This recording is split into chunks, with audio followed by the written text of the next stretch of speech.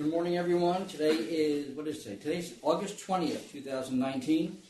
This is a regular meeting of the members of the State Liquor Authority being conducted in Albany. Present today in Albany are Chairman Bradley and Commissioner Ford. Commissioner Fenn is absent today. Deputy Commissioner of Licensing Roberts is here. Acting Councilor Ferring and myself, Secretary Donahue. Excuse me. This meeting is being webcast to Buffalo and New York. As everybody knows, we're just waiting for some renovations on our full board space in New York, so we're doing the hearings out of Albany. The next meetings will be on September 4th, September 18th, October 2nd, and October 23rd. Those are all Wednesdays, and they will all be held here in Albany with the video conferencing to Buffalo and New York City.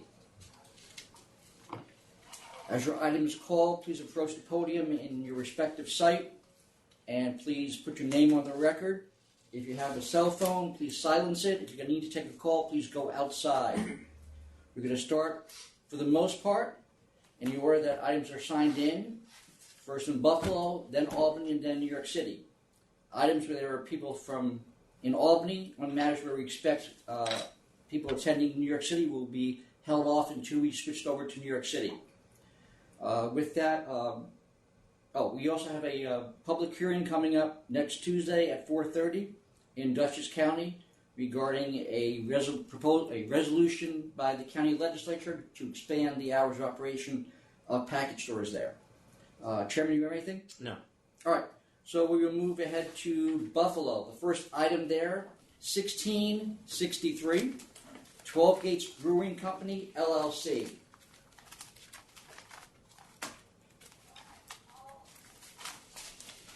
Good morning. State your name for the record. Patrick Cipollone.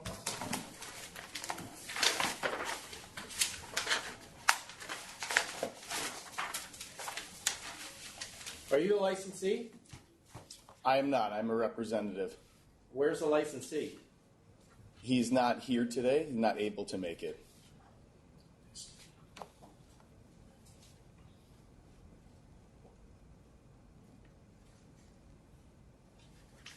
So, you allow Jamestown Brewing to basically use your facilities, or licensee allowed them to use their facilities to make some product that they gave away at an event later, is that correct?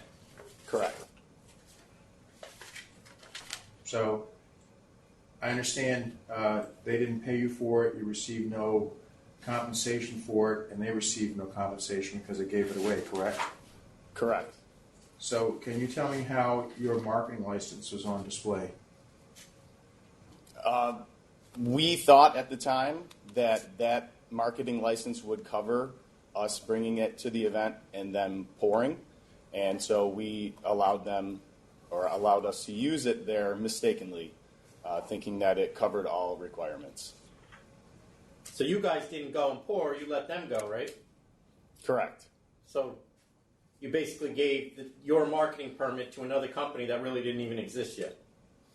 At the time, I think that since the beer was produced at our brewery, and it wasn't even beer at the time, but since the wort was produced there, I think that we believed that the license covered that product.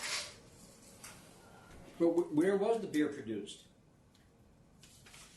The beer was produced at 12 Gates Brewing Company. Well, you just said it wasn't produced yet. That's what confused me. In the process of brewing, there's different steps, and only the first step where wort, as sugary liquid, was produced, the fermentation didn't take place at the brewery. It took place somewhere else. Where? I do not know that. So they came and made the wort at your place, then took it out and Correct. put it in their own tanks?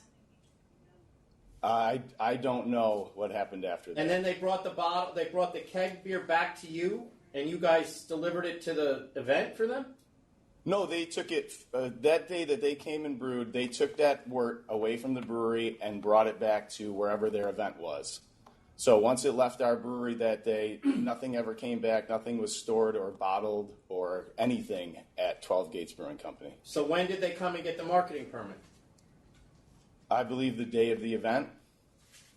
So they brewed it at their own So place. yes, so this company who's not licensed. which is not licensed, produced beer, and then used your marketing permit to give out beer that they produced that wasn't your beer. Correct.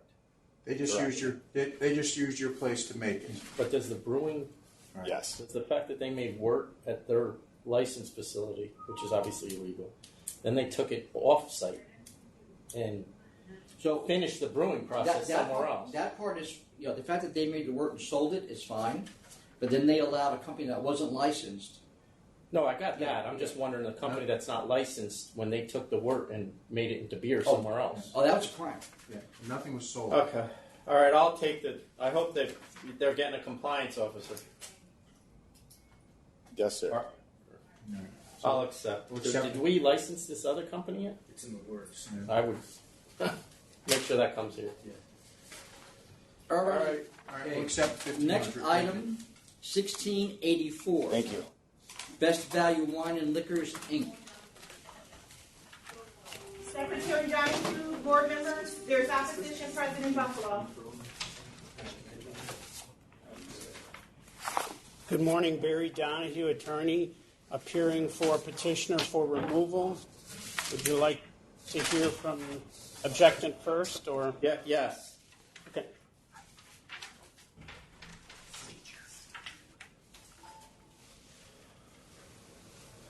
Hello, my name is Greg Zamuda. I'm the owner of Abbott Road Wine and Spirits in Lackawanna, New York.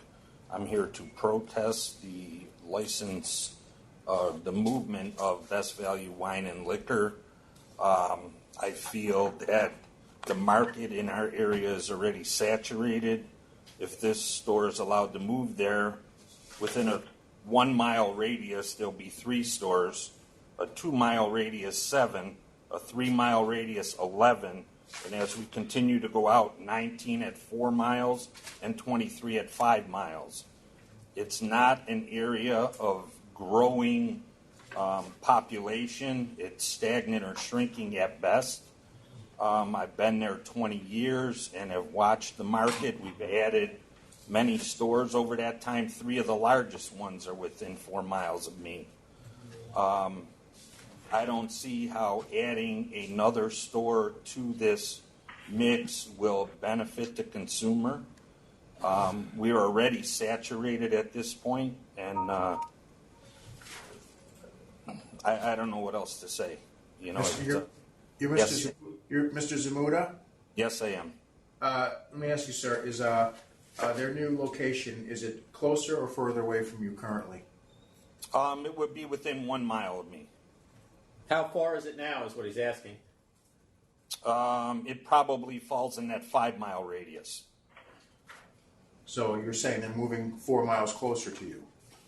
Yes, they'll move 4 miles closer, but it just adds another store. If you look at the concentration of stores within that area, I don't think anywhere else in Western New York you're going to find that many.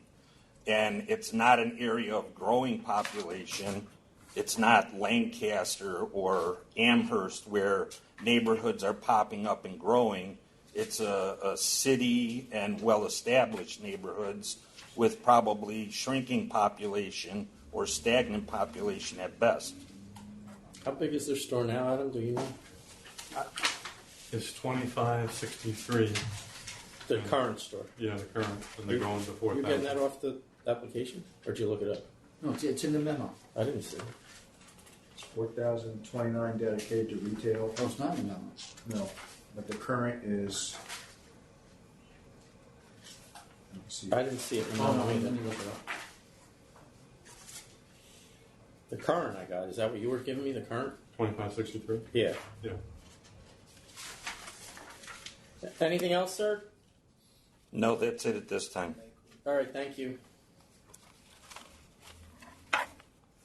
So current is 2563 and 2,900 is proposed. That's just. But 2963 is the total. 2563 is the total square footage.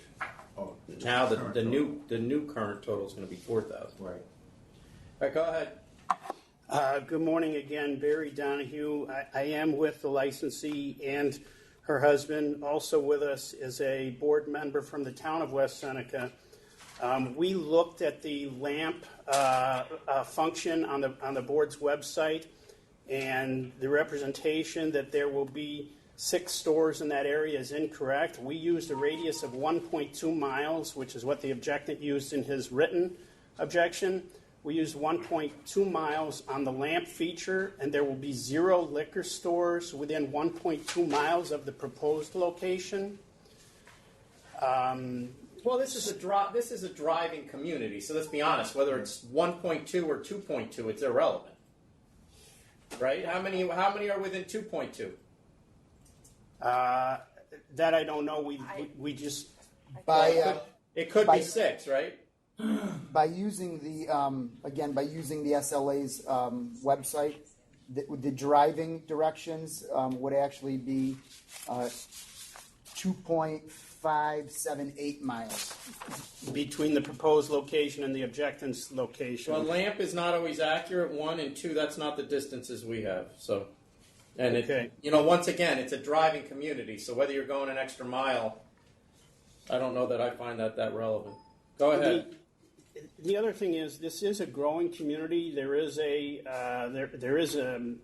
development fairly near there with hundreds of homes called Princeton Estates, which is currently in the process of being built out. West Seneca is one of the few communities growing in Western New York. Do you have population numbers to show that? If the board would permit, we could submit that after the hearing. No, that's not when we make the decision at the hearing. Go ahead. We have a board member from the town of West Seneca who could speak to that more authoritatively than I could, who's present with us today.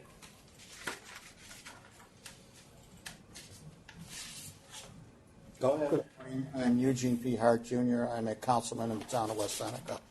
And of course, we're very interested in supporting our local businesses, and this one also. The population in West Seneca has been growing. I don't have documents with me. We do have the Princeton Estates that is probably within a mile of this area. It's a wealthy area. Homes range anywhere from $500,000 to $1 million. There's a new addition on there called Chancellor. That's going to have several $1-million homes in it. All professional people who tend to, like myself, purchase wine and liquors at a liquor store. I don't really believe that this is a problem in this town, and I just don't. I think that liquor business is more local. Even though it's a driving community, I'll drive to the liquor store closest to me.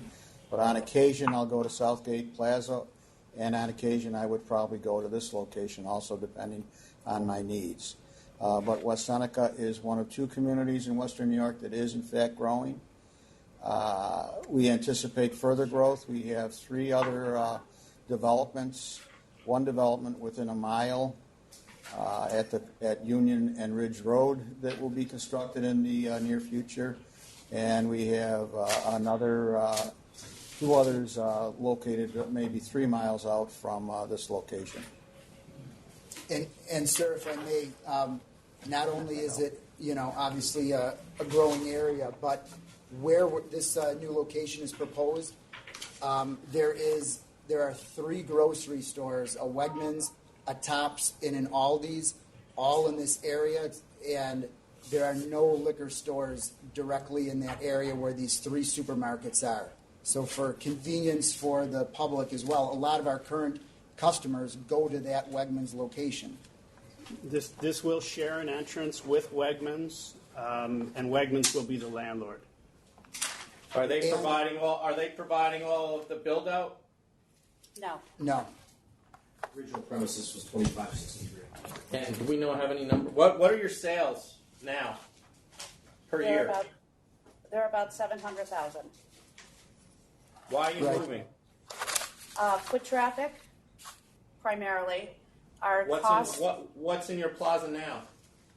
We have a few other stores. I'm asking her. Okay. We have a pizzeria that just recently closed.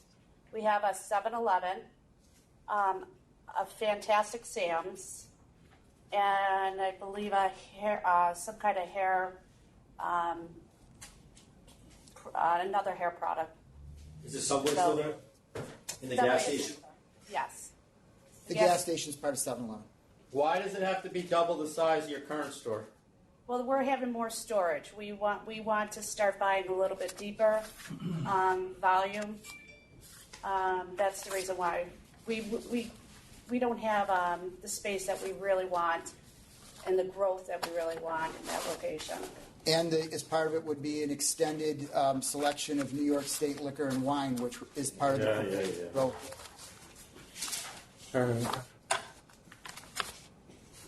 We ready to vote then? I am. Are you? One last question. Your current location, how much of it is retail? You have 2963 current. How much of that is retail? We have less than 1,000 feet in storage. For storage, I want to say 800. It's going to be about 2,000 feet. Probably less. No, what is it? No, 10 by it's- 15. 10 by 15. I want to say is the. So it's about, you said 800, maybe about 17, 1800, something like that, retail? I would say around 2,000. Yeah. Well, that makes the storage 500 square feet. No, the store is about Storage. storage. Yes, we have very little storage. Right. Yeah, currently the plaza that we're in is making it very difficult for us to be able to sustain the business. Is there a price increase? There was. There's the CAM charges, the common area maintenance charges have been constantly increased. Hence why the other store went out of business, and it's become very difficult to continue to do business there. All right, then we ready to vote? Commissioner Ford? I'm looking at the other stores around. Everybody else is flat, maybe going up just a hair. Still going to be the same stores in the same region. I think there is some public convenience and advantage to be in a plaza such as that. So I'm going to vote to approve. Chairman Bradley? I'll vote to approve, but I'm going to hold it to 2,000 square foot retail. So I don't know how you configure the store, but you're limited to 2,000 square feet. The rest can be storage and office, whatever you want. Commissioner Ford? I'm fine with that. Yep. Okay. Thank you. Thank you. Thank you. The next item, 1602, Bimbers Delwood, Inc.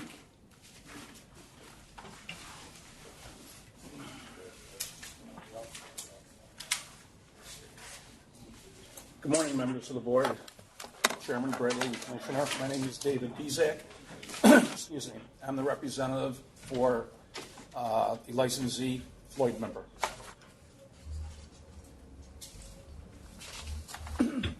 So this was made for us to accept the.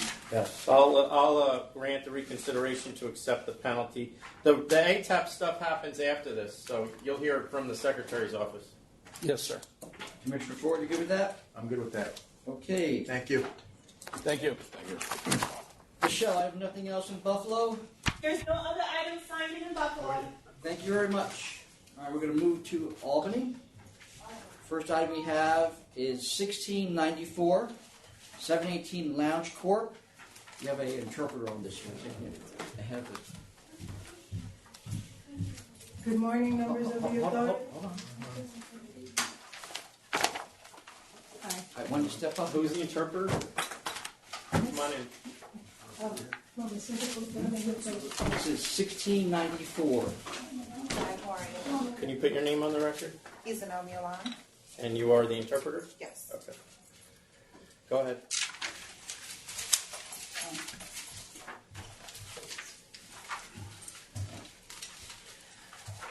Good morning, members of the authority. My name is Aurelia Tavares. Why don't you step up? Sure. My name is Aurelia Tavares. I am the representative for the application for 718 Lounge Corp. It's a lounge located at 400 East 180th Street in the Bronx. I have the two applicants here, Geraldine Ramirez. Is your client You have to, any you of have this? to interpret all of this. Oh, okay, I thought she was just introducing herself. She is, but Okay. they can't understand English. They Okay. have to hear all of it, Okay. including what I said. Yeah. She speaks English, Geraldine Okay. does not. Okay. Sí, Buen día. Espérate, Geraldine, ella te va a traducir. lo que ella está diciendo. My name is Aurelia Tavares. I'm the representative for 718 Lounge. Mi nombre es Aurelia y estoy representando el lounge de 718. It is located at 400 East 180th Street in the Bronx, New York. Está localizado en el 400 East de la 180 en el Bronx. I have the two applicants here, Geraldine Ramirez and Shirley Guerrero. Tengo los dos aplicantes aquí. ¿Cómo se llama? Geraldine Ramirez. Geraldine Ramirez. And Shirley Guerrero. And Shirley Guerrero. This is a proposed lounge in a location that was formerly licensed. We have one of the applicants has a vast experience working in the lounge industry. That would be Shirley Guerrero. Entonces es un lounge que Bueno. anteriormente tenía una licencia de licor y la persona que tiene experiencia en este negocio se llama Shirley. I'm sorry. When was that experience? ¿Cuándo era esa experiencia? I'll let the applicants. Which one's Shirley? Oh, where did you work? Good morning, members of the authority. My name is Shirley Guerrero. I've worked 3 lounges since I was 16. I started off at a local diner, waitressing. At 18, I went along to waitress at a lounge in Bushwick, Brooklyn called Marditas. By 21, I was bartending at a gentleman's club in Queens called Starlets. So I have a lot of experience in the nightlife. I've had a lot of experience dealing with that type of environment. You can just tell her she's giving Entonces her ella lo que está experience. diciendo de la experiencia de ella, que ella comenzó a los 16 años y ha trabajado entre diferentes restaurantes, tiene bastante experiencia. She said since you were 16? 16, I started waitressing How old are you now? at a local diner. I'm 24 years old. A los So for 16 8 años years, comenzó y tiene 24 años. Roughly working nights. Y preferiblemente trabajando en la noche.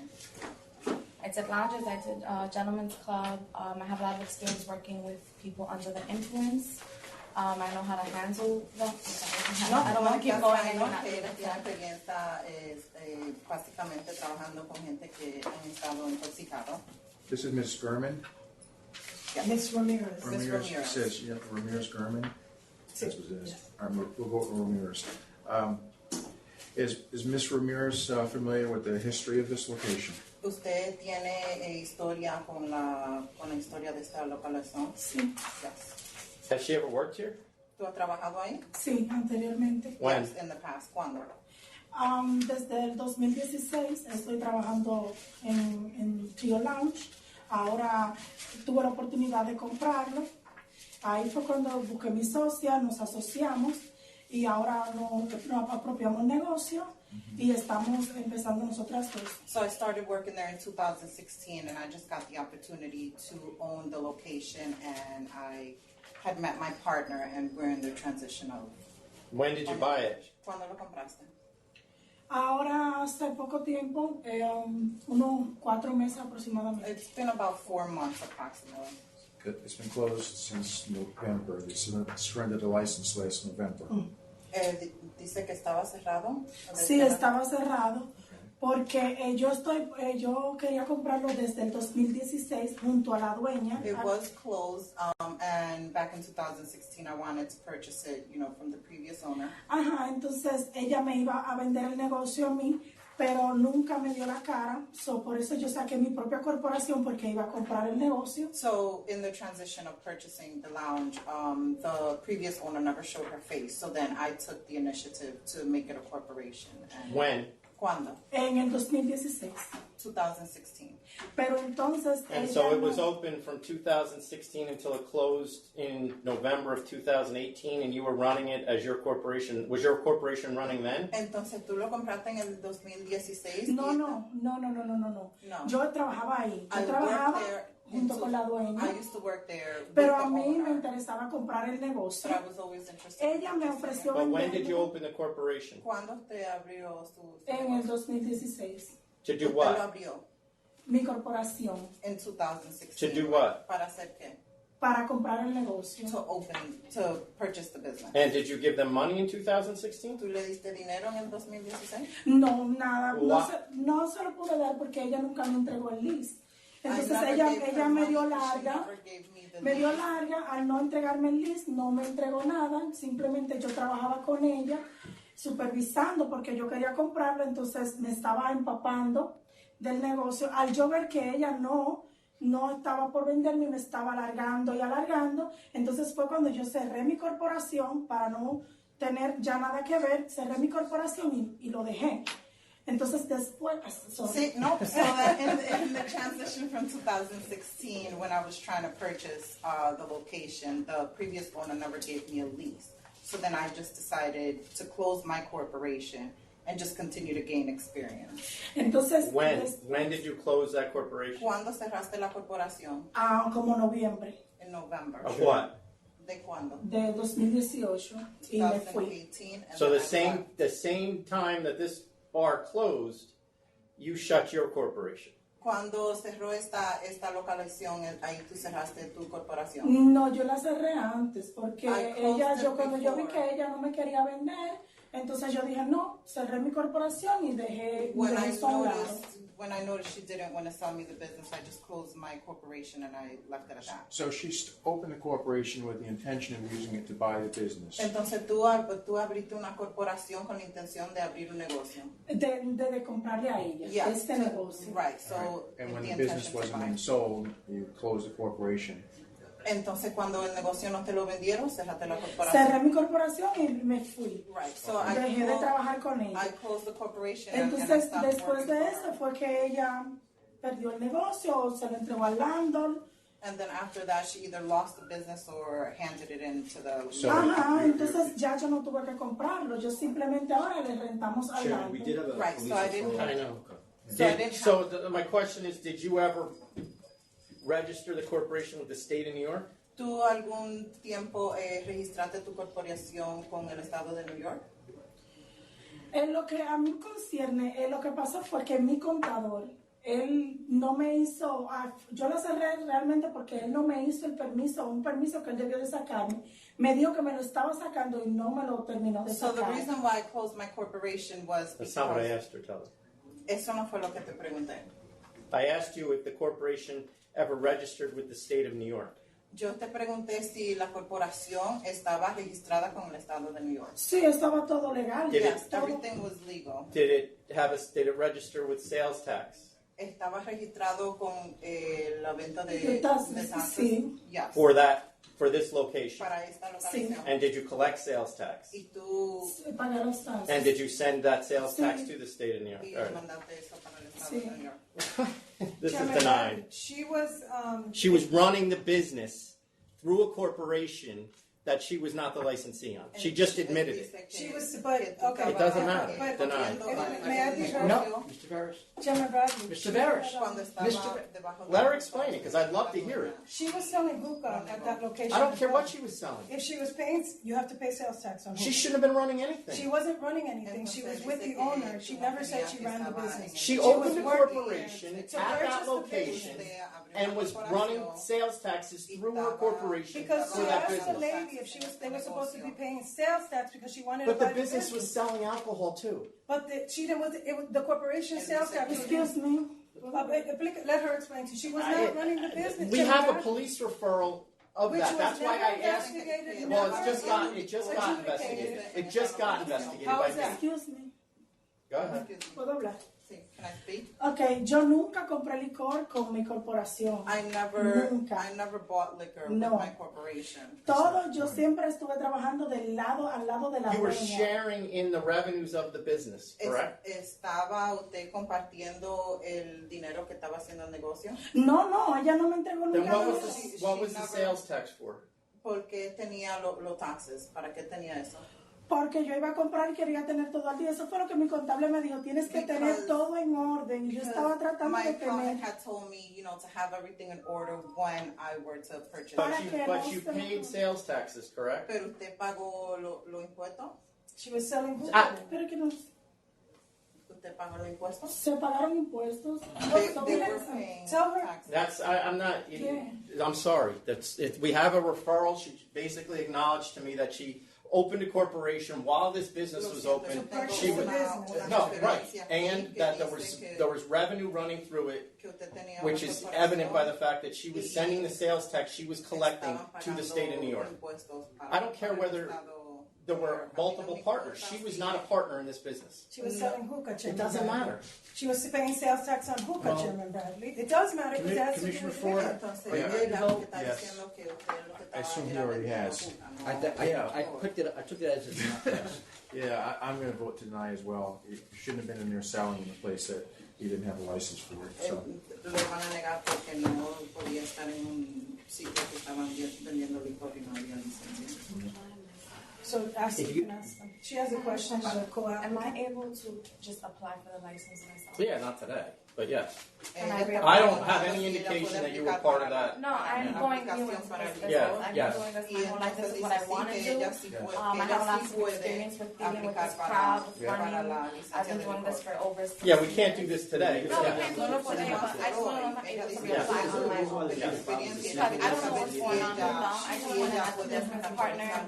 She shared that she had this opportunity for me because she knows that I wanted to do it. But I didn't know this all was going on. I had no knowledge to it, but I would love to.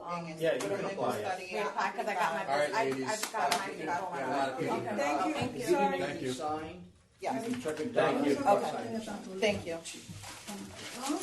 Okay. Is that your pen, Mr. Ross? Yes. Thank you. Thank you, members of the authority. Alrighty then. The next item.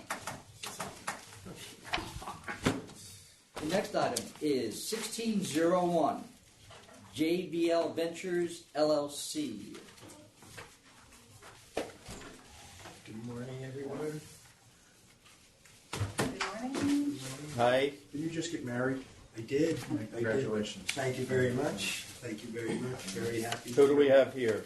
We have Douglas and Alice Spear, who are the principals of JBL Ventures LLC, which is a liquor store looking to move currently from Morrisville, New York to Hamilton, New York. And is there anybody outside from protest or no? Not to my knowledge. Or we did get a letter. You did get a letter. I would like to point out one. DL, I think, is the Village DL Wine and Properties. Spirits, right. And I would like to point out that they are not indeed in the actual town of Hamilton. Well, their address is the Their town. address is A lot of people in Hamilton do that. They're actually in Madison, so they don't. So, we have Hamilton's actually a village pictures in of the Madison. tax map showing that they are not. No. Regardless. so they're not in the village, but they are in the town of Madison. Town of Madison, not Hamilton. Right. Well, there is no town of Hamilton, right? It's just a village? There is a town. Oh, there is? township, yeah, and a village. But your location is right in the middle of the village. Yes. Correct. Correct. And currently there is no liquor store in Hamilton. Well, there's In one the village. In the village. One by the airport. Yeah. Up Route 12B. Which is which one? That's the one we were, the letters from. Yeah, Oh, that's right. the one by the airport? Yeah. Okay. So, why are you moving? Well, we live in Hamilton. That's where we live, and we'd like to have our business where we live. And our store in Morrisville is very small, and there's not really much of a population there. So There's no bank. There's no bank. In Morrisville, so if you need a roll of quarters, you have to drive to Hamilton to get quarters. It's a nice drive, though. It is a pretty drive. You just had to drive through the antique show here all last Oh, year. Belleville? Yes. So, Mr. Roberts, there was a store here before. What was the other store that was in Hamilton before? There was another one in the There were village two. a couple years ago. Village Wine and Spirits, which was the one that moved out to the airport, and then there was Cook's. There was another one. Wasn't there something happened? I mean, Yeah, Cook's Liquors. He He had tax problems, and so they were going to Ended close up- him down. Yeah. he ended up killing himself. Committed suicide, right? Yes. Yeah. Wow. Those two stores, I grew up in Hamilton. I mean, they were in that town for 30 years before that happened. Yeah. Two existing Yeah, stores two stores in the village. in the village. So when the other store was in the village, was the other store the opposition one? That was him. He was one of the stores in the village. He chose to leave and moved out to the strip mall. So he moved to get away from the other guy, actually. I think it was. Didn't that store close right before? That was. No. Yeah. He was still there. Okay. All right, well, I don't. Yeah. Do we need to do anything? Or No, you good? no, All I'm right. good. I'm good. I vote to approve. I mean, I see the opposition, but you don't have a right to no competition, and there's certainly room for two stores, even if they are 2 miles apart. Yeah, I'm very familiar with It's actually Hamilton area, 1.4 so- miles apart, so I'm not called out on it. But good luck. Yeah, I vote to approve as well, and I sense a business opportunity in Morrisville because they don't have one now. So if somebody's watching. We just need a population and a bank. Yep. A bank would help. All right. Thank you very much. Thank you. very much. Good luck. All right, the next item is going to be 1678, Tropical Paradise Catering, Inc. Did you actually drive through the antique show, or? The antique show is all on Route 20 in Madison and Bouncville, between Morrisville and Hamilton and Madison.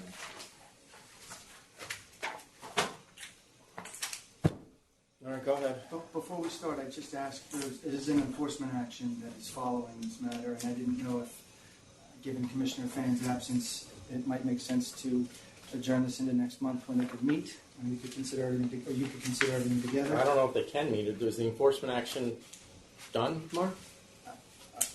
What's the status of you? I spoke with Robert Buckley earlier this week, and it got put around. It was reassigned. Ms. Sardar had the matter, and I spoke with Mike O'Hara about it briefly. And Well, I mean, is this something you're settling? well, we'd like to make a conditional no contest, plea with a significant. What are the charges?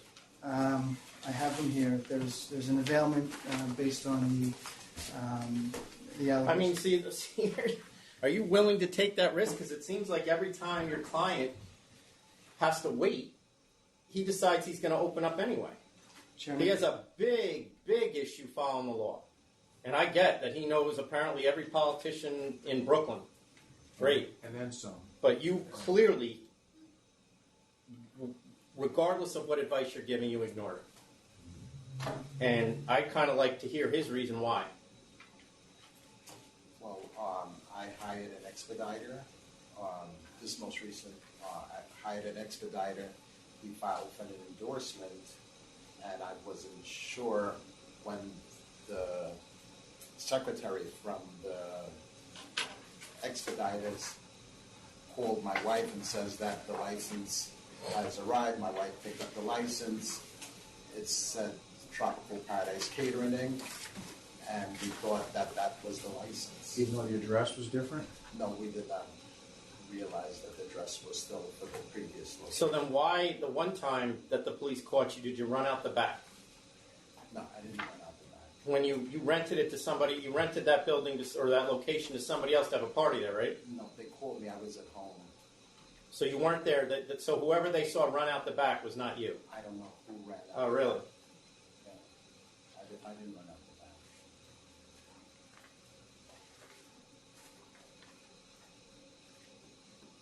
Do you what's your method of operation? Do you understand what that means? Yes. So tell me what yours is going to be. Restaurant. Restaurant with what? What's the music? Method of operation means everything you're going to do there. Hours, music, security. What are you going to do at this restaurant should we allow you to move? Which apparently you've already moved. Just food and music. And what kind of music? We have all different type of events, whatever the customer, requests. This is for a catering house, is that, am I reading this correctly? Or is it a restaurant? It's a bank. It is more or less a banquet hall. They have weddings and birthdays and baptisms and christenings. So every time it's open, it's for an event. It's just not open for people to come in and have dinner, or is it? It shouldn't be. No. So you don't know what your method of operation is. See, this is the problem. You don't just get a license and you're allowed to do anything. That's not the way it works. You've applied telling us you're going to be a catering establishment. But you're really not. What you want to be is a restaurant. The previous location is a restaurant. This one is a bit larger, so we get catered that. So he applied for a license as a restaurant, but you understand that you applied, the only music you're allowed to have at this place, no matter what you're doing, is background music. You didn't apply for a DJ. You didn't apply for live music. You didn't apply for karaoke, which means you can't do any of that. So even on a catered event, you're not doing DJs. Who did this application for you? Anthony Carabello. Chairman, I will and have had conversations with Mr. Gale. And with respect to the method of operation, it's going to be very clear to Mr. Gale what has been approved, assuming the reconsideration is granted. And to the extent that applications to change the method of operation are necessary, proper notices to the community board will be given. We will file the appropriate applications for licensing and proceed in the appropriate manner. I understand the importance of that. I get that and I believe you are going to advise him. I don't think he listens.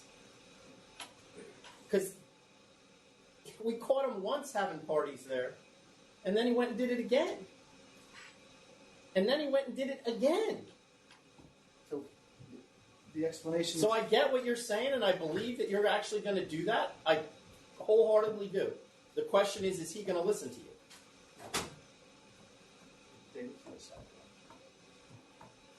What happened to the criminal charges? Did they all go away? Yes. I mean, he's applied for no DJs. He's applied for no live music. He's applied only for recorded music. We get complaints. You're aware of that. If we get complaints, we're going to come there. And that's how we got there before. That's how the police got there before. People turned you in. So don't think that they won't turn you in again. They've already got their eye on the case, so that's what we're telling you. We need to stop for a second. Okay.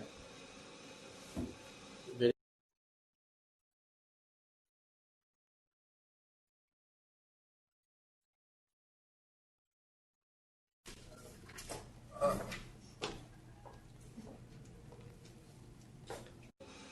right, New York, you're back. Yeah, we're back. How much did you miss? We can say it all over again if you want to. Yeah, they were actually listening here on why he was having parties 3 times in a row. So yeah. Okie dokie. Who you say no manager? Who's gonna? Are you managing this place? Yes, me and my wife. Your wife? Do we have a personal questionnaire from the wife or no? Would we get one normally? Yes. We would get. Oh, we do have one. No, we don't have it. Should we get one? Yes. So we need one of those. Did you want to wait again? Yes. Okay.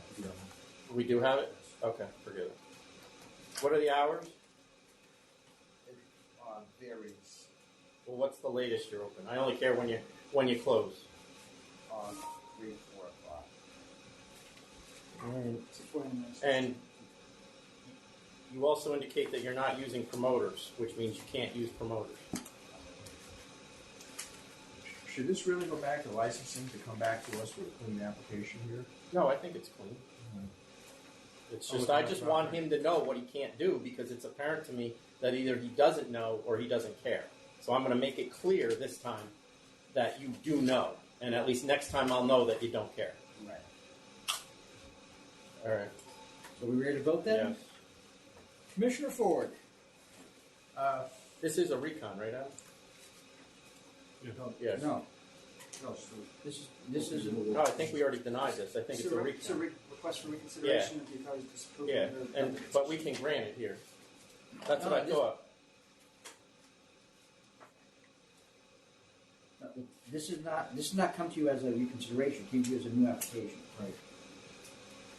Okay.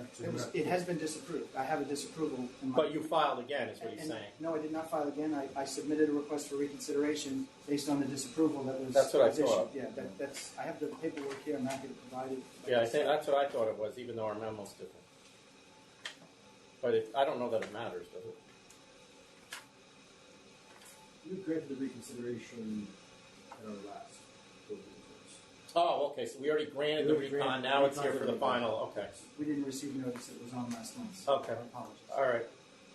All right, I'm ready to vote. Commissioner Ford.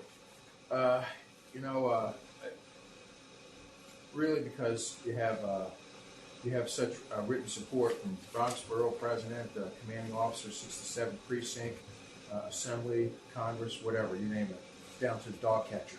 So they're on it, as far as I'm concerned, right with us. So I'll approve under those changes as well. I'll approve the removal, but I'm gonna, once again, the license should make clear that there's no DJs, no live music, no use of promoters.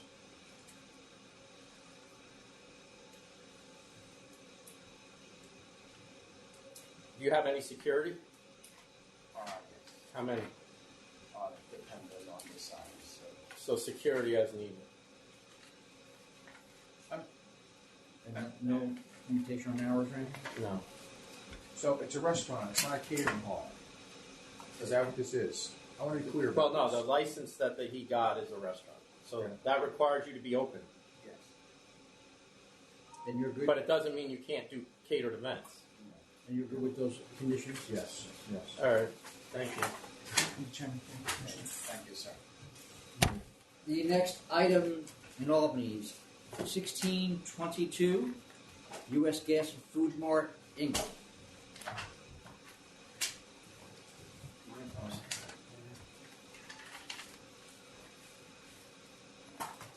Come on.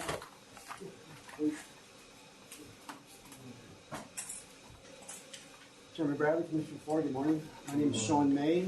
I'm here with the applicant principal, Sajida Khalid, and this is her husband, Khalid. And this is a reconsideration of a denial of a grocery store beer and wine license at the, I think the last full board meeting. It was a few full board meetings ago, it was denied. I watched the full board meeting video. There seemed to be concerns with the paperwork that was submitted by the CPA.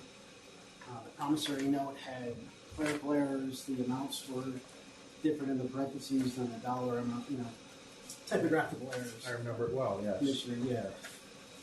So it was poor draftsmanship, clearly copy-paste draftsmanship. But we had that stuff corrected, and we resubmitted the forms to correct the typographical errors. I also I submitted additional indica that Ms. Khalid has taken over the business. She has her other licenses. She has her lottery license. She has her New York State permit for food. She's applied for SNAP benefits. She has a tax and finance registration. She does have a tax and finance registration. This is also a gas station, so the DEC is going to require her to become the Class A and B. Where's her brother-in-law? Has he moved? Her brother-in-law, I'm told, has purchased a house in Latham, and he's moving his family there, so his kid's going to enroll in Shaker. Is he gone? Has he already purchased the house? No, he got the house, and her one daughter, she go in school in Albany. They already put in school last week. So he's going to have no part of this business? No. Do you realize how much money you borrowed for this? And what rates you're paying? I mean, that's the problem I have, is that you went and borrowed $81,000, personally guaranteed it, at 10%. Yes. Then, in addition to that, you got a cash advance on your credit card for $12,000 at 18 or plus %. It could be 20%. I don't even know. That's a lot of money to borrow at a very, very high percentage. We discussed this, and we understand that the money has to be paid back, correct? Yes, I did like to be okay. Well, that's, I was kind of in the same boat when they came to me as you folks were trying to figure out what was going on. But what they impressed upon me was that pay us back. Well, she needs the revenue from the beer license for one. I get that, but she's that's gonna be almost, until this is paid back, it's gonna be almost all her revenue, I gotta believe, based on where this is. Yeah, it's $100,000. I mean, there's not people flocking to Ticonderoga to buy gas. That's for sure. All right. We ready to vote then? Well, I'm First gonna on the recon, and then yeah, but I'm gonna condition this that we get how many years of bank statements do we usually get? 3. She's gonna have to provide 3 years of bank statements. All we have is a front page summary, right? I saw the credit card statement from the cash advance, and you want the bank statements from We her. want 3 years of bank statements from the account that she used to finance this. This Bank of America. This Bank of America is I believe it's an account that she took an advance on. With $12,000. Yeah, we want 3 years of bank statements from that. are you proposing to grant reconsideration, send it back to licensing to get those? Yes. Okay. Do you want to see it again? No, assuming you're fine with it. Commissioner Ford, how are you with that? I'm fine with that, yes. Okay. Thank you very much. Good luck. Thank you. All right, then, next item, 16, you're all set, 1624, Guru Corp. 1624. Good morning. You put your name on? Sure. Mayor Corey, attorney for Guru Corporate Corp, doing business with Wingdale Wine and Liquor. Harvinder Singh. So this is to reconsider acceptance of the $25,000 civil penalty? Yes. So how long were you guys smuggling liquor into the state? We didn't smuggle it. Isn't that what you told our investigators, that you were bringing liquor in and splitting it up amongst the 3 stores?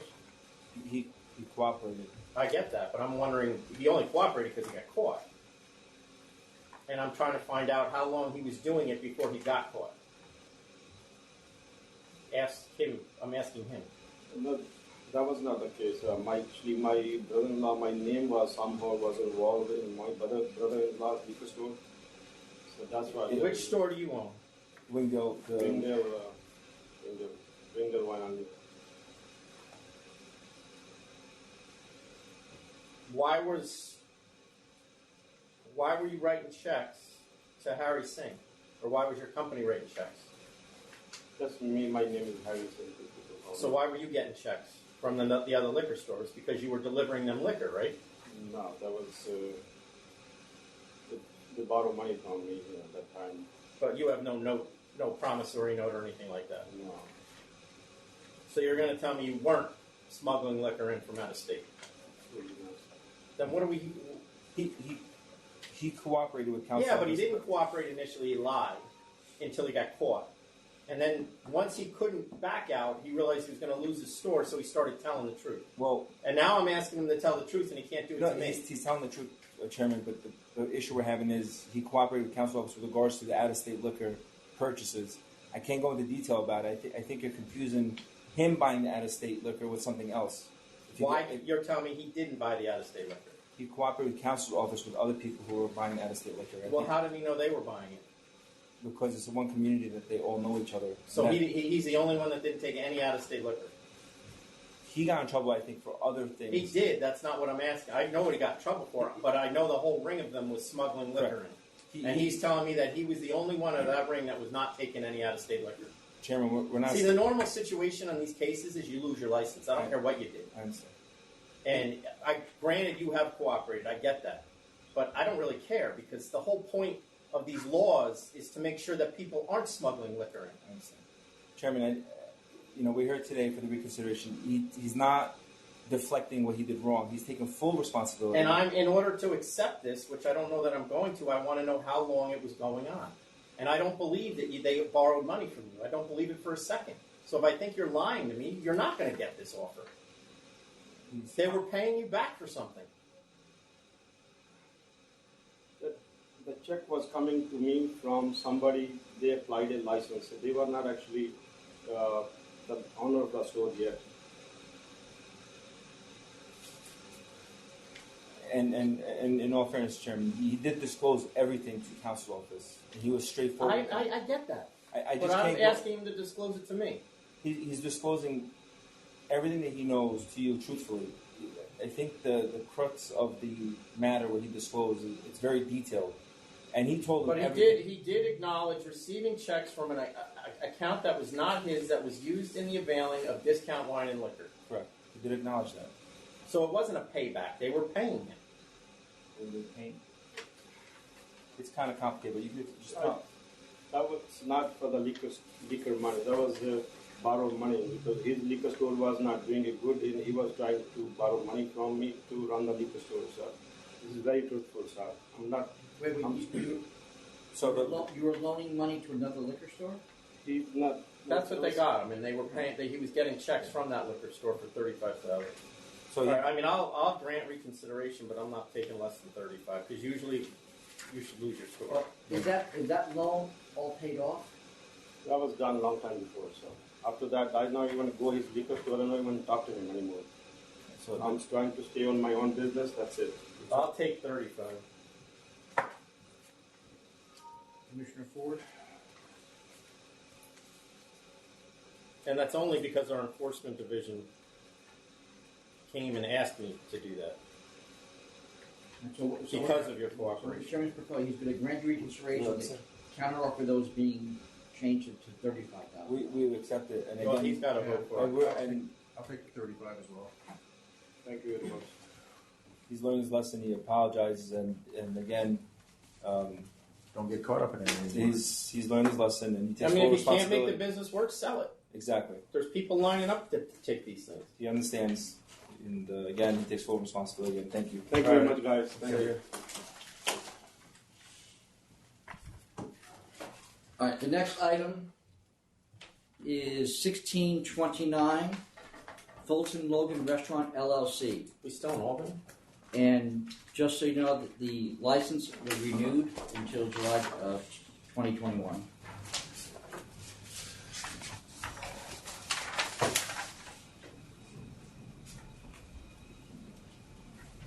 I will count. I'm sorry, is that your? Hi, my name is Rafael Batista. Good morning. Who are you, Mr. Batista? Rafael Batista. Are you the principal? Yes. Are you open 24 hours? Yes. Do you realize that when you got your license, you told us you were going to shut at 4? I just know now because I didn't know because this license is too old. I thought that everything was included there. We've been there Say that again.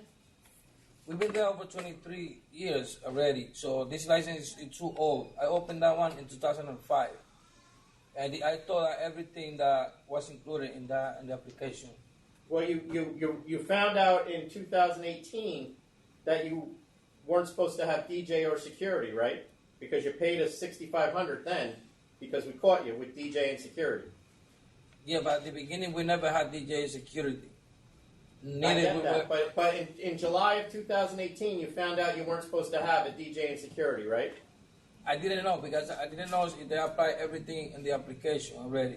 That's just too old. But we are complying with it. We are trying to.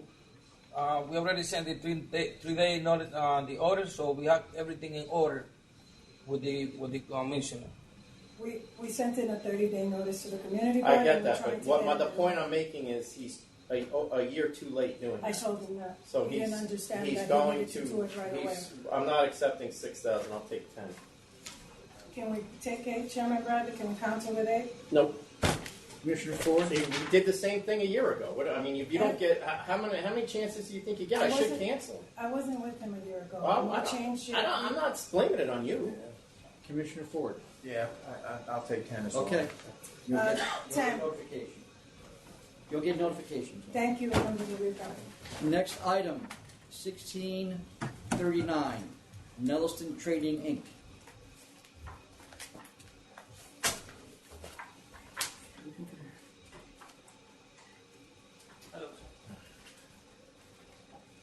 Commissioner Ford, have you met our intern Chelsea who just walked in? No, nice to meet you, Chelsea. Hi, can you put your name on the record? Qureshi. All right, you've got. Yeah, this should have been 3,000. I don't know how it ended up at 4,000. All right, I'll grant the reconsideration and impose 3,000. So you'll get a new letter from us. All right? All right. Thanks. Same here.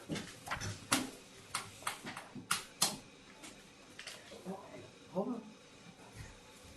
All right. I'm going to take an item out of order. We have an interpreter available in New York. Get that moving along. All right, we're going to call item 1681, and this is in New York. Vargas Liquor Store Corp.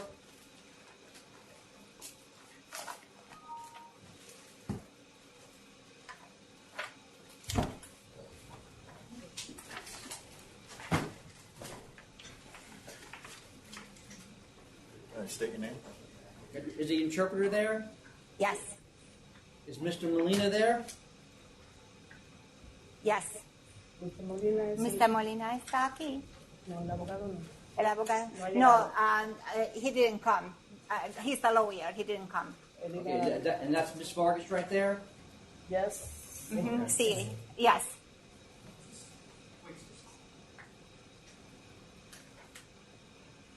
This is for. All right, can you? No, we're Who is that? Are you the lawyer? I'm appearing for Mr. Molina's office. And your name is?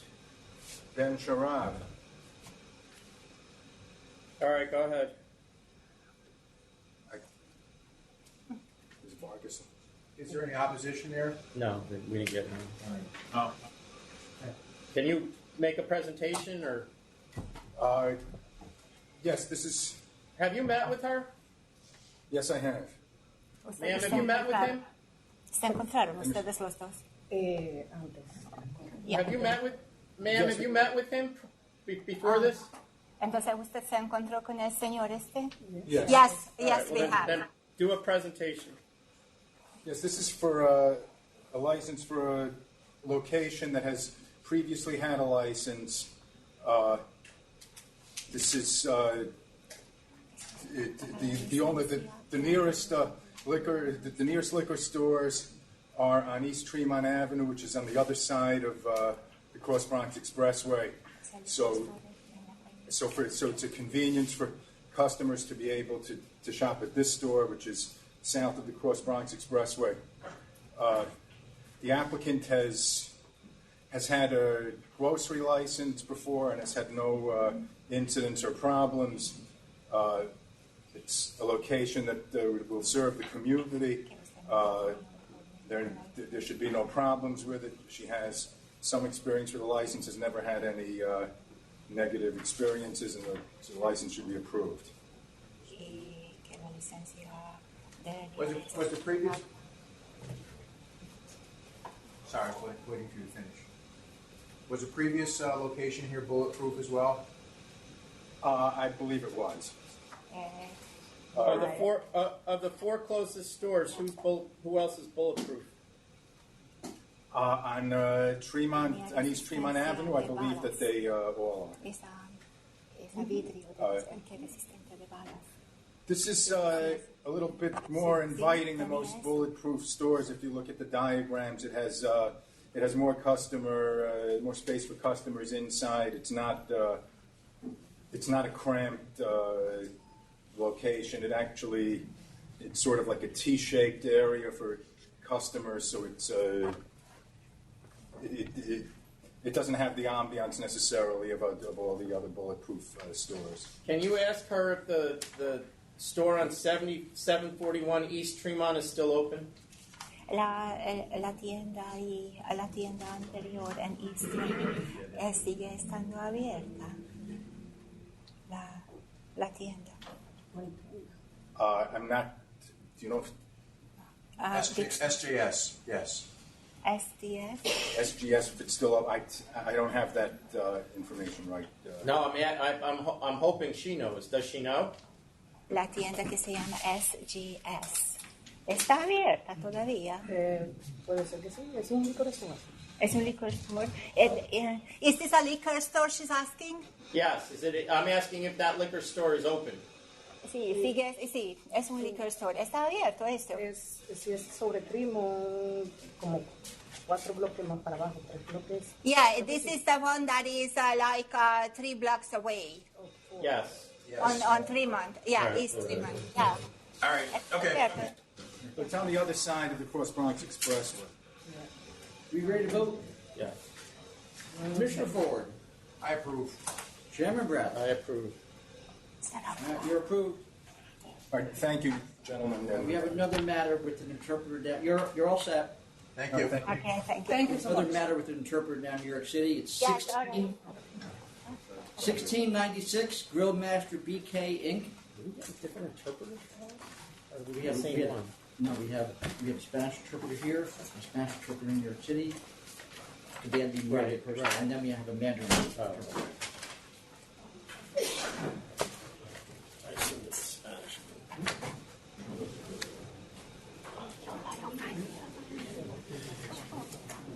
Okay, so is the interpreter there? Yes. All right. Can you tell the applicant to just put his name on the record, please?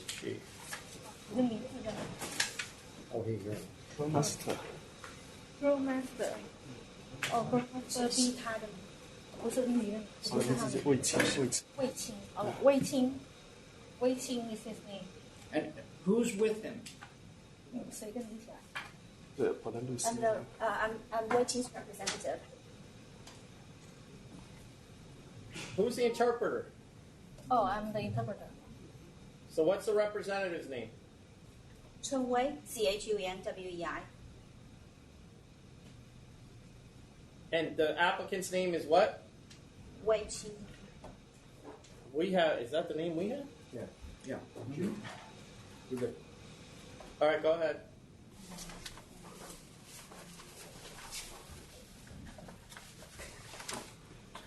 All right, gentlemen, here, this is the application. It's asked for referral and the direction. The license, this location is in Brooklyn. The license, this location held as was for a karaoke, but the applicant requested to convert this into a license for the restaurant. Right now, the applicant is actually operating a full-service restaurant. What are the hours? 时间你上班的时间是12点到2点。12点到2点。12 to 2 to 2。 12 to 2. Yeah. 中午2点，12点到2点。 And he wants no music? What do you mean? He's not going to have any music, correct? Oh no， 没有听音乐对不对？没有，no。 No music whatsoever. Recorded background, nothing. 没有什么音乐。 Chinese restaurant. No. No. 餐厅。 No, it's restaurant. It's a full-service restaurant. Okay. All right, I'm ready. All right, Commissioner Ford, are you ready to vote? Yes. Yes. I'm sorry. It's just a new restaurant, wine, 12 to 2, no music. This premises has had a little bit of a history. Can you ask him if he's aware of the history of this place? So he doesn't go down that road himself? 你熟悉你的店的历史，这个地方的历史？不知道。这个酒牌的历史？我不知道，我是租新的。你怎么知道？哦，no, he's not familiar with it. He's new. 就是你是新的嘛？对。Oh yeah, he's new, so he's not familiar with it. Well, the reason why I ask is this location has had disorderly premises charges, controlled substances, failure to comply health regs, all kinds of stuff like that. He should know that going into it so he doesn't start down that road. So I would advise you to inform him of that. Sorry, gentlemen. Yeah, we are aware of the history. I believe because my client doesn't speak English very well, and the landlord is actually English speaking. Sorry, only speak English. So there might be some kind of misunderstanding here. I am actually just aware of the situation this morning. So, but my client, he plans to open. He is already operating this full service restaurant with no music, and it's in a Chinese community. It's a Chinese restaurant. I right. believe wouldn't hurt. Yeah. I approve. We're good. Thank you. Chairman Bradley. I approve. No music though. No security guards. No dancing. And No, won't be anything like that. 2 a.m. 12 to 2 a.m. Yeah. Up to 2 a.m. correct. There you go. All right. The next, you're all set. Thank you. Great, thank you. You'll get something in the mail. Thank Next you. item, 1661, Sanford's Inc.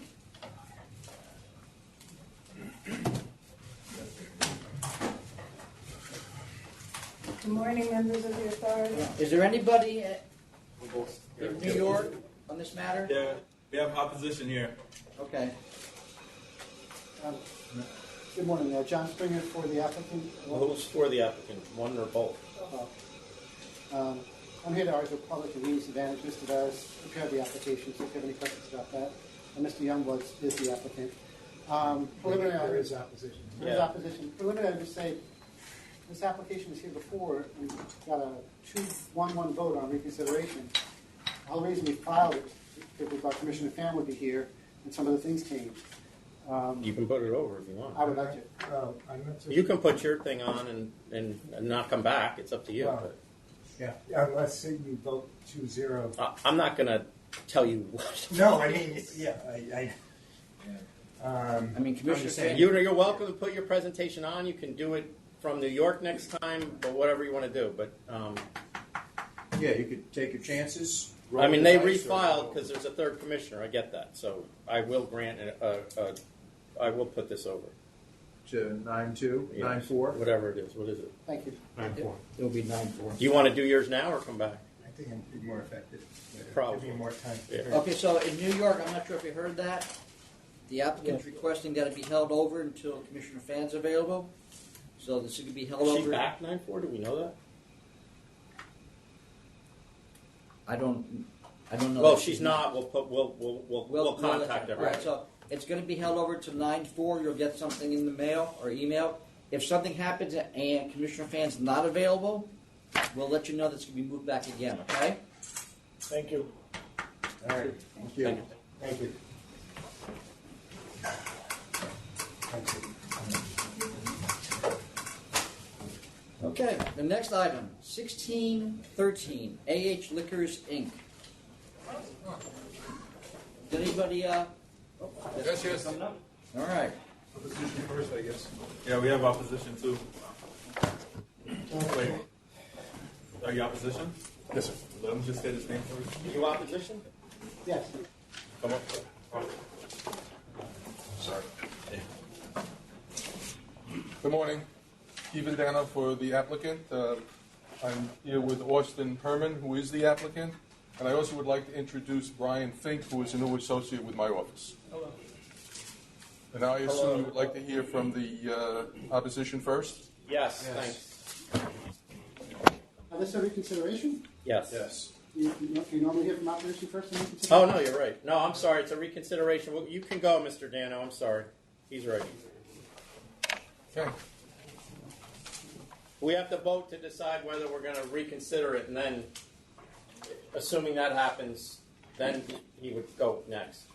Okay.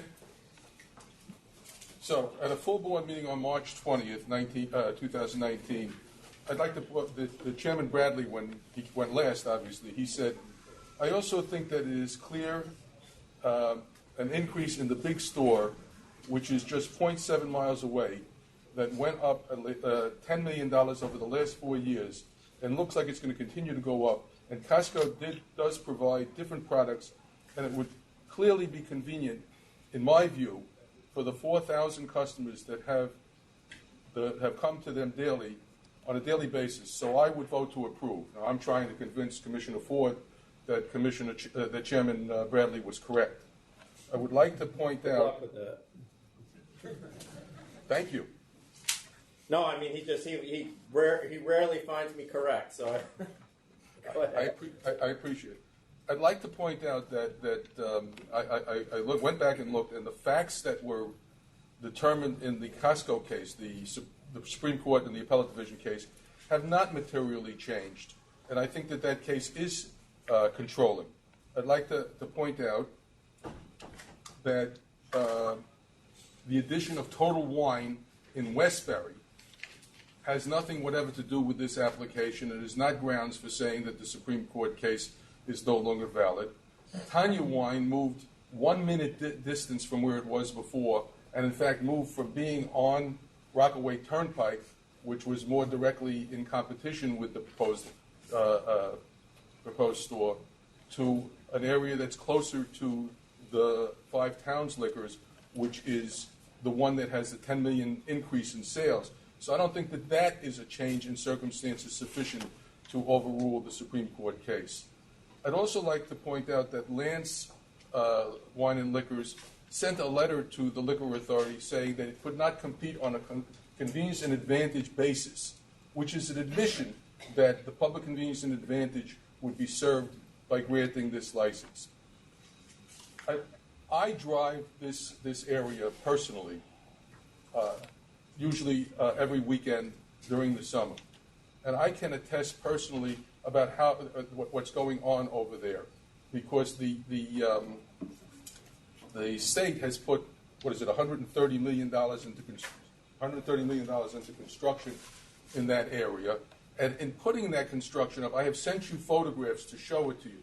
When you get to the point where the Costco store is, there is a division that has been set up in the highway so that you could either turn right, and if you turn right, then you go on Nassau Expressway, and Nassau Expressway takes you to the Atlantic Beach Bridge.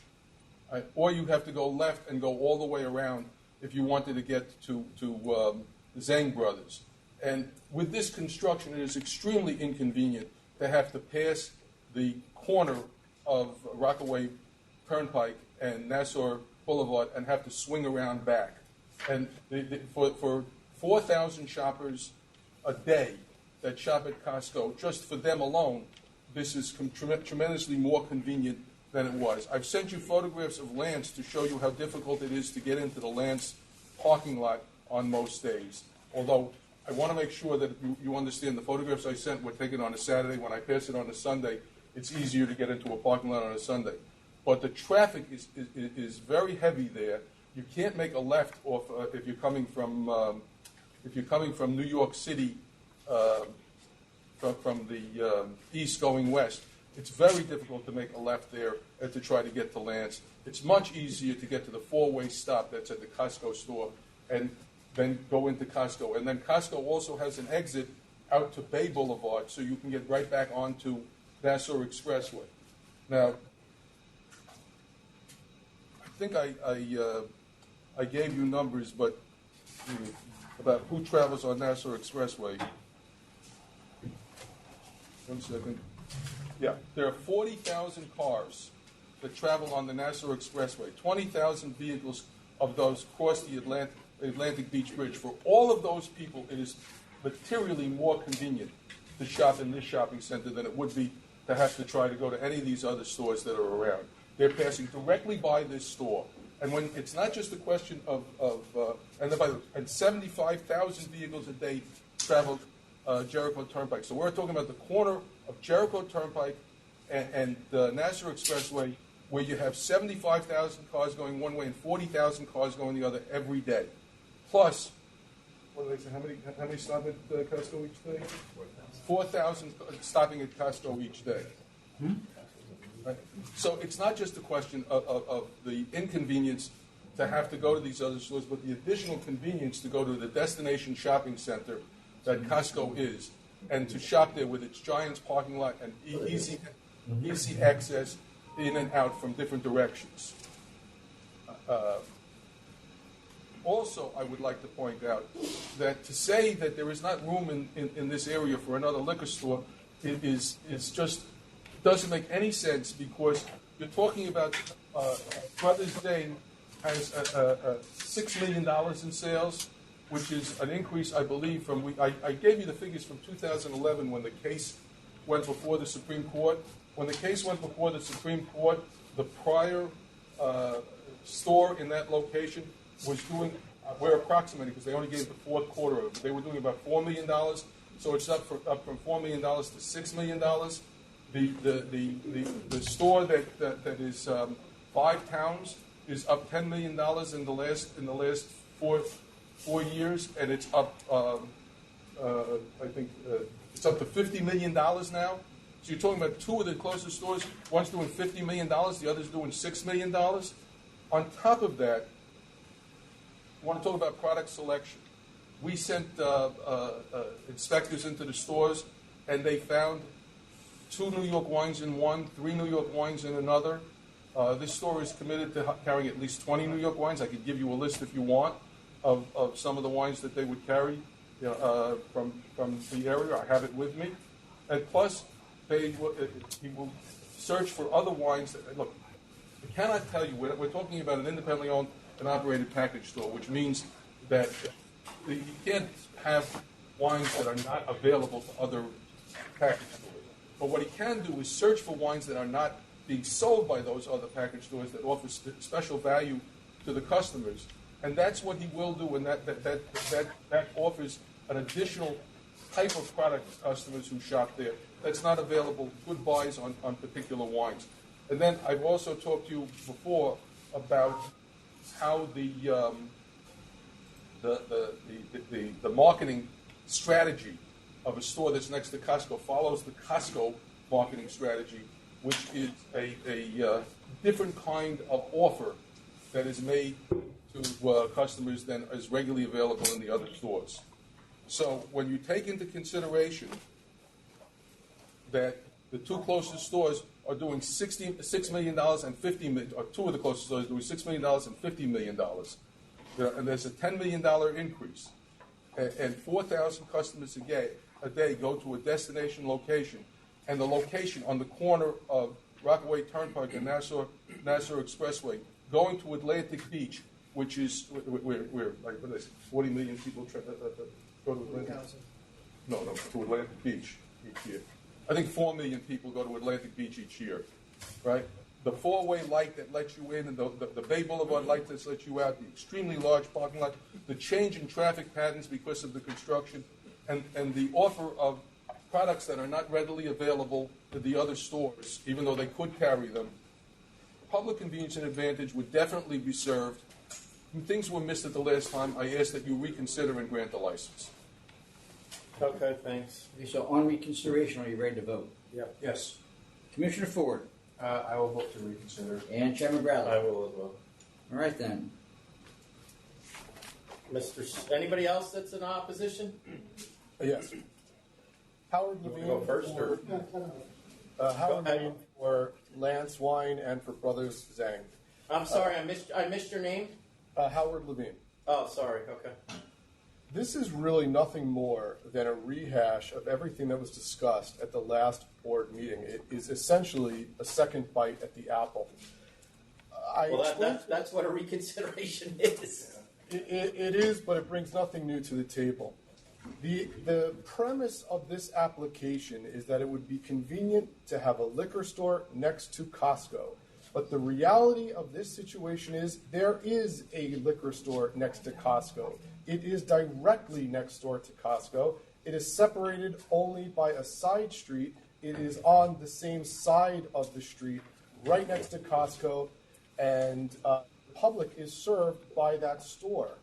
The claim that was made last time and reiterated today, that it's inconvenient to go through one traffic light from one parking lot to the next, it absolutely defies logic. My client, Brother Zhang, is on the same side of the road. It is through a light. You can pull into the parking lot from Rockaway. You can pull into the parking lot and exit the parking lot from Nassau Expressway as well. They are directly next to each other. Brother Zhang is not the only store right in the area. Lance Wine is also on the same street, just a few blocks away.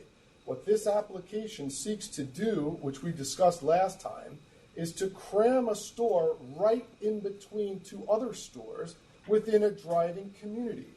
Now, if the two stores were separated by a mile, 3/4 of a mile, it would be one thing. But Lance is on one side of Costco, a couple of blocks away. Brother Zhang is right next door. It also offers a wide variety of New York products, not only wine, but also spirits. It offers all different sizes, from small to medium to large to extra large, and it offers discount pricing. There has been compliance with the New York Supreme Court decision. That was Costco's application. The board responded to the Supreme Court decision and offered a license to Costco. Costco did not accept it.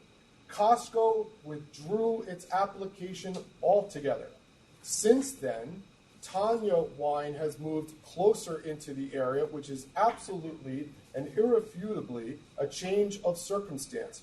But even more recently, there is another liquor store that just filed for a removal application, which was approved. They are here, and they're moving closer into the area as well. So since that application, you have 2 new stores that have moved in. Not only that, the store that most recently, in April of 2019, was granted a removal application to move closer to the stores in this area. On that same day, before this board, was an application for a new package store in this same town, Lawrence, and that application was denied. Why? Because the area is oversaturated with stores. And with the inclusion of 2 new stores right in the area, the board opined that there is absolutely no need for another one.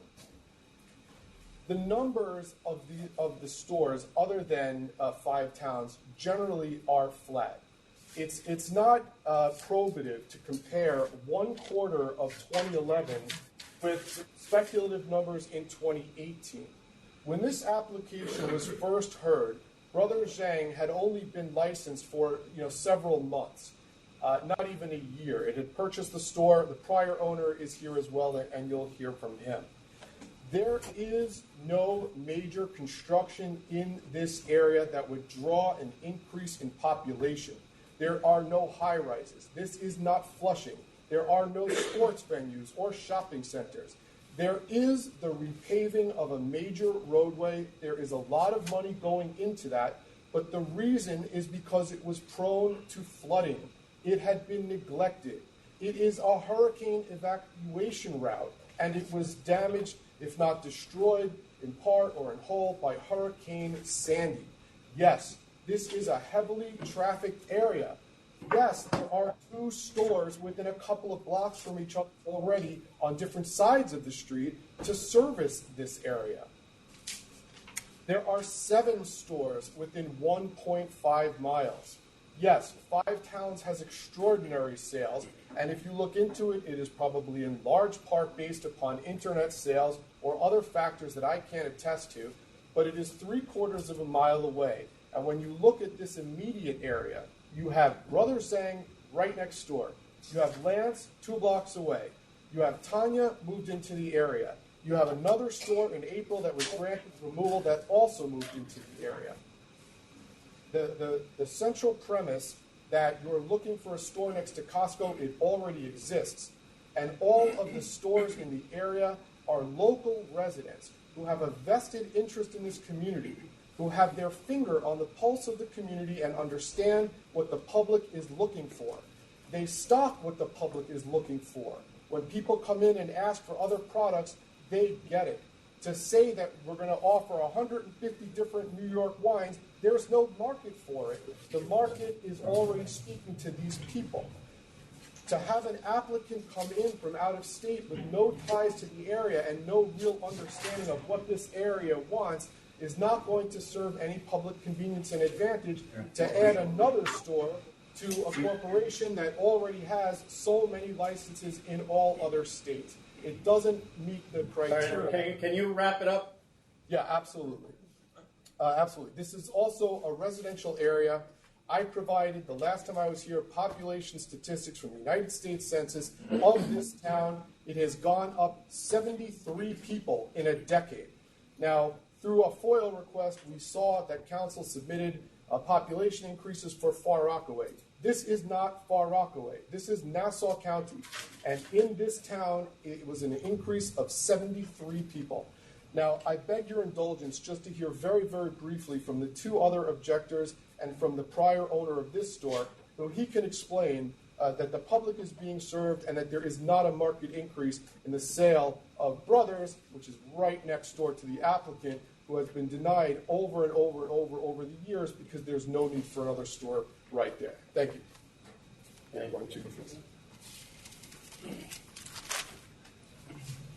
Good morning. My name is Bob Merenstein.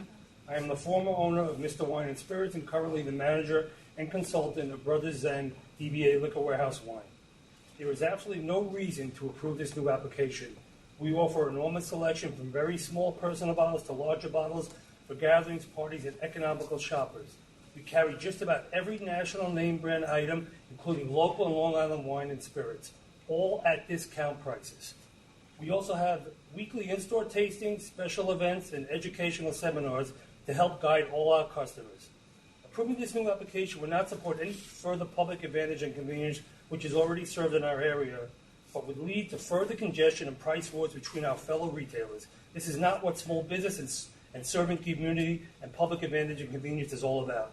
We ask you, the board, to reject this application on the facts presented today and back in March of this year by myself, our attorney, and fellow reporters. Thank you for your time. Thank you. My name is Moshe Ratner. I am the license holder for Spruce Ventures. We were recently approved by the board to transfer the license from Central Avenue from Chateau Devin. At that time, we were present with another applicant for 298 Central Avenue, and they had looked to take a large space, and the board voted them down, stating that there was no need for a large liquor store of that size. And it basically referred to the sales of the stores in that area, that they had minimal increases. We're about to open our new store. Our license is actually going to be picked up this week from the offices. We've been approved, we finished construction, and we're about to have our grand opening.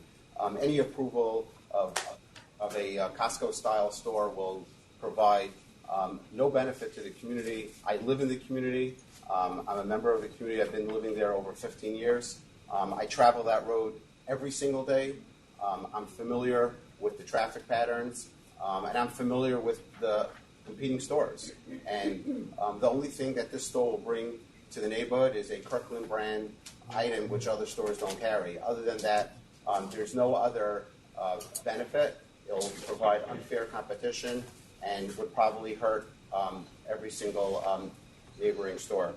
I'd like to also reiterate that when we took over our space, we had 2,000 square feet, and the board had told us that we should keep it down to 1,500 square feet.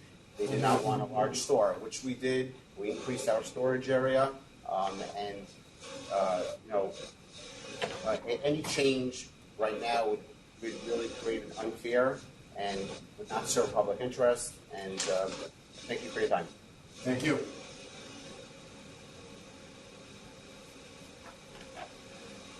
Good morning. My name is Donald Kuhn from 5 Towns Wines and Liquors. And my wife, Barbara, she owns the store right now. But I opened the store 40 years ago. When we started business, it's only $300,000 a year. And we never stopped growing until 2 years ago, Portal Wine came in. Since then, my volume was dropping 10% every year. So record, I bought it at $43 million. Now it's going to be less than $40 million. So that kind of a message I'd like to give you. Thanks very much. Thank you very much. Hi, good morning. I'm Deepa from Tanya Wine and Liquor. So I have a very small store over here. I don't know.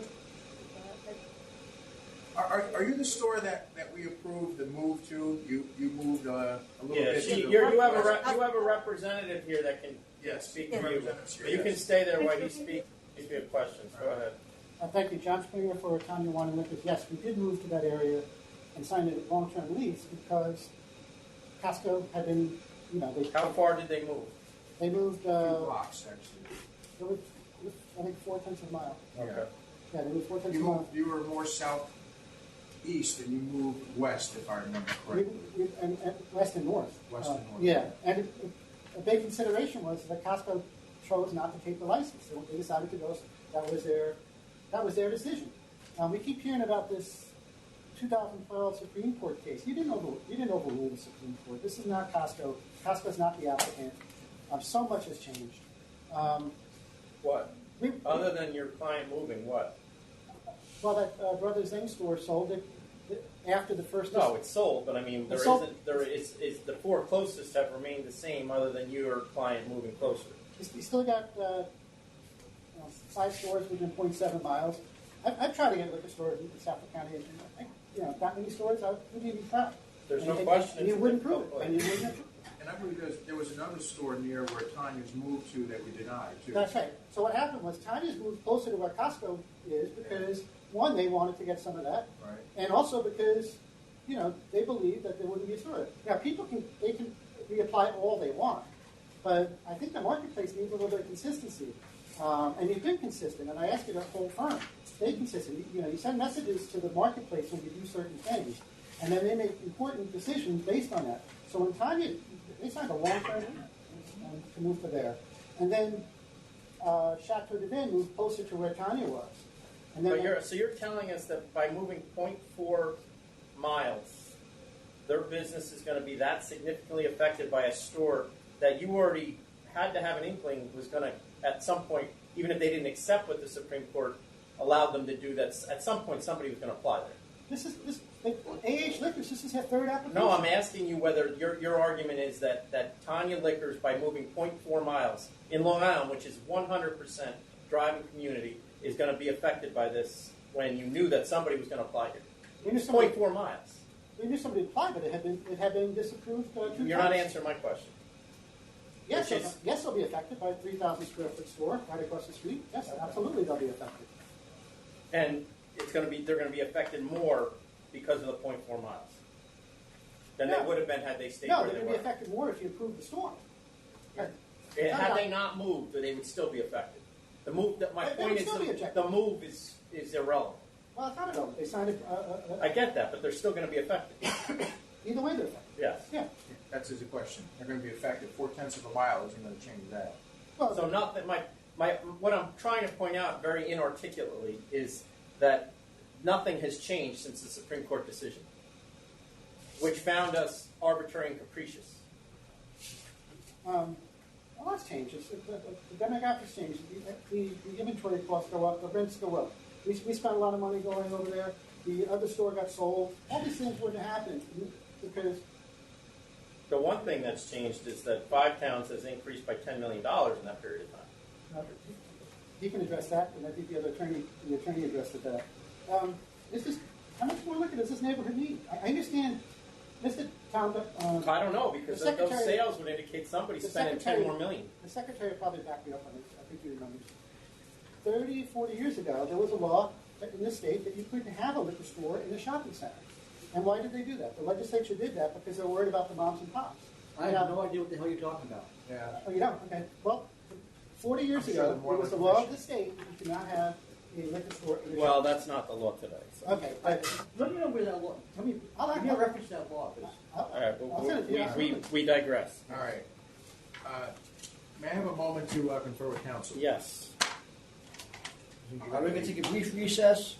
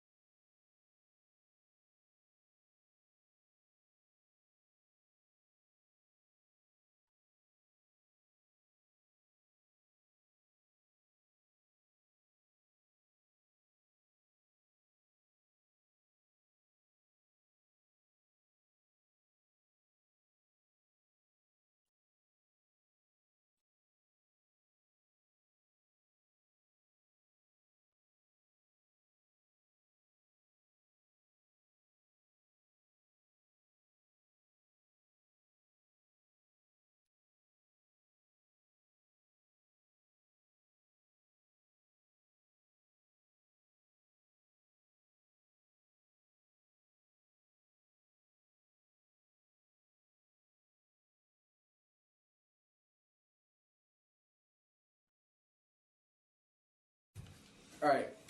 After a brief conference with council, we are back on the record on item 1613. Just in closing, Commissioner Ford, don't be swayed by the fact that the Supreme Court Justice in 2012, who may or may not be still sitting, found that a board, not anybody here, made an arbitrary and capricious decision then. You just voted recently, and nothing really is new today. You might think of it differently, but it's nothing new. If you vote not to reconsider, they're probably going to file Article 78. If you do, these stores are probably. They've already voted to. We've already voted. I mean, you know. He knows what he's saying. Yeah, to grant the license. If you grant the license, one way or another, there's probably going to be an Article 78. Don't be swayed by something that happened in 2012. I would ask what nothing's really changed. That's right, nothing's changed. This has been heard. It's the third time it's been heard. And the fourth time, if you consider Costco. Nothing's changed. If anything, there's increased competition, and it's getting really competitive, and you have to worry about saturation. And so I would ask you to stay firm and be consistent. Thank you. Please. How do we make sure? Yeah. Hello. 5 Town again. I just want to clarify my sales volume. 2 years ago, $43 million.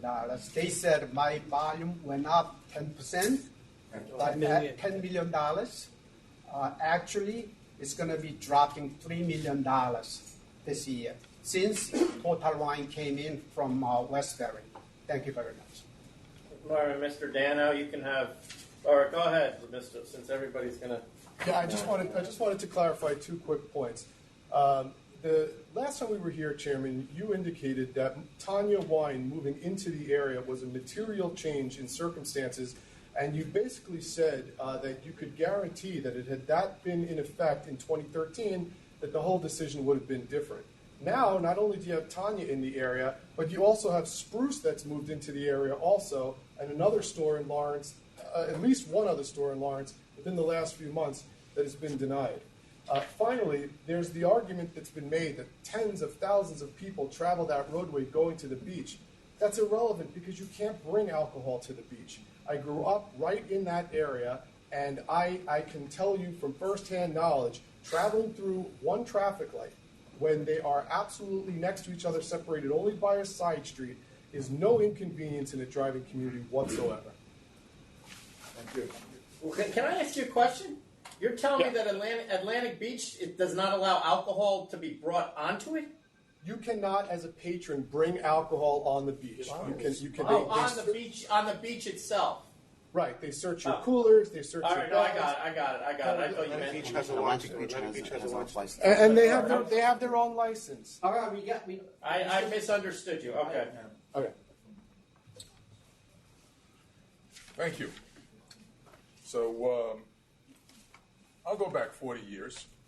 40 years ago, there was a law that said that you couldn't have package stores close to one another, and there were in the statute there were provisions about how close you could be.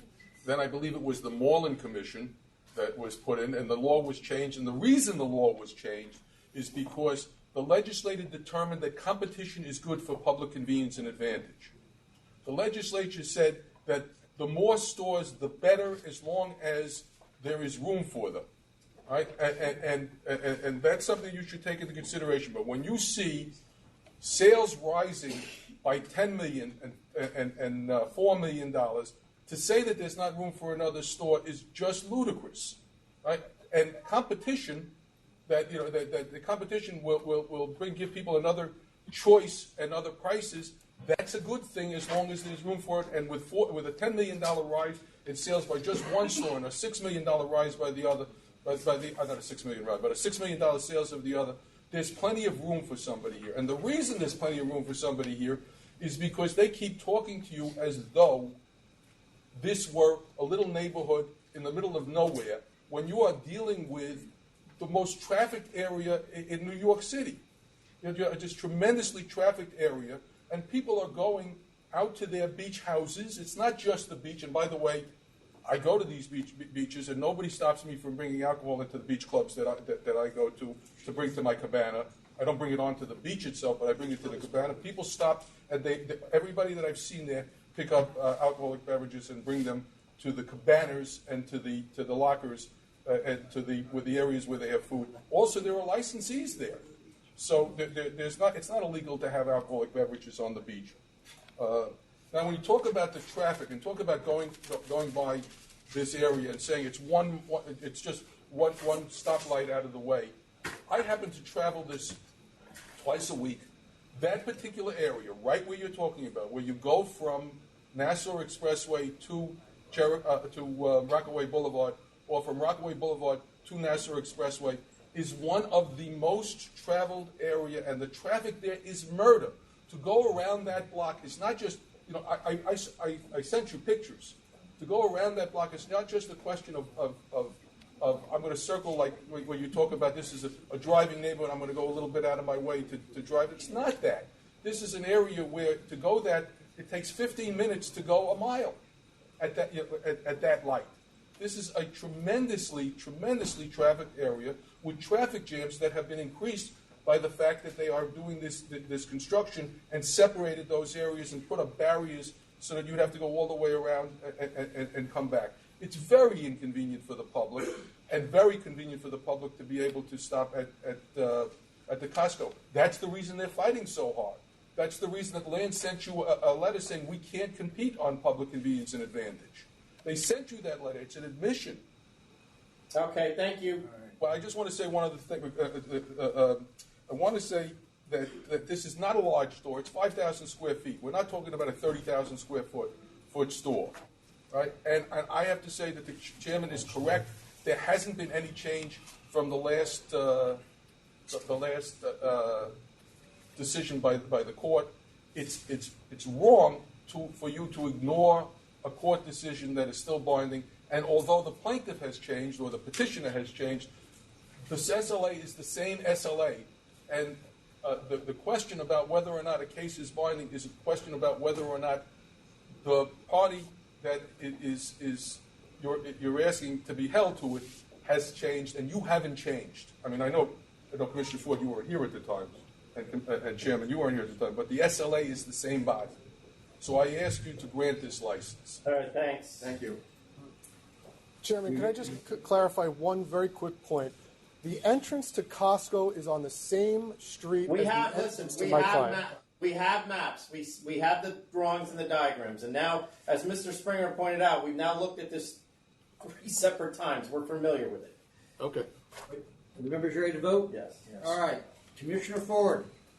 I did look at the video, Mr. Danow, and these pictures that are in here, they're from that video, snapshots from that video, I assume. They are not there, but what happened is that Mr. Donahue sent me an email saying that you would not be looking at the video because of fear that there might be corruption. So I sent you photographs taken another day that are similar to the video.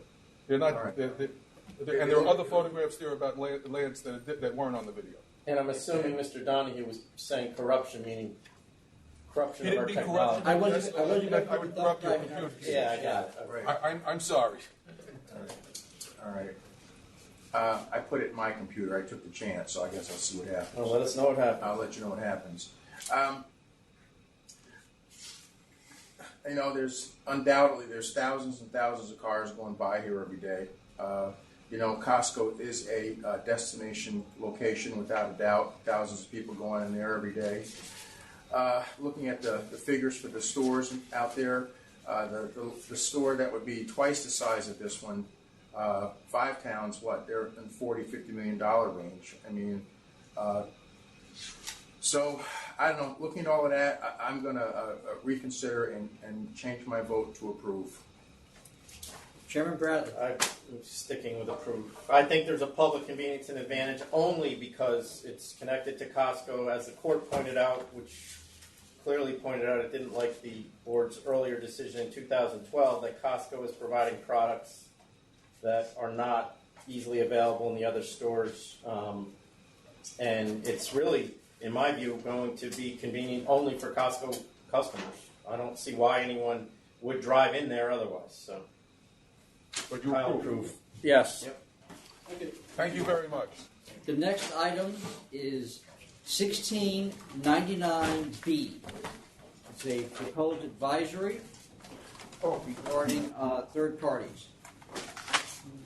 I'm sorry. Even Dano, I'm just asking that you put this on. Hold, Mr. Dano, hold on. I'm sorry.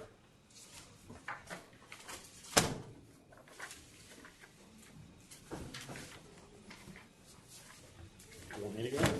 Yeah, so I mean, how many people are here for this? Just you? And how many are down there, Mr. Dano, for this? I believe Just I'm the you? only one, and I'm just here to ask you to adjourn it. All right, so here, here's the plan with this, and this is generally the way we've done it since I've been here, and I believe before I got here, that this is going up right now for public comment. It's on our website. We are receiving public comment in written form, or you're welcome to come when we do schedule to vote on it, which will probably be. I'm not going to. Oh, I guess we are going to vote on a date right now, but it'll at least be a month away, and we will vote on a date to close the public comment, written comment, and anyone is welcome to come on the date we vote. We would like heads up because if the number gets very large, we will schedule a special meeting for it. But that being said, we are not meeting with anyone privately regarding this. This is going to be all done at the board level or through written comment. I encourage the written comment because that gives us opportunity to digest it before we have a chance to vote on this. But like I said, you can certainly come in and give oral as well. Do you want to hold it over to the September 18th? Hold on one second. What's the one after that? The October 2nd? So October 2nd. All right. Go ahead. Thank you very much. As well as public comment, will be public hearing or public Q&A It's going to be a full board meeting. No other meeting. No other- We're gonna, but you can certainly ask questions of us at that meeting before we vote on it. I would just Mr. Dano? Thank you. Okay. I'll just note that comments should be sent to the full FB supplemental address, which is on the full board page on our website, which is where you send any other item that is, any other material for items that are on the full board calendar, and then there'll be something up on the website to confirm what the members have done today. And just so this is You're okay with that? Yeah. So just so this is clear, this is an issue that I've been dealing with since the day I walked in the door here 4 years ago. This is not directed at anyone in particular. It's not directed at any industry in particular. It's an issue that we felt is now gotten to the point that really there needed to be some guidance on it from the authority. And that's the impetus for this advisory. This is not, because I realize there are obviously certain things happening that you read about in the press that may have indicated that precipitated this action. It's not the case. We have been discussing this probably for over 3 years about the best way to go about this, and we thought now was the time to do it. So, Thank you for clarifying that. You to be Thank you. for tackling this subject. all right. Thank you very much. Take care. All right, the Nice next to see you, Mr. Casal. the next item, What I said, hold on, 10 what? 10-2. So 10-2 that'll be on. Okay. Next item, 1650, Rocky Point Liquor Corp. I think the members have gotten the report from the Enforcement Bureau regarding the measurement. Good. Yeah, I also did some research and got the same results. Yeah. Hold on just for a second. Can you put your name, both of you? Yeah, I'm the applicant, Troels Ostervik. I'm Ingvar Haglo, a friend of Mr. Haglo. So we got a report and it says it's definitely over 200. Okay.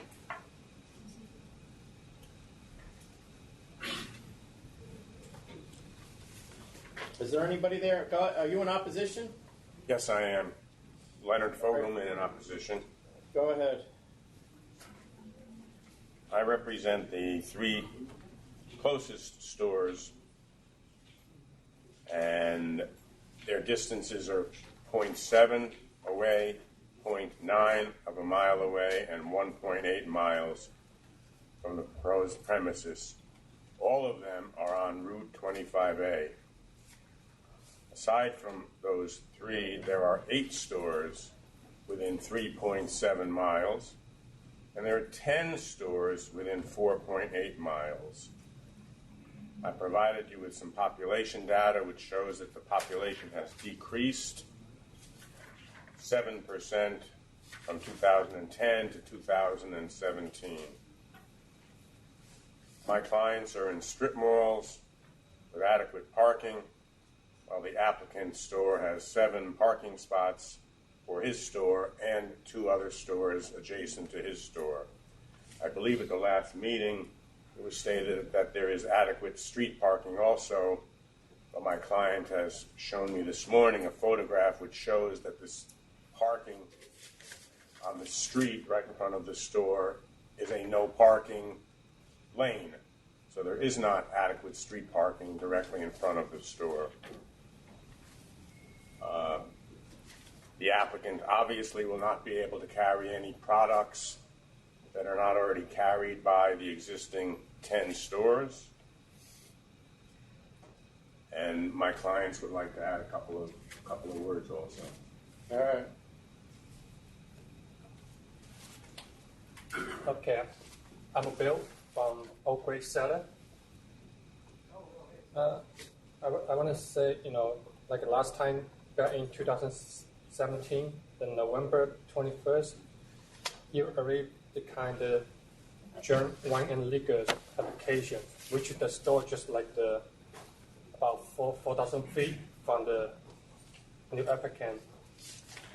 And because the population is not enough there. And that serial number was 1296267, which was denied in November of 17.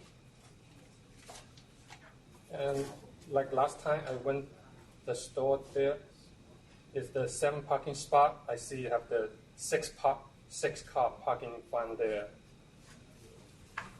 And also online for 10-minute driving area, that we have 10 stores in the 10-minute driving area.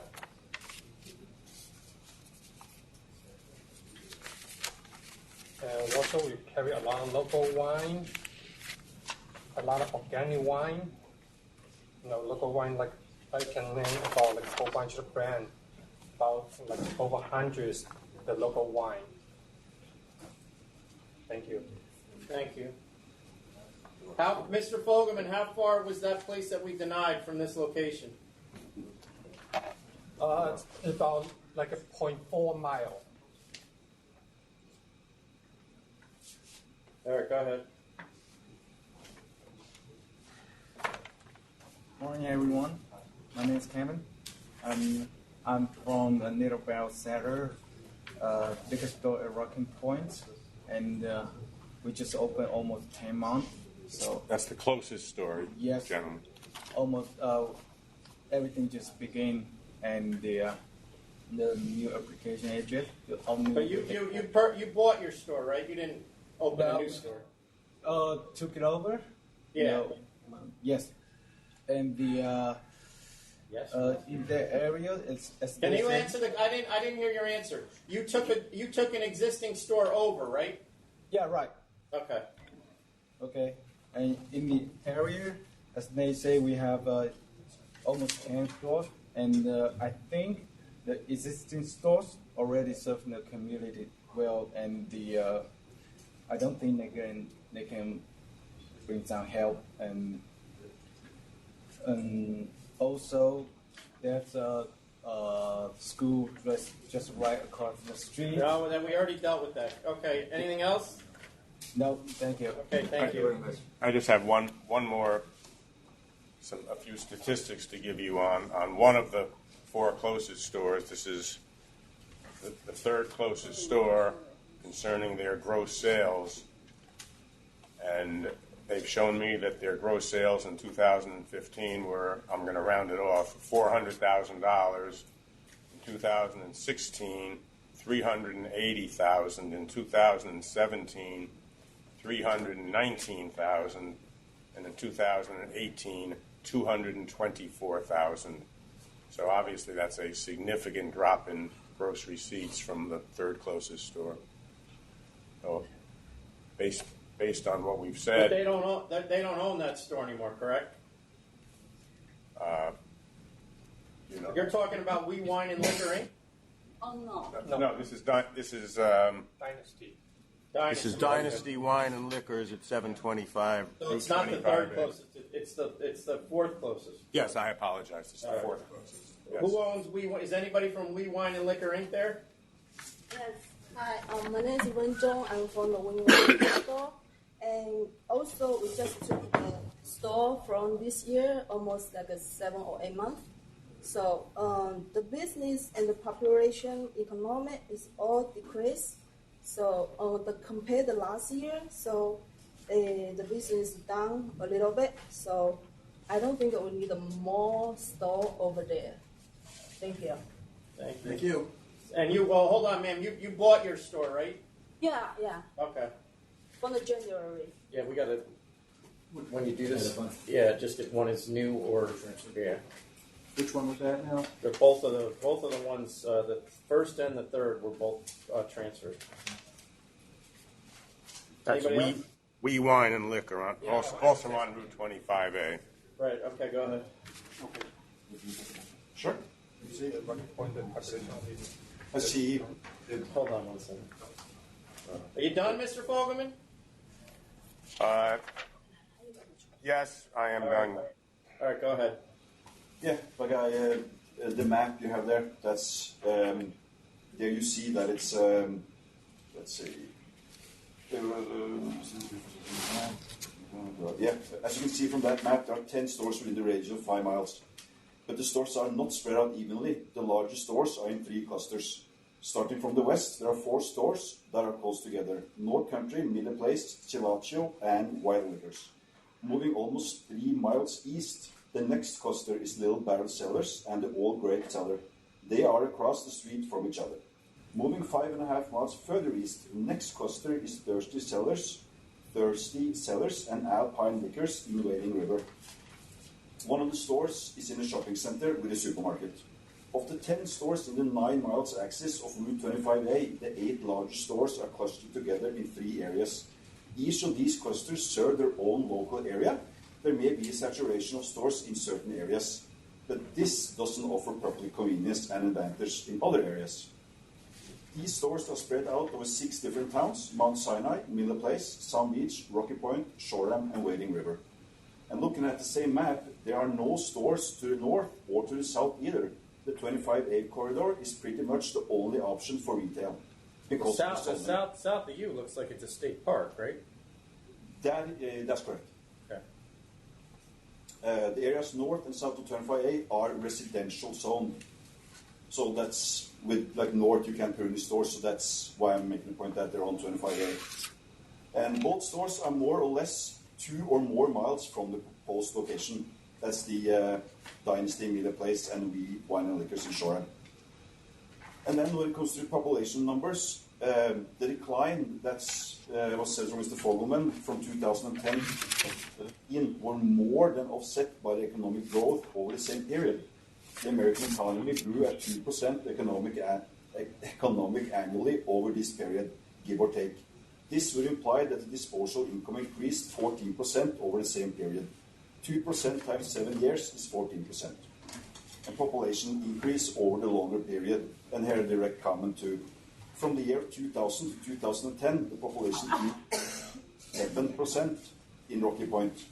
And this I have from the city data website. I have it with me here, which means that minus then the 7% Fogelman's talked about, we still have a 30% growth. But so with all that growth, how do you explain that? Well, if there's 2 of them, we can't really. No, there's no. Of course, yeah, you have the numbers. Well, and are you're a partner with him? Or No, not manager. No. He's friend of the family. He's just helping out. He knows the business. Are you own this concept where he works? I'm a manager there. I'm not under that license either. Okay. I'm a manager. So these 2 stores, you talked about the 2 stores that those numbers are completely inconclusive. They haven't filed taxes for them. The only store that's conclusive is the second closest store that's 0.9 miles away. They have shown like 10% growth over 5 years. If you take like the 2015 to the 2018, that's a 10% growth. Across the street, They only have numbers here for 18 and 19. No, he's talking about the Old Grape Cellar. Old Grape Cellar, Okay, yeah. so, 15, 16, 17, and 18. This is a 10% increase over 4 years. There's two. The problem is there's 2 stores. We just don't have any information. And they don't have information on it. All right. But then, I guess, so, like I said, I don't know if I have to say it again when I was last time, that this also is more of a local, small store downtown, and it's a walking community, and people bike, and there's sidewalks. And actually, it's correct, right outside the door, there's no street parking, but then half a block down, there's street parking. Why'd you pick this location? Because it's the best location that's available out where we live. It's an old downtown area that's getting back. The reason that if you've seen in our letter, there was a store there from 64 to 2005, or the license was from 64 to 2005. I don't know why it closed. What happened in the late... This exact location? No, little down the road. Little down the road, like walking distance to this. What happened was that in the late... This is a very congested area. So in the 1990s, they decided to make a bypass around the town, neglected all the road work in the town for, like I said, 20 years. In the last couple of years, they have, beautified the town. This wall repaved, all new signs. When you come on 25A, it says downtown Rocky Point, no, business district Rocky Point, both come from east and west. And a lot of the new stores have been opening in the town too. You're right, kind of the split, if I remember. Yeah, the split, yeah. So there's new stores in town. So all these other stores are on 25A, but you're technically not on 25A. No, the road, this town goes before there was 25A. The town was probably founded back in the 1700s. From 1895 to 1938, there was a railroad that went through town. But in 38, they ended in Port Jefferson, which is the closest town. So it's a store, downtown area, and it had a store for over 40 years. And if you can mention why this guy that was turned down, he wanted to open a 3,000 feet store, and I also think he had a C license, and I don't think you can have a C license and a liquor license. So I mean, you have to look at proportions. This is small, local, downtown stores that will serve the downtown. So, but let me ask you this: that bypass you're saying that occurred, that's the bypass, right? The yellow one, yep. Yeah, and we're on the this white is one. the road you're on. What's the name of that road? Old Country Road. But it's still, they count it as 25A, like your address is 25A still? No, because before the bypass, that was 25A. But like so when it was originally built, the town was built. If you go to town, it says Main Street, 25A. Okay. But go back to when they say. No, but what do they call it now? Is what I'm It's asking. called Main Street, 25A. But your mailing address is still 25A. Yes, because they didn't change that. Okay. All right. I'd like to add one more thing. Please. Sure. I'm sure you have the map in front of you because I see that you see that there's the Rocky Point Pine Barrens State Forest just south. But as part of my written submission, I gave you a map, and if you just look at that map and see that all these stores on Route 25A, which is one street, you can almost throw a baseball from one store to the other. If you have a good arm. Rocky Point's application, their address is 538 Route 25A, and it just seems incongruous that this strip covering going in both directions, 4.8 miles, already has 10 liquor stores. And I can't imagine how the public convenience can be served by having an 11th store in this location. Thank you. You ready to vote then? Yes. Commissioner Ford. There are, the closest store is 3,000 square feet. It was a transfer, so it's been there for a few years. Can I cut in? No. It's been there for a few years. The next one, the third closest one, was a transfer as well. Dynasty, which is 2.4 miles to the east, is 1,300 square feet.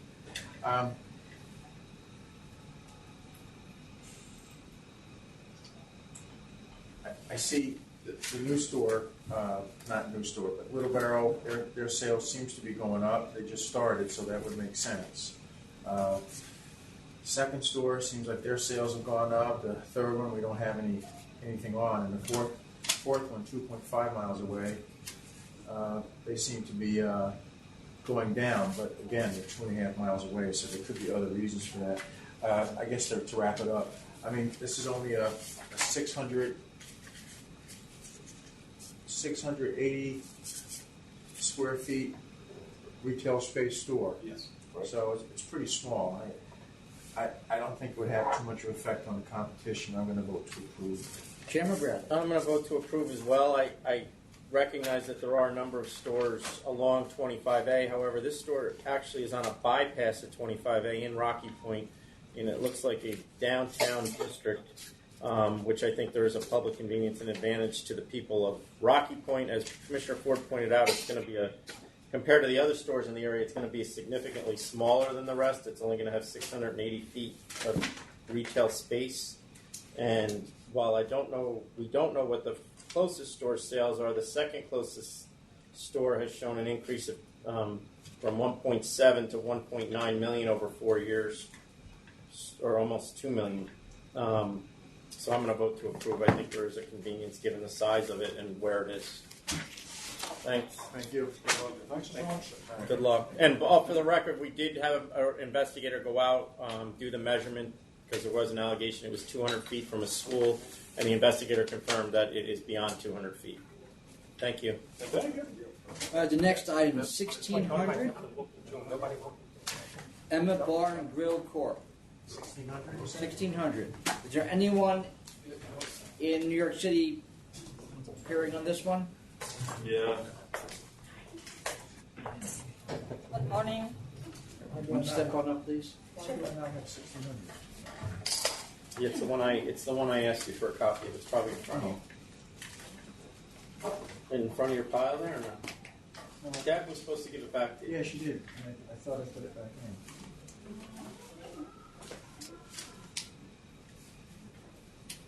Oh, my God. Sorry.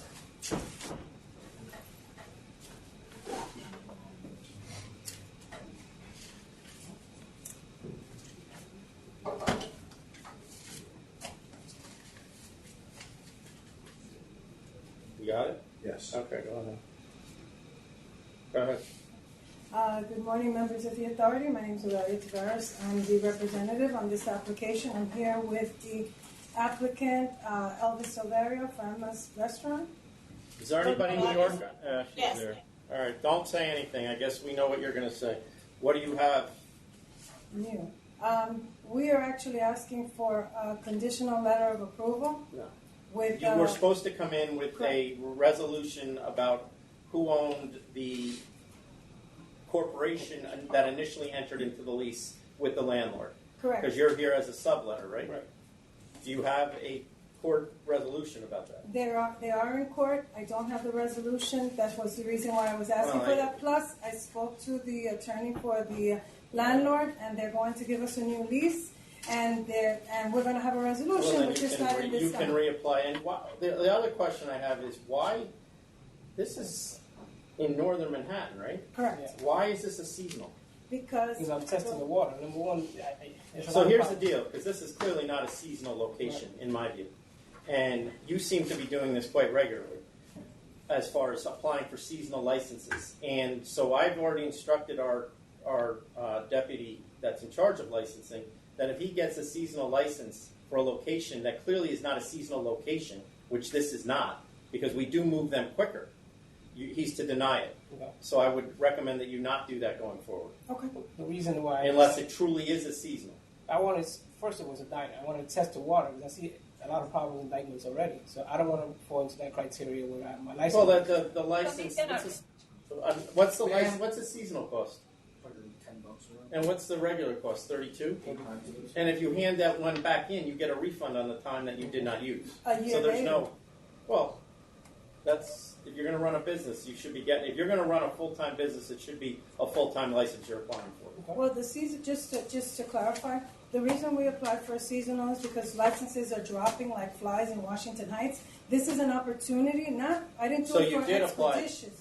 We didn't do it for expeditious reasons. We did it for cost-conscious reasons. A seasonal cost $1,469, a full cost $4,552, plus the investment on the location. And if you have an Well, then offer that's not the proper reason to do a seasonal. Okay, The that seasonal was is it there wasn't to for be. a I didn't seasonal even know we were restaurant. going faster. We were just doing it But for. I mean, monetary reasons. this was held over to get a resolution of the lease, and in my view, we don't have one. To my understanding. My question is, if you're going to deny us today, Chairman Bradley, I ask that we be denied without prejudice so we can do our reconsideration. But ma'am, you don't have anything, there's nothing we need from My you. lawyer's on my way. My All right, we lawyer's don't on need my him. way, and I want my lawyer. Ms. Morales, please.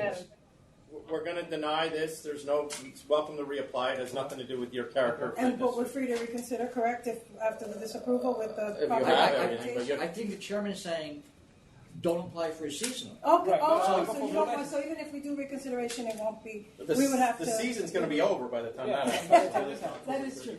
No, I got so much money invested in it. That's what I want. No, I get it. Okay, we want to. Yeah, you can reapply, yeah, but not as a seasonal. Okay, so no, okay, no. Well, he's got to vote. I'm sorry, Commissioner. I vote to deny as well. Okay. Thank you. Thank you, members. Thank you, guys. Oh, my mom is here. She just wanted to say hi. Hello, how are you? The next item, 1676, Liquor Village NYC Corp.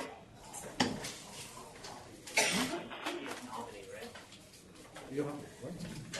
Yeah. Go get lunch, Donald. Knock yourself out.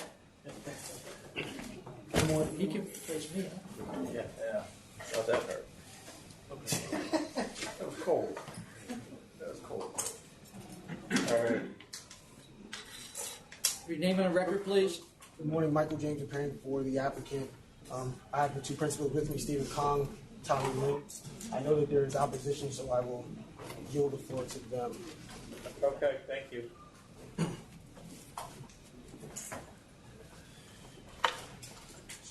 Good afternoon, Charles Lynn. For the opposition, I represent Liquors at 18th Avenue Inc. at 7506 18th Avenue in Brooklyn. I'm in opposition. Public convenience and advantage will not be served by licensing this applicant. The distances of the I first want to interject that the memo that's before the board, where it states the distances of the closest stores, I believe is incorrect. On the memo, it shows that the Liquors at 18th Avenue, my client, is 0.6 miles away.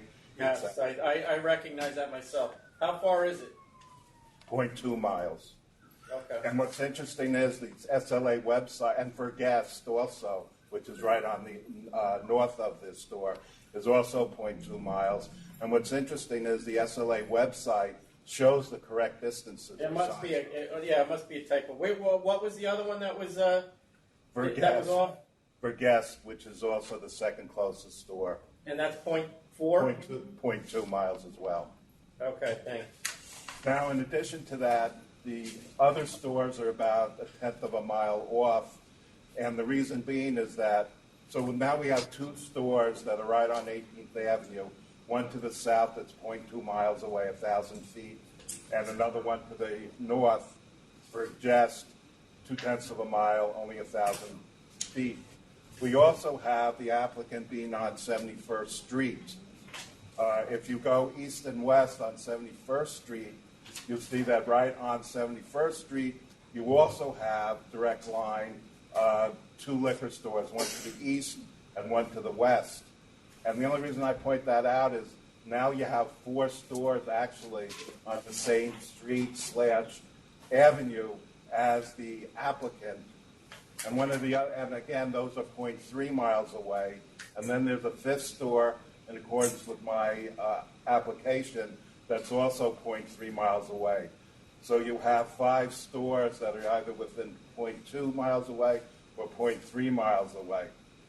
On top of all of that, there's a liquor store that, well, it wasn't even on the SLA website.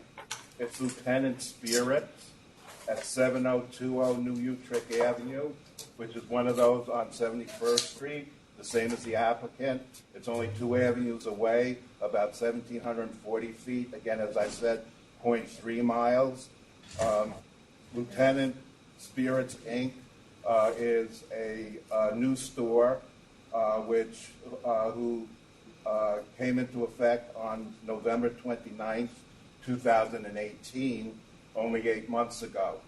And like I say, I don't know why it's not being shown, but it is the fourth closest to the liquor stores. If you do, as I said, it's not difficult to take the distance because it happens to be a straight line. So now we have a situation where the fourth closest store isn't even in the memo before the board. As to population in this area, there's been no significant changes in the area's population that would support issuance of another package store license in this community. There's also no new construction to suggest future increases in the total population. I had submitted as an exhibit on my original papers the data with regards to the population, which evidences this. Bensonhurst probably has been one of the few areas in the city of New York on any of the boroughs that has pretty much had zilch as far as growth in the last 10 or 15 years, considering all that has been developed within the city and all the boroughs. It does not appear that applicant will provide any new product or lines not already being sold by the current liquor stores. In my submission, I not only showed the 5 closest, but it's interesting, there are actually 9 stores within 0.7 miles of the applicant. In addition to that, the one that's 0.7 miles is also right on 18th Street. And that one is SeaWorld Liquor Store, which is at 8511 18th Avenue, serial number 11458. 16, again, the third store on 18th Avenue. So that small stretch of 18th Avenue, you actually have 3 liquor stores, and again, the 2 being just right 2 or 3 blocks away from that of the applicant.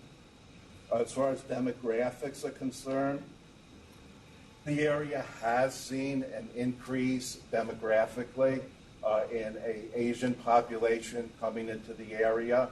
And it has also been well publicized. So there has been an increase in the Asian population. However, I would point out to you that I had said that there are 8 stores within 0.7 miles. Out of those 8 stores, 5 of them are Asian-owned, operated, and managed. In addition to that, my client, Liquors at 18th Avenue, does sell Asian product. There's about over 40 SKUs that they have in the store.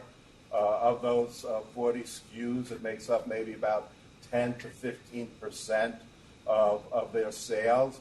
But what's interesting is that Asian product is probably the 10th in the list of what all the product is sold within the store, and I have a whole list of those, with the Asian products being the last. So there hasn't been all that great a demand as far as one of the closest stores is concerned. I'm not sure about Burgess because I don't represent them. But as I said, even without Liquors on 18th Avenue having some sales of Asian product, we do have 5 of the 8 in the area also selling Asian product. And then the last thing that I would finally say is that the board disapproved a liquor license, St. Wine and Liquors, serial number 1273482, for its package store at 7118 18th Avenue. Again, When? It was in 2014. It was quite a while ago. The only reason I bring it up is that I go back to the demographics and population of Bensonhurst. I represented 3 of the same stores that I'm doing now in that opposition. And again, it was based upon public convenience and advantage, again, with all the stores that are there, except for the one that was just licensed by the Liquor Authority, Lieutenant Spirits, which, like I said, was just licensed November 29, 2018, which is just about the fifth closest store just a couple of months ago. So I would say that based upon all of this, public convenience and advantage would not be served by licensing this applicant. Thank you very much.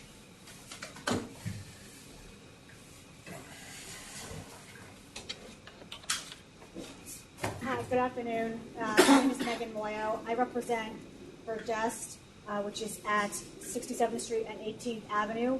It's just under 0.2 north of the proposed applicant. And then I also represent GH Garden Wine and Liquors, which is on 71st and 20th Avenue. And that is the store that is directly to the east on 71st, about 0.2 miles from the applicant. I don't want to repeat what the previous gentleman said, but the saturation in this area has reached a point where no further stores can be tolerated on this stretch. And since the time that the previous application in 2014 was denied, I submitted some information about how my client's sales have actually gone down significantly. It's a much tighter market. Rents are going up, and it would not serve the convenience and advantage of the business owners or the community at large to have another package store right smack in the middle of all of these existing stores. Which client's sales went down? So for just, and what I would like you to look at is not his gross sales letter that he submitted with this application, but comparing it to the one he submitted in 2013 for the previous one. So they've gone up steadily since 2015. Right, but since that's what we look at. I understand, but I just wanted to point out in addition. And your other client has also gone up steadily. In fact, he's doubled.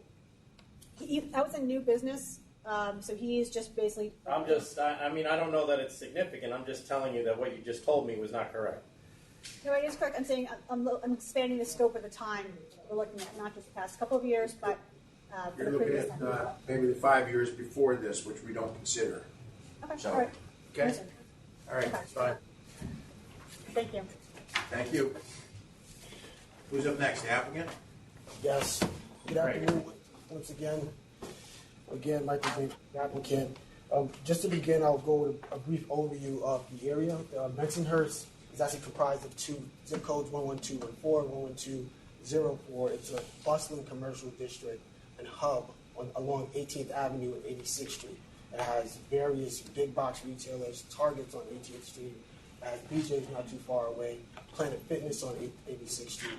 Various retailers are on 86th Street, mom and pop shops, and also big box.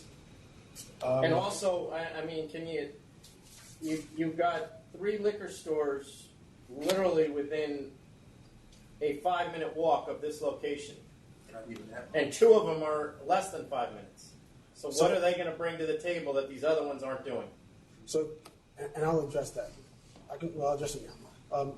If you look at the last 4 locations along 18th Avenue, when the last license was denied, there were actually 3 locations within a 10-block radius on 18th Avenue. Since then, one of them actually closed. It was on 64th and 18th Travado. So they've actually lost a store on 18th Avenue. But as Mr. Lynn pointed out, we opened another one in November. That's not actually a new store. Lieutenant Wines and Liquor was opened. Well, Lieutenant is a new application and a new licensee, but the original licensee it went from M8 and then it went to DKR, and they were opened in 2002. So there are actually the last one that you actually added into the area was in 2012, and I believe it's GH Garden Wines. So there hasn't been a new store in this area added to this area in the last 8 years, about 8 years now. And there could be a good reason for that. I'll address that too. So the population increased from 2000. It was 143 inhabitants. Now in 2010, it went up to 151 inhabitants. From what zip code? 11214 and 11204. Both just the zip codes of Bensonhurst. In 2017, the estimates, according to the census, is 174 inhabitants. So that's a large increase. Even I was taken aback by it, and so I went to go see if the numbers actually supported it. I did look at the active tracker on construction. Since we can track it now, there are currently 97 active permits in Bensonhurst. That's a total of 55 new buildings being built, 42 buildings being enlarged, 511 new dwellings being added to this area, a massive 1.1 million square feet being added to this area. So I do disagree that this area did not need a store. Their increase is sizable. There's a lot of coverage. Sir, that may be, but the question still remains, which I asked you initially. You are dropping this store within less than a 5-minute walk from 2 stores and probably a 5-minute walk from 2 others. What are they doing that these other 4 stores are not doing right now? And I'll address that. So it's actually about 5 minutes between the other 2 stores. And I will say that. The other 2 stores are about 9 minutes and 10 minutes of a walk. Now, their hours are different. Their hours are different. Both of the stores close at 9:30. Some of the stores close as early as 8:45 p.m. Now, in the community where a Target closes at 10 p.m. or 11 p.m., BJ's closes at 11 p.m., most of the restaurants... I want you to answer my question. What is he doing differently? His store hours are different than the other store hours and more aligned with the rest of the businesses in the neighborhood. So if everyone in the community is shopping later, Target's open till 10, BJ's open till 11, restaurants are open till 10. If there are patrons out there at these late hours, they will be open at those times as well. All right. Keep going. So, keep going. Go ahead. Okay, so an interesting fact, not only is the population increasing in this neighborhood, but the life expectancy is also longer as well, about 2.5 years longer than normal. And the reason why I mention that is because this is why they're having a housing increase in this area, because more people are staying there. Turnover ratio of residents is very low compared to that of Brooklyn. Now, if we turn to the sales numbers of the 2 closest stores, we see that Bensonhurst Liquors is actually eclipsing the other stores' sales numbers. They're in some years, except for one, they've seen almost $100,000 increase and then an almost $200,000 increase in 1 year. And so what that shows is that there's an overconcentration in that particular corridor within those couple of blocks of their sales increase, foot traffic and sales increase in that particular area. Burgess has also seen a steady incline in their income and their sales numbers. I will mention, because I did see the sales numbers from a few years ago, I will mention that their sales numbers were even stronger, as they say, when there was another store actually within 5 minutes walking distance, Travado. So I would submit that if another store was in 5 minutes walking distance, maybe it helped their sales, as they say. So we see that there's a steady incline across the board in sales figures, and I do submit that a store closer to on 18th, not 71st, on 18th as we are, and closer to 86th Street would actually do better, as shown by the numbers of the closest store, Bensonhurst. I do believe that there's more traffic and more sales compared to the other stores. So the fact that it is closer to that store maybe will actually serve the public advantage and convenience even more. I did address the differences about their store hours. They will offer a lot of similar wines and liquors. Of course, because of their background, they will offer a lot of Asian specialty wines and things of that nature. Well, I'm sorry. How do these guys know each other? I believe they met working at the same place. They had the same job at one point, and so they discussed opening a store together. They don't have any experience in this. How did they decide to open a liquor store? Oh, I see. One of them. I'm sorry, Tommy Lindy. Who owns Flea Mart Wines and Liquors, Mr. Lynn? So I was working there, but then the owner, I'm not sure who was the owner of the location. Come again? I'm not sure who's the owner of the location, but I think I'm a stalker and a teller at the location. Where is that located? It's in Coney Island Avenue in Brooklyn. Okay. Is that a transfer or?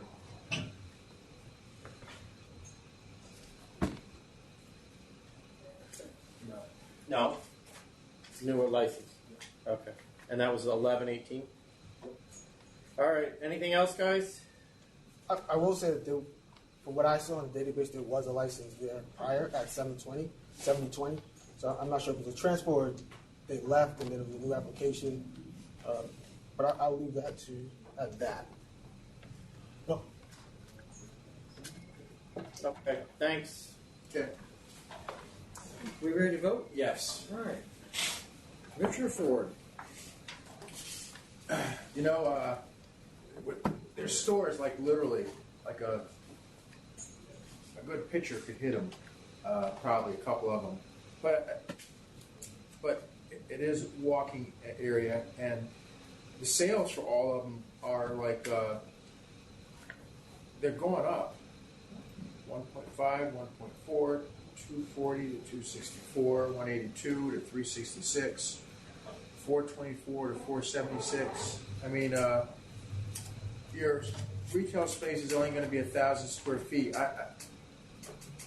No, 1,024.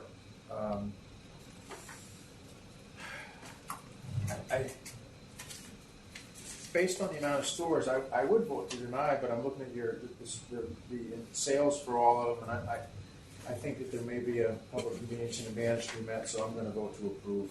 I'm going to vote to deny. I recognize, like Commissioner Ford, that the sales have gone up, but there are two stores within, as he said, a baseball throw away. There's the two other closest are 0.4 and 0.6 miles away, which certainly are walkable. We just put a store at 720 New Utrecht Avenue in November of 18, and that's the fourth closest store, and that's just over half a mile away. And we've denied two within spitting distance of this location in the last 4 years. I'm not saying that there doesn't need to be another one in this neighborhood, but they got to find a different spot than within 2 blocks or 3 blocks of the two existing stores. So I'm going to vote to deny. Thank you. All right, the next items are two related items, 1605 and then 1673, Brother Holding Group, Inc. 1605 and 1605 and then 1673. Same license key but two separate items. Good afternoon, Howard Levine for the licensee. Hold on just for a second. Oh, sure. We're not as fast as you, Mr. Levine. All right, go ahead. I apologize. I assumed that since I had filed a notice of appearance and participated in the hearing that I would receive notification that the matter was going to be on today's calendar. Unfortunately, we don't send out notifications on disciplinary items. The attorneys are expected to review the calendar, what's posted, to see if any of their items are on the calendar. Yes, and I apologize. I learned that the hard way this morning from my conversation with Ms. Marsico. But I respectfully request the indulgence of one adjournment, either to the next board meeting or to September 18th. So which one do you want? I would like the next board meeting if that's appropriate. All right, 9 what? 9/4. 9/4. For both of them? Okay, you got it. Yes, thank you very much. Thank you.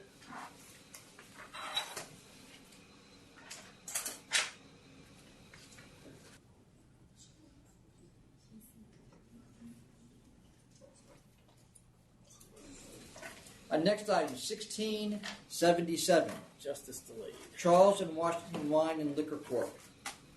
Good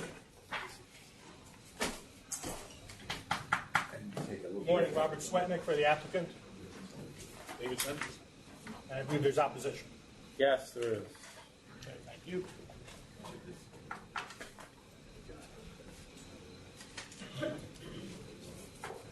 Sorry, I'm just waiting for my clients. Charles Lynn for the opposition. I'm the attorney for 3 of the closest stores to the above referenced new application. The new applicant is at 683 Washington Street in Manhattan. I represent Covey Wine and Spirits at 579 Hudson Street. Golden Rule Wine and Liquor at 457 Hudson Street. And Sea Grape Inc. at 512 Hudson Street. Sea Grape is 640 feet away from the applicant. Golden Rule is 1,055 feet, and Covey Spirit is 1,030 feet away. There hasn't really been any population increases in this area for nearly 20 years. I have attached my Exhibit A that shows the population of the West Village under zip code 10014. Has really been stagnant. Actually, it has a minus 0.5% change over the 20 years. There's been a lot of rezoning in that area, prevention of putting up new hotels, minimization of the number of stories that new buildings can be built in the West Village. The area is well serviced by the existing 8 stores in the area. I have attached to my Exhibit B my area survey. 4 stores are within 0.2 miles of the applicant. I've already mentioned the other 3. There's 8 stores total within just 0.4 miles of the applicant. And what's interesting is this is the first time that I've seen 7 stores being requested to report their sales for gross sales to the authority, which I think is evidence in and of itself that this area is pretty much saturated with liquor stores when 7 stores are requested their gross sales. The closest store is Sea Grape, just 640 feet away from the applicant. And we have Pride Wine and Spirits, serial number 1300163 at 98 Christopher Street, is a new liquor store licensed on June 28, 2017, less than 2 years ago. And Pride, being a brand new store, is the 4th closest store to the applicant. As far as gross sales, the closest store on your memo is Jean-Luc's Wines and Spirits, which has significant decrease in sales. The second closest store, Covey, has yet to reach its sales figures from 2015 in the last 3 years. And the third closest store, Sea Grape, shows stagnant sales in comparison to years 2017 to 2018. And again, Pride Wine and Spirits was only recently licensed in June 2017, so it doesn't have any figures for the authority. I'd also point out that the full board disapproved an applicant, 700 Spirits Inc., which was 2014, which I now understand is a beyond the statute of limitations. But the only reason I just emphasize it a little bit is that it was at 700 Washington Street, and this applicant is 683 Washington Street, very, very close to each other. Also disapproved based upon public convenience and advantage, and I did represent 3 of the stores in that opposition as well. Based upon all of this, I would request that this application be disapproved based upon public convenience and advantage. Thank you. Thank you.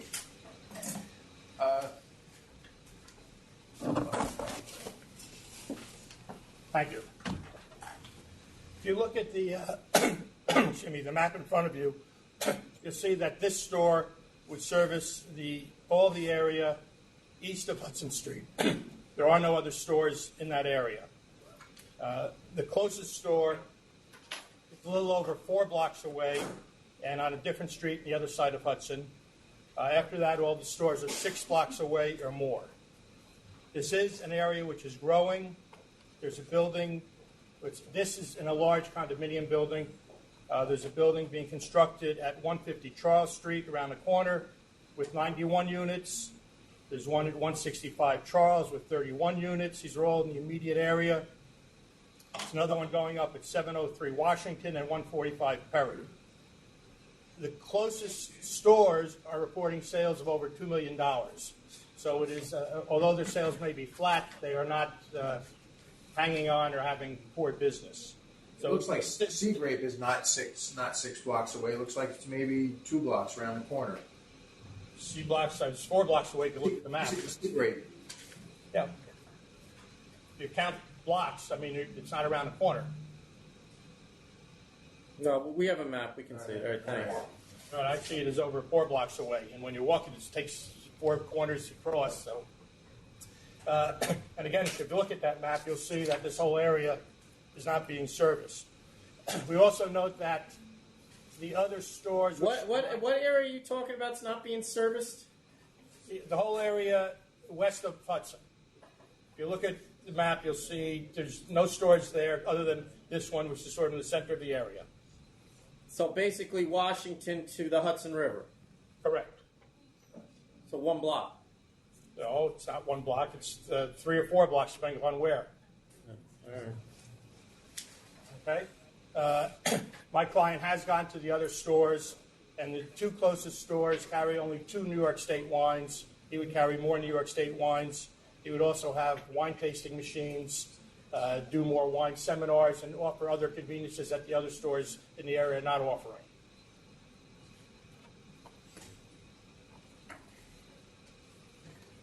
What is this store that is applicant principal deceased? That's the closest. Is that one? It's bulletproof. So I have a question regarding the loan he got. Right. Who is that person? He's a client of mine, as a matter of fact. He's loaned before. Basically, he gets a good interest rate, interest only for a number of years, and then principal. It's worked out for it with him before. He has nothing to do with the liquor store. And Where does he live? Where does he live? Lives in Malba, Queens. Because we have 2 different addresses for him, which kind of raised my.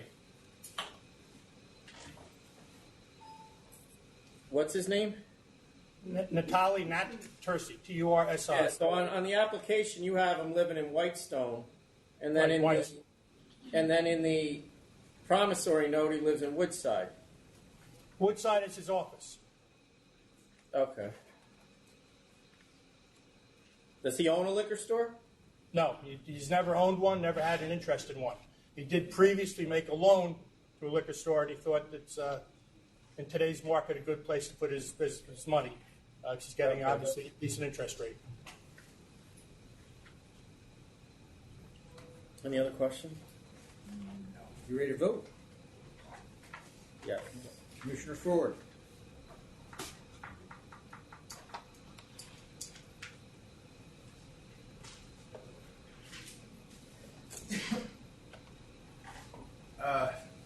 All the other stores that reported seem to have increasing sales. The one that is the closest seems to be a question about what's going on there. We have enforcement taking a look at it. Although they did respond to the sales letter. They did that, yeah. 274, 650. Yeah. You're only 850 square feet. You're going to be open floor plan, I take it?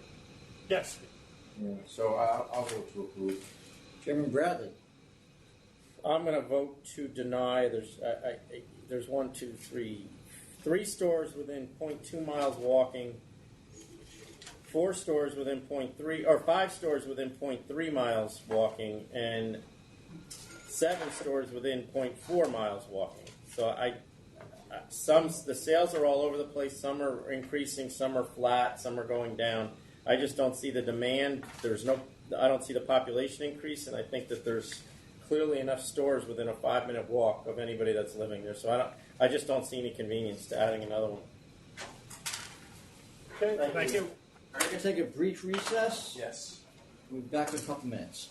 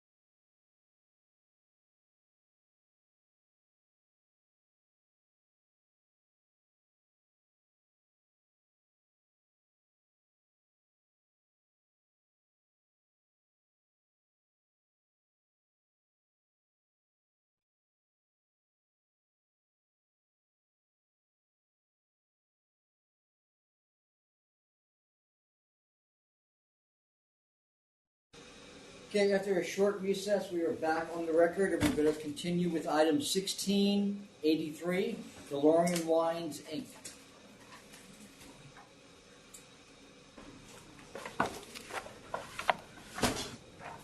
Good morning, or good afternoon.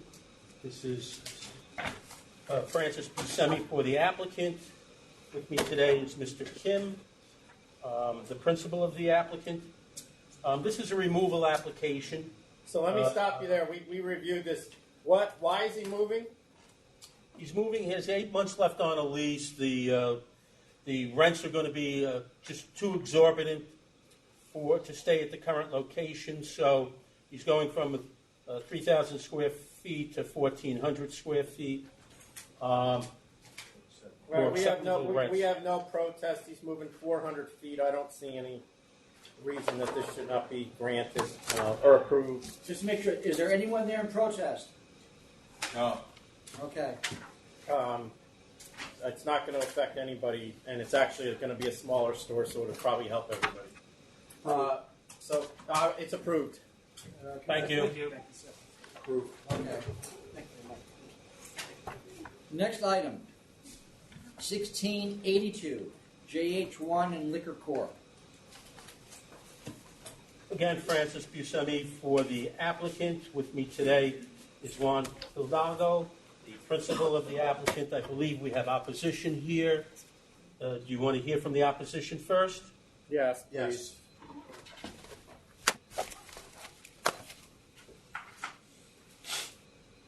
Good afternoon. This is Chen Wei. I'm the attorney represent H168 Liquor and Wine. And my client is Fiona here. We are in opposition to the new application for JH Wine and Liquor Corp. I believe everyone has a map here, but I also want to point out a few reasons, a few critical data here. So, excluding the applicant, there are 6 liquor stores within the 0.3 miles in this area. But ma'am, you realize he's already in the area. I realize that. And he's moving. I know. All right. So the only thing I need you to do is explain to me why the fact that he's going to have a bigger store is going to hurt your client. Well, my client is a mom and pop store. This is her only job. This is her only store, and she made huge investment when she purchased this property about in 2016. And I also want to point out that the applicant, they proposed to move to a bigger space, almost a double. The space is actually almost a double compared to the space they have right now.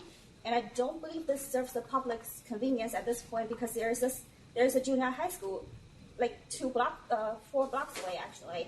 Why do we need a bigger liquor store? And they dedicate, within this new location, the applicant actually dedicated half of the new space only for retail space. And with all those liquor stores around the neighborhood, I don't believe it's necessary to have a bigger one. Consider the situation that the population in this area has never increased for a long time, and I don't believe there's going to be a huge increase in future. Why do we need a bigger store? I think that's our major objection. And also, with this bigger liquor store, it's going to have a huge impact on my client's business. She also has a few words to say. So I would like to give the podium to her, and I will be translating if that's fine with everyone. 那你就说吧，让我们翻译给他们，你就说，这一家店，我们这个附近这么多家店，他这个店有两家，因为他们都听不懂啊。She was worried about like nobody can understand her. I was just telling her I will be translating, so don't worry. 就是说。这附近已经这么多家店的话，如果他再开大的话，就是说对我们这些店的话，不会造成一个生意下降的一个影响。我去年2017年到18年的时候，我已经下降了10万的生意，下降很多。My client said that there are already many liquor stores within the area, especially I would like to add within 0.3 miles.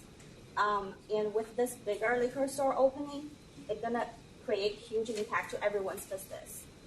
然后去年的时候是人口没有增长，然后呢，就是说也没有从2017年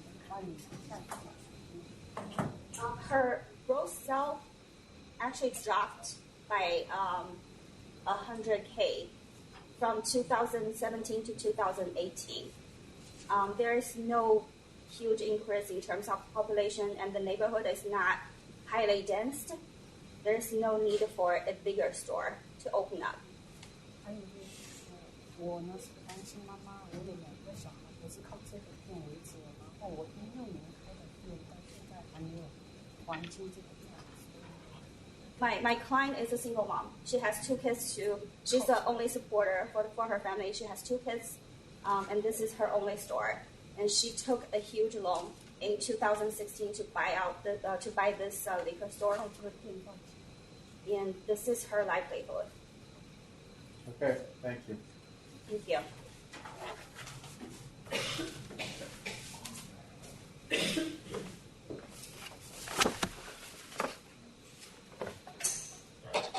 So as was indicated by the chairman, this is a removal. We're not adding another store to the area.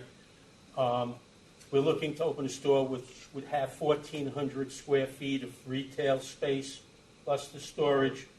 The applicant's business is located in Washington Heights, and I cite a June 23rd, 2018 article, which was published in the New York Post, which was talking about Washington Heights as the new Williamsburg, with more millennials, over 50,000 residing there, more millennials than any other neighborhood in the city of New York.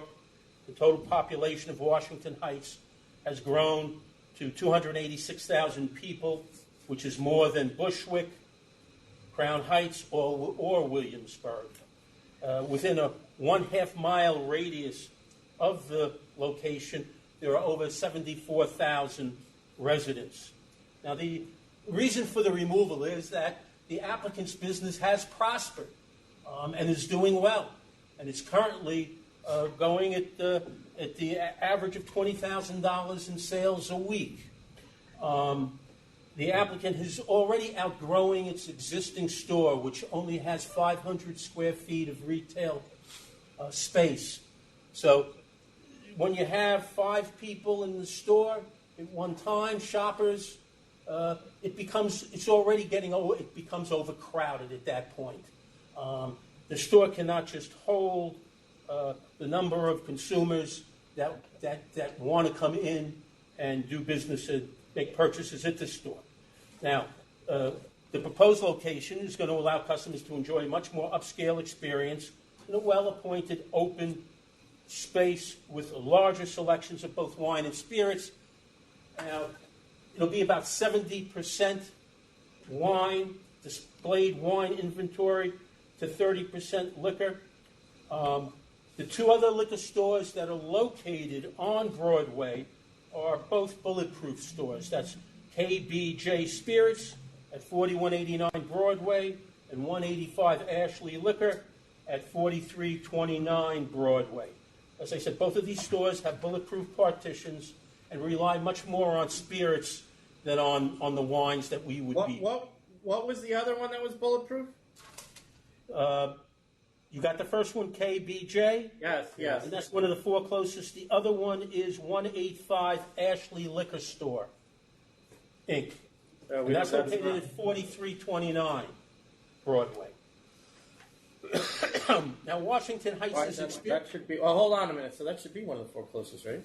I don't think it is one of the 4 closest, Mr. Chairman. Not from my measurements. Oh, all right. But it is on Broadway. Those are the 2 stores that are actually on Broadway, where my client is on Broadway. None of the other liquor stores are on Broadway. Now, Washington Heights is experiencing tremendous residential and commercial development in the area of the applicant's premises. Due to the renovation, now that we've had the renovation and reopening of the George Washington Bridge Terminal. And with that, I think that reopened towards the end of 2017. And with that, there's a GWB Market, which is located right in the terminal on 179th Street and Broadway, which is less than 1 block from my client's proposed location. That site, that terminal, serves between 15 and 20,000 people each day. Some of the stores that occupy the market, you've got Marshalls, you've got New York and Company, Citibank, Spectrum, and the Fine Fair supermarket, which is a 15,000 square foot supermarket right in that market. So that, we're moving closer to that market, and I believe there's a strong aspect of public convenience and advantage being served by being there. The Washington Heights Business Improvement District has given us a letter in support of the removal. They feel that the moving to this location, being able to have a larger product selection, being able to serve more consumers, will serve public convenience and advantage for the shoppers, the visitors of the area, and the residents of the area. We also have a lot of construction, residential development that's gone on and going on.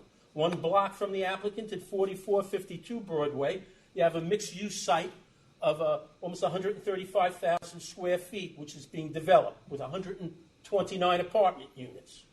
At 600 West 181st Street, a Target signed a lease to open up almost a 24,000 square foot store.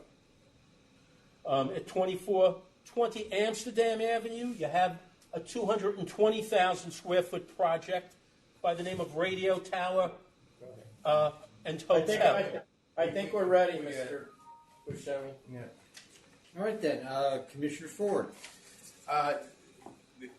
The actual size retail right now of JH Wine is 2336 square feet. So the new retail square footage would be 1236. 1236. What did I say? That's the full size, and then it's 500 foot retail. So they're going from 500 foot retail to 1410 retail. That's correct. So it's essentially almost triple. Yeah, got it. All right. But again, it's a move of about, 69, 70 69 feet, Okay. yes. Yeah. I'm going to vote to approve. Chairman Bradley.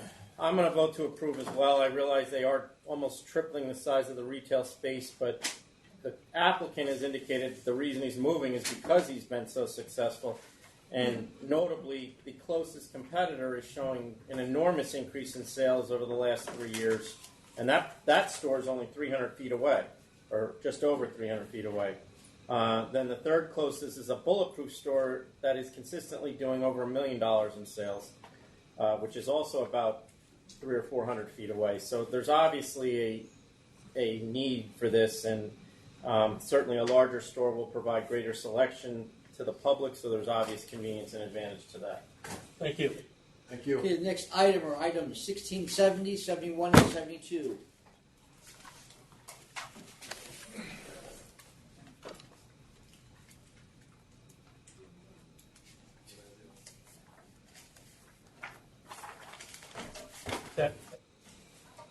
I didn't hear a name on that one. Oh, I'm sorry, KD Inc. Oh, okay. Just want to make sure it's named. It's your. This is conditional no contest plea offer of $20,000. Civil penalty.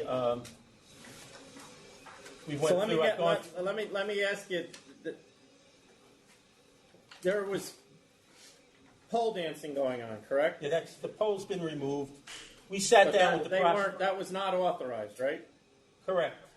And were these dancers dressed? Yes, yeah. It's my understanding that the dancers are dressed like a go-go thing. I remember, we did sit down at the Liquor Authority with the prosecuting attorney on this case and my client. We went through the method of operation some time ago with her and, explained about what had to be done and changed. I believe that has been done. My letter indicates that the licensee is in compliance of its method of operation. Explain. Are they aware that they now have to let someone inspect the basement when they want to, from our agency or the police? Well, you could speak, and I spoke to the investigator Davis on that. The basement is not licensed. It's not theirs. The basement is not theirs. So they don't have access to it either? They don't, the basement, and we had a letter from the landlord explaining that the basement is not theirs. I believe if you speak to Investigator Davis, I think he even had issue with the charge being brought. But Hold on. I just want to check to see if it's licensed.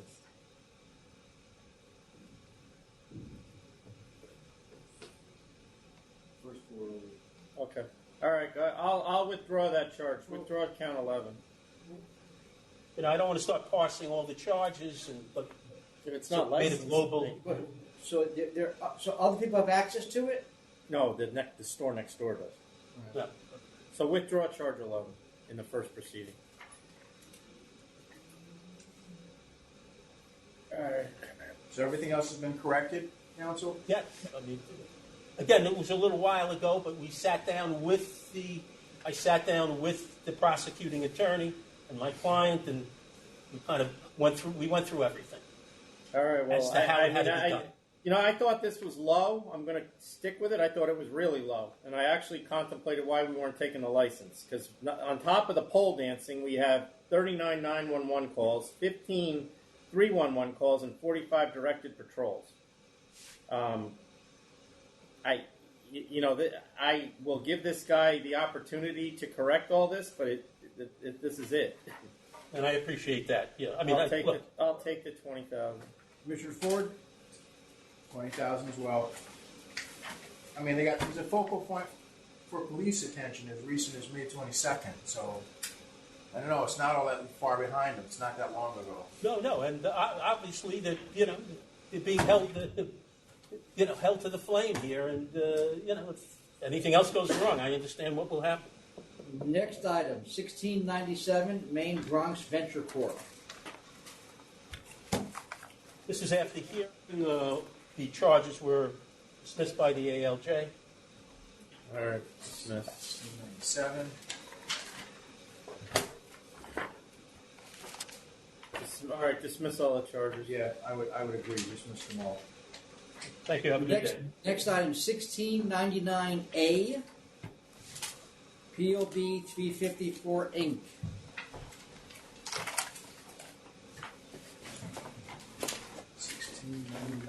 Good afternoon, Mr. Chairman, Commissioner Martin Mailer, Mail and Buscemi. I represent the applicant. Are we ready? Is there anybody there in opposition? No. Wow. All right. All right. This is an application for an on-premises license in a premises that previously had been canceled. It is a premises that had experienced difficulties in the past. I submit to you we have an applicant here that's, in a sense, above reproach.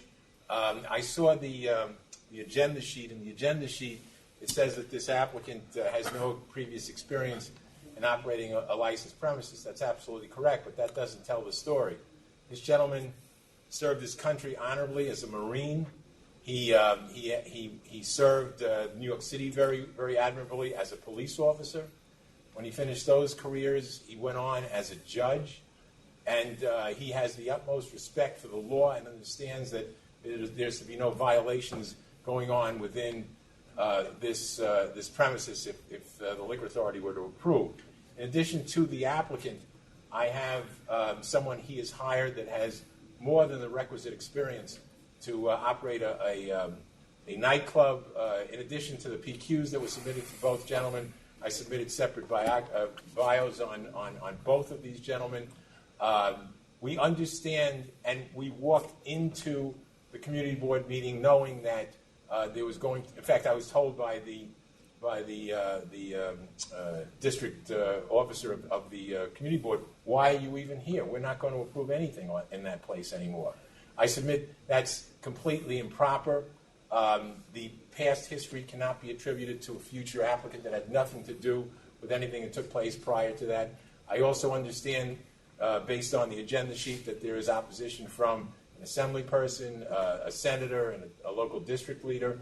But again, this premises is not within 500 feet of three other existing premises, and the rules relating to community boards' determinations and the recommendations of elected officials are not supposed to carry the weight that they carry at times where there are 3 other premises within 500 feet. That being said, all this gentleman wants to do is go on with a career. He's dedicated his life to public service. It's about time that he earned a little money. He feels he knows exactly what he's getting himself into in the sense of the authority being on his case from the minute he walks into that place. And if he does anything improperly, the authority's going to come down on him like a ton of bricks. He went to the local police precinct, introduced himself, explained who he was and what he intended to do on the premises. And in addition to everything else, we've submitted a very detailed security report as to how the premises is going to be run. Across the street, there's adequate parking. We've already arranged for that parking to accommodate any of the people that he has. Security will be a part of the removal of people at the end of the night in an orderly fashion. This has all been detailed in the report, in the application that was filed. And I would ask that you understand the reality of this. This is an all-commercial area that's zoned for this, that allows for a nightclub to be run in this premises.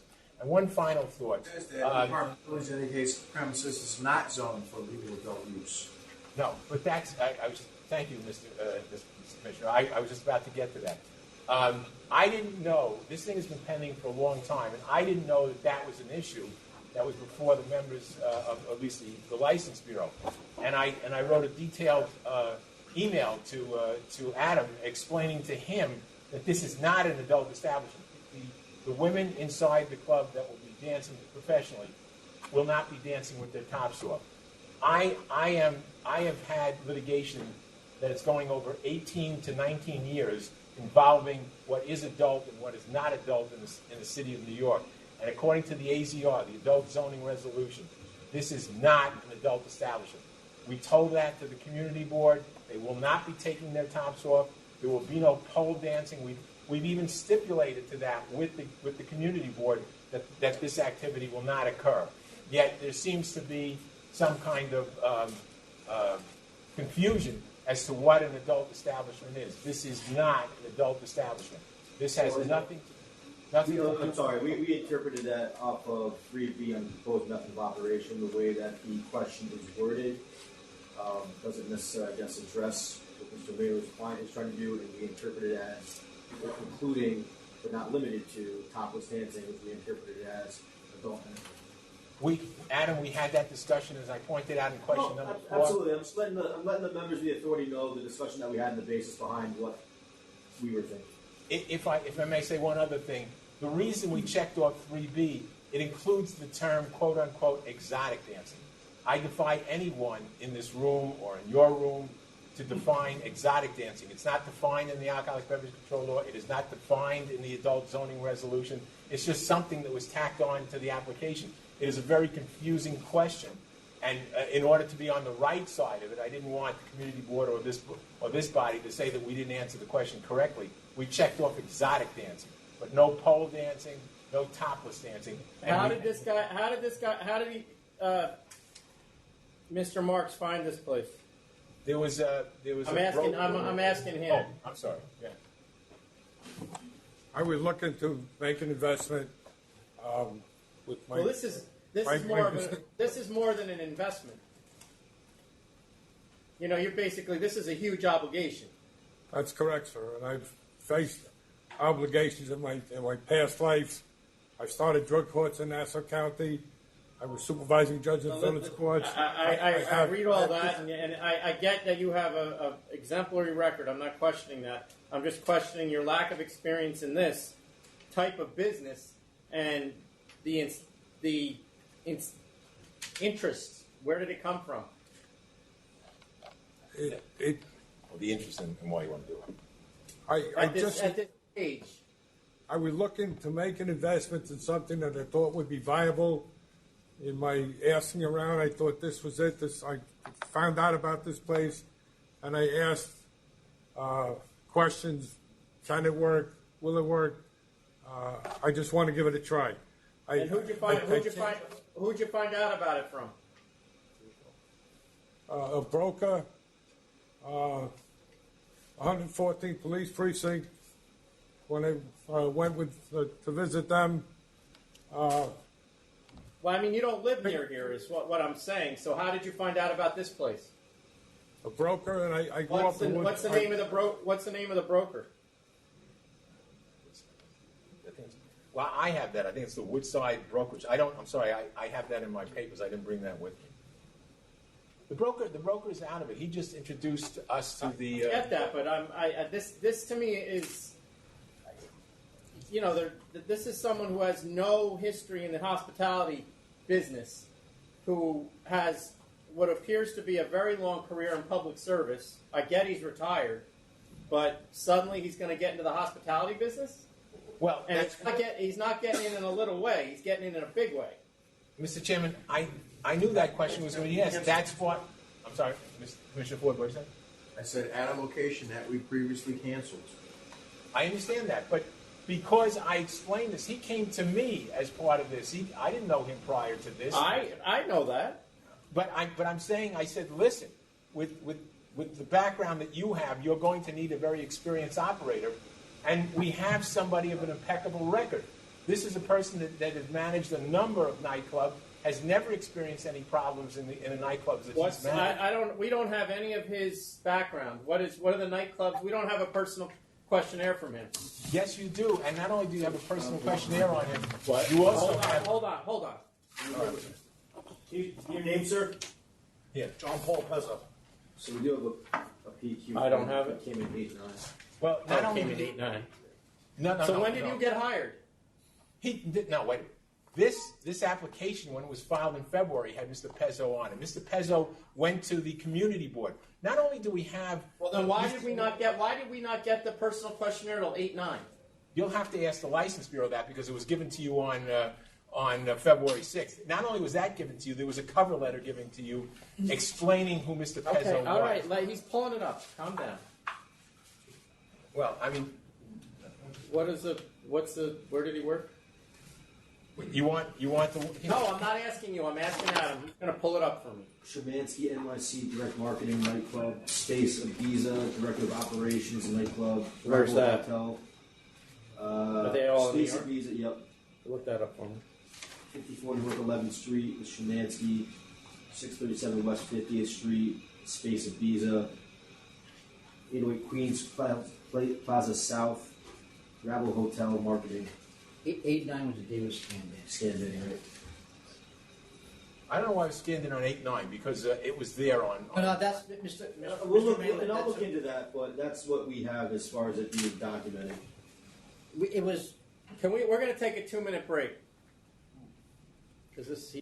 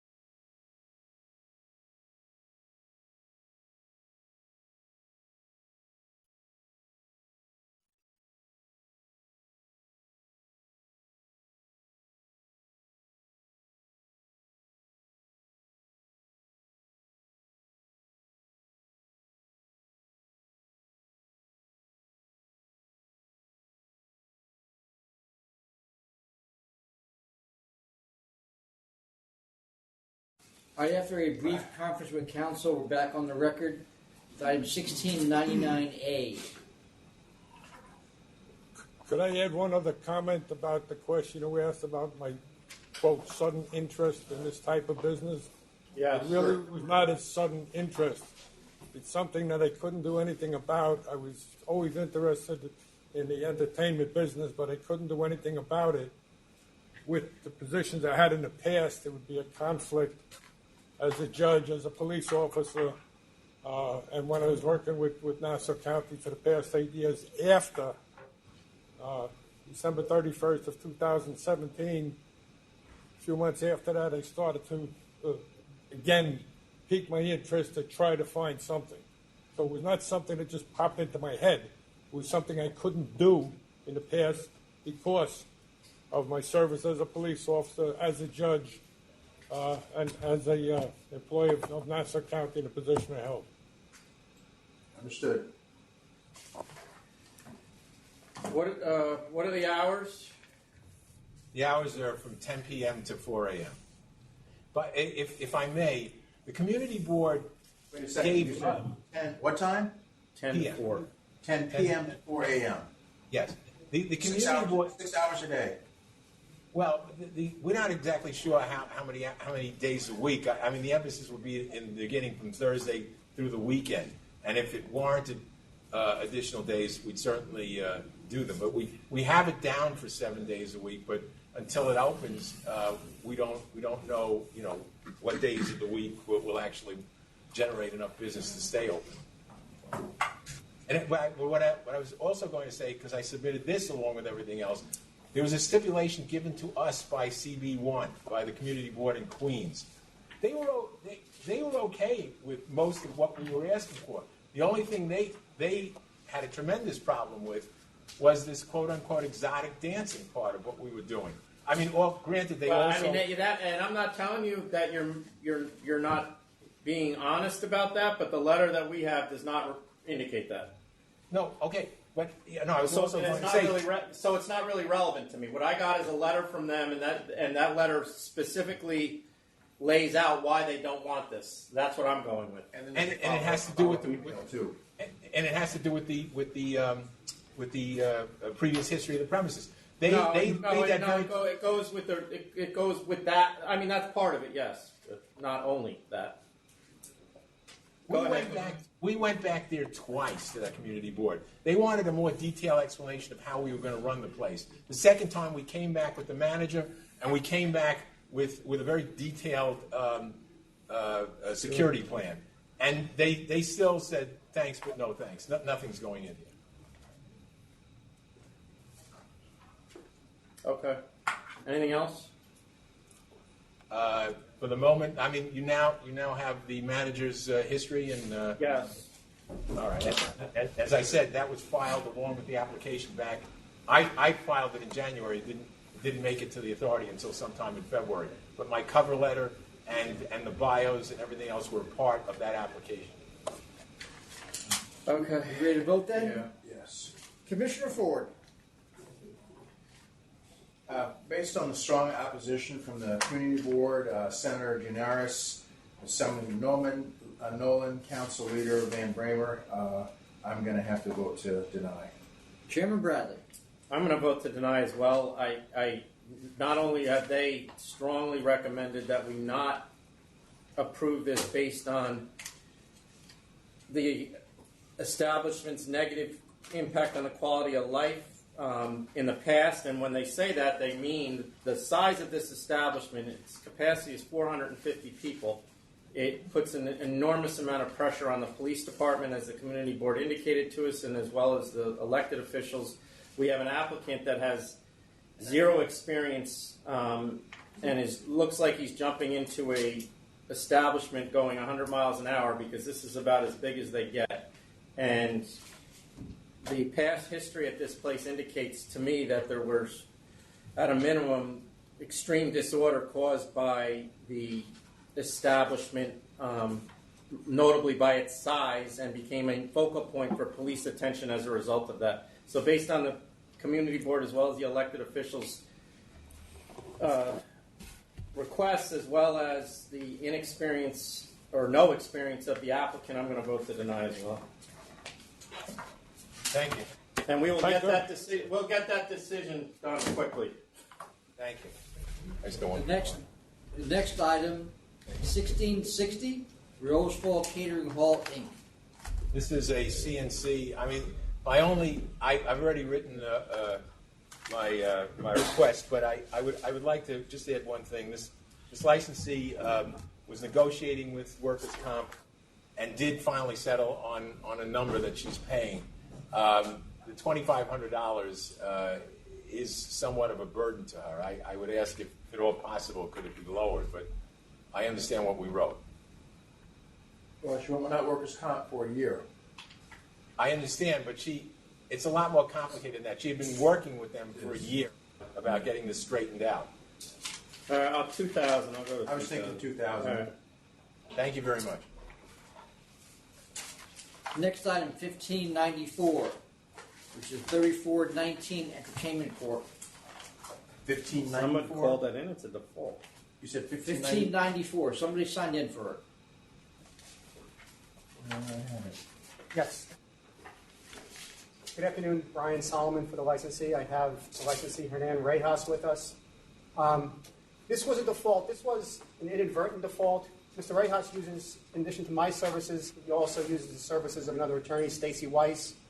Mr. Rejas had forwarded me the notice of pleading.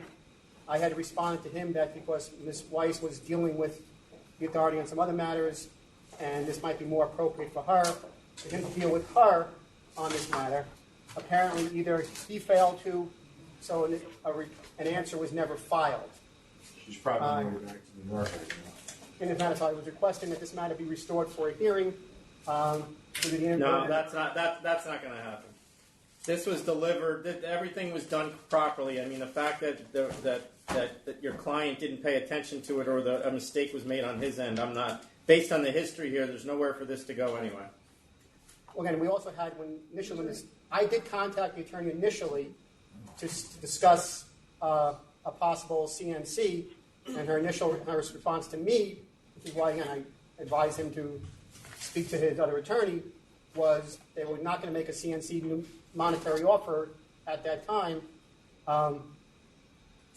Again, due to the history. Also, so you know, my client is in the process. There is a contract that's been executed with the alleged manager who's now purchasing the business. Ms. Weiss has, from what I've been told, has filed an application about a week ago with the authority for the new business in connection with this purchase. It's not showing up on the website. I know you guys are very backed up in my experience lately with submitting application. It takes about a month to get the receipts. So to show that it is, but again, I was advised that, again, I do know that contract was executed to sell the business to the person who was alleged to be the manager in one of the charges here. Well, that's not a good idea. All right. Where are you at? Following these charges: manager, noise, health regulations, mold, secret operations, security guard. All the same ones. All the same kind of stuff here. You paid $30,000 so far, $500. I'm at 10,000. I'm at cancel and bond. So, yep. Split the difference. 20. 20,000 it is. 20,000. I knew that was the difference between cancel. I knew where that direction was going in. So. That's it. Man. All right. 1632, El Marquise, Inc.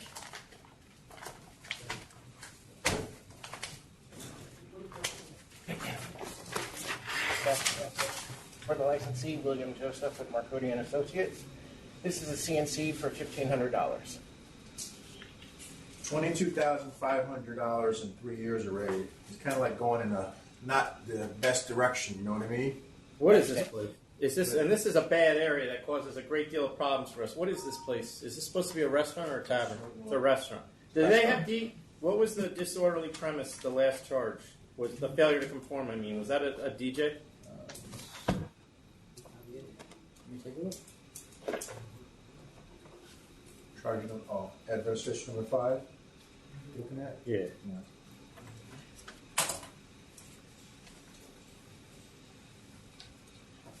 I'm not certain we represented them on that last charge, so I'm What not sure. was it? I'm not sure we have represented them on that charge. I know Oh, we were. okay. No, somebody's looking it up here. Yeah. Okay. Thank you.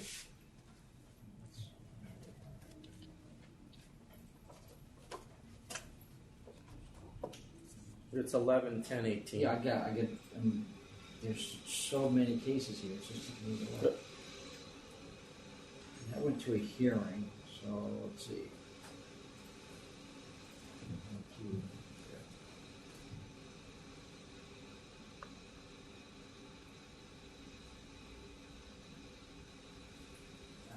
The pleading doesn't say. Let me look at the LJ report.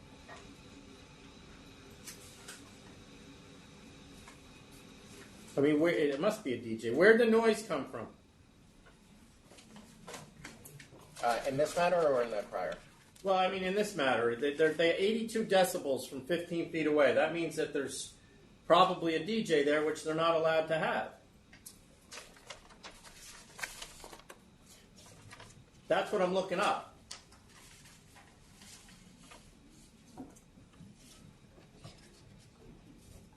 It says a sound reproduction device. It looks like it was the Department of Environmental Protection. It doesn't look like there were any additional tickets issued. Well, it says from a sound produced by a sound reproduction device. Correct. So a DJ, that's, I don't know. Well, I mean, it's not going to be 1,500. It's going to be a lot more than that. I don't know what the deal is with this guy, but he's not getting the message. I'll go at 10. Yeah, I'll counter at 10. I was thinking at least 10, so I'll go with you on that All one. right. Then I would suggest that if the next thing that comes in, he's going to lose all the music and some hours. If he doesn't have a license. The next item is 1655, 56, 57, 58. Nancy Cafe Inc. Same appearance, William Joseph, Marcotti and Associates for the licensee. It appears there's an... Go ahead. It appears that our office had been responsible for mailing in the payment, and it had been mailed in, but apparently it had gotten lost. Wait, hold on. This is 1655, 56, 57, 58, right? It's a hearing. We didn't fine you yet. I don't know why you would be mailing a payment in. There was a CNC of $7,500 that was previously countered at $10,000. Right. And then we had mailed the payment in late June, early July. It apparently had gotten lost, so it got referred here. Our client still would like the CNC of the $10,000 alternatively. All right. So, well, you're going to get the hearing too. So, sustain one, sustain in the first one, sustain both charges in the second, sustain the third, sustain the fourth proceeding. $10,000. Mr. Ford? 10,000 it is, yes. Thank you. Next item is 1648, NYCPR and Associates, LLC. I'm sorry, did you have 1674 and 1675? Yeah, I have them next. Oh, okay. I apologize. Thank you. Someone signing for 1648, NYCPR and Associates. Mr. Savitsky there? No, no one's coming up. All right, I'll accept. 1648 accept. Next item, 1674 and 75. El Pazillo Corp. For licensee, William Joseph, Marcotti and Associates. This is the CNC for $3,000. I'll withdraw charge one at the request of counsel's office in the first proceeding, and I'll accept. Commissioner Ford, you good with that? Accept. Okay. Thank you. Have a great afternoon. You too. Next item, 1649, Cheryl G. Corp.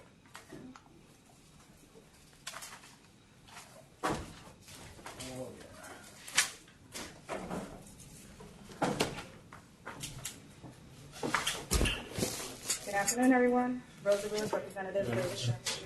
Happily to be out. We told this over to get something from the police department. No, we did. Oh, we did. It's community board, yeah, you got that. But I'm They saying retracted their letter.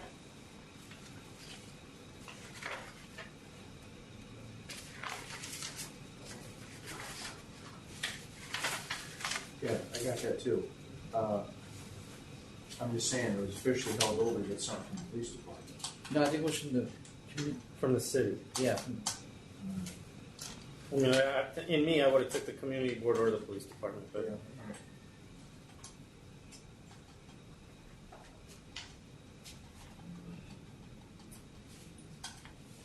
All right. Ready to proceed? Yeah. Commissioner Ford. I'm impressed with the community board. I approve. Chairman Bradley. I'll approve as well. Thank you. All right, next item, 1693. Bad idea. 1693, Plush 101 Inc. 1693, I think that's just going to be an absolute nightmare. That's typical of New York City. Just move it somewhere else until they can't do it. 1693? 1693. Okay.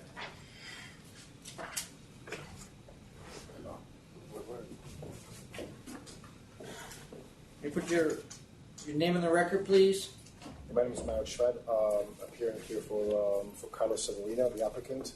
I have also Director of Chamber of Commerce, Bronx Chamber of Commerce, Lisa, and also Lisa, Director of Westchester Square Bid. Jasmine. I'm sorry.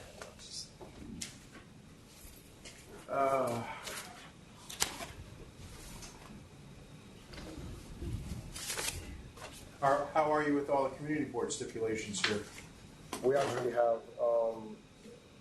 So the application was denied in the first incident. There was a misunderstanding. The charges were dropped, and a temporary license was canceled, and the application was denied. We reapplied. I also have a support letter from community board stating that Carlos is a really outstanding individual, very active. I have very strong support of Bronx Community Commerce, Chamber of Commerce, and also Westchester Square bid.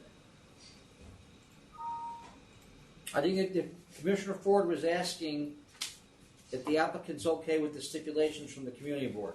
Yes. You're welcome. That's just what I was just asking. That's all. Yeah, that's 100%. Yes.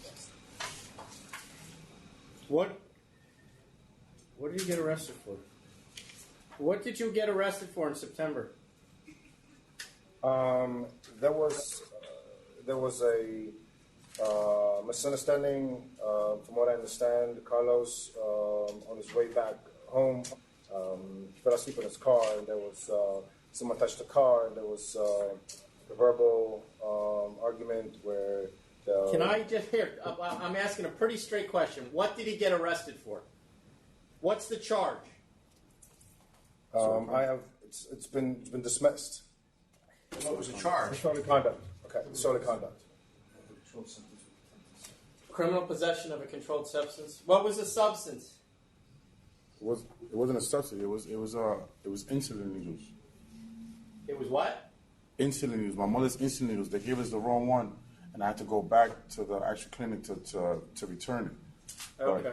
But they never took the actual news itself in the box. They never took it. They still left them with me. So that's why I was confused. How is a controlled substance? I didn't know myself. That's why I'm asking you the question. Yes. You fell asleep in your car taking insulin No. back to the pharmacy? No. That was the first incident. How many do we have? There were 2 instances. And I'm asking about the one in September of 2018. What one was that? No, the one in September, I was coming out the gym. And what was that? What did you get charged with? That for the possession of the insulins. Insulin? Yes. Insulin. And it was your mother's insulin? Yes. I'm the one that picked it up for her, but they gave her the Right, wrong I box. got it. They gave her the wrong size. We submitted letters from the pharmacy and stating All right. such.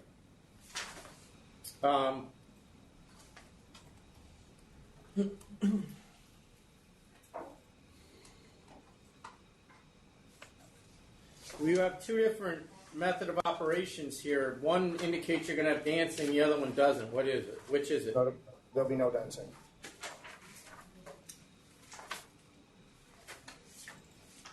No. Too small. All right, I'm there. Yeah. All right, ready to vote then, Commissioner Ford.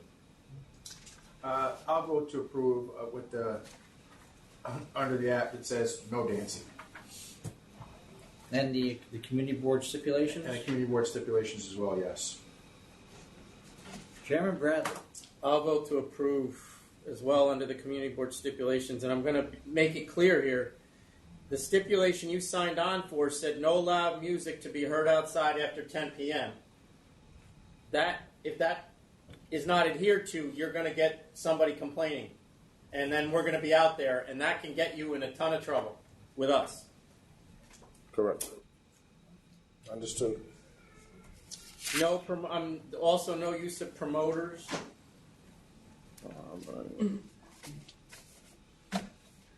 And then the rest of the stipulations. And you're good with no promoters, Commissioner Ford? Yes. Okay. All right. You're set then.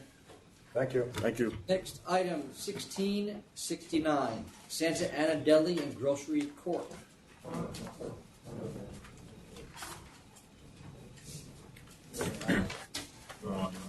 Anybody here for that?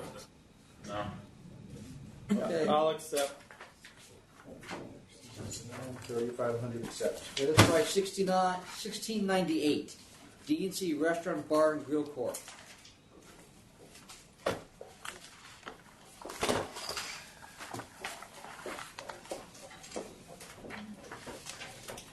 Good afternoon.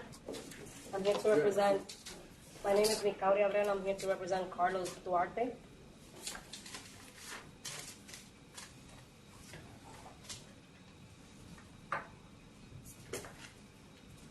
So, this license app was denied in July of 2018. And it was denied because the application was completely unclear about what he was going to be doing in this place. And the reason it was unclear is because he was telling us one thing, and the diagrams and the pictures were showing us another. And based on my review of this, this is the exact same application with the exact same cloudiness about what's occurring here. The one thing that was clear in the decision was that the diagram represented that there was a service bar that he was indicating was a service bar, yet there were stools at the service bar, which to me indicates not a service bar, but a customer bar. That diagram is exactly the same. So I don't know whether you prepared this application yourself and just took those pages and didn't clarify what our problem was with the former application, but those same problems exist now. Okay. Am I wrong with that? No, he actually did prepare the application himself, but we did, I believe we took some pictures to actually clarify the diagram. Well, why are the diagrams the same? Because we actually got the diagrams from actual constructor, I think it is, designer, and he was the one that did those planners of the business. Both times.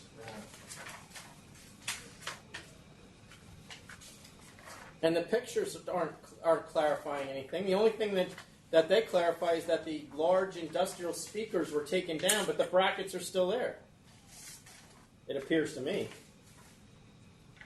We wasn't aware we were supposed to remove those brackets. Well, did somebody read the denial letter? Yeah. Did you read what the problems that were mentioned in the denial letter? Didn't it say it was because of the community denying it? I believe.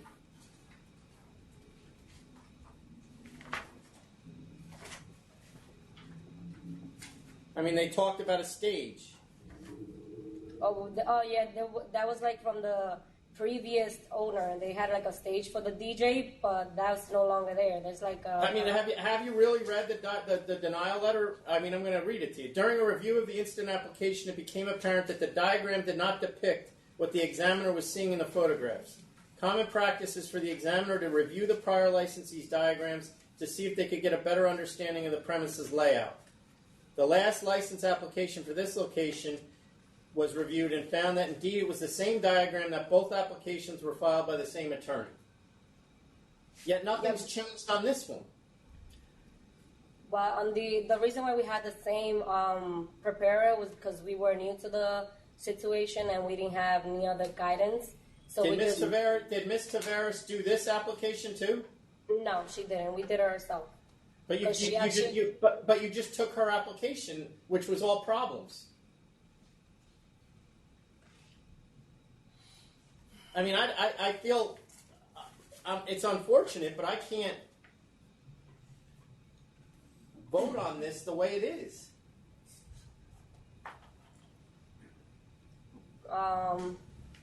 It's because it's the same planners. It's just, I guess it's just a stool. We could. No, it's because what he says he's going to be and what we're looking at as far as diagrams and photographs represent two different things. What does it represent? I'm sorry, because the layout, the stage is still there. What looks like a stage to us. The service bar, which is a service bar, is fine. But why does a service bar have stools at it? We was just trying to,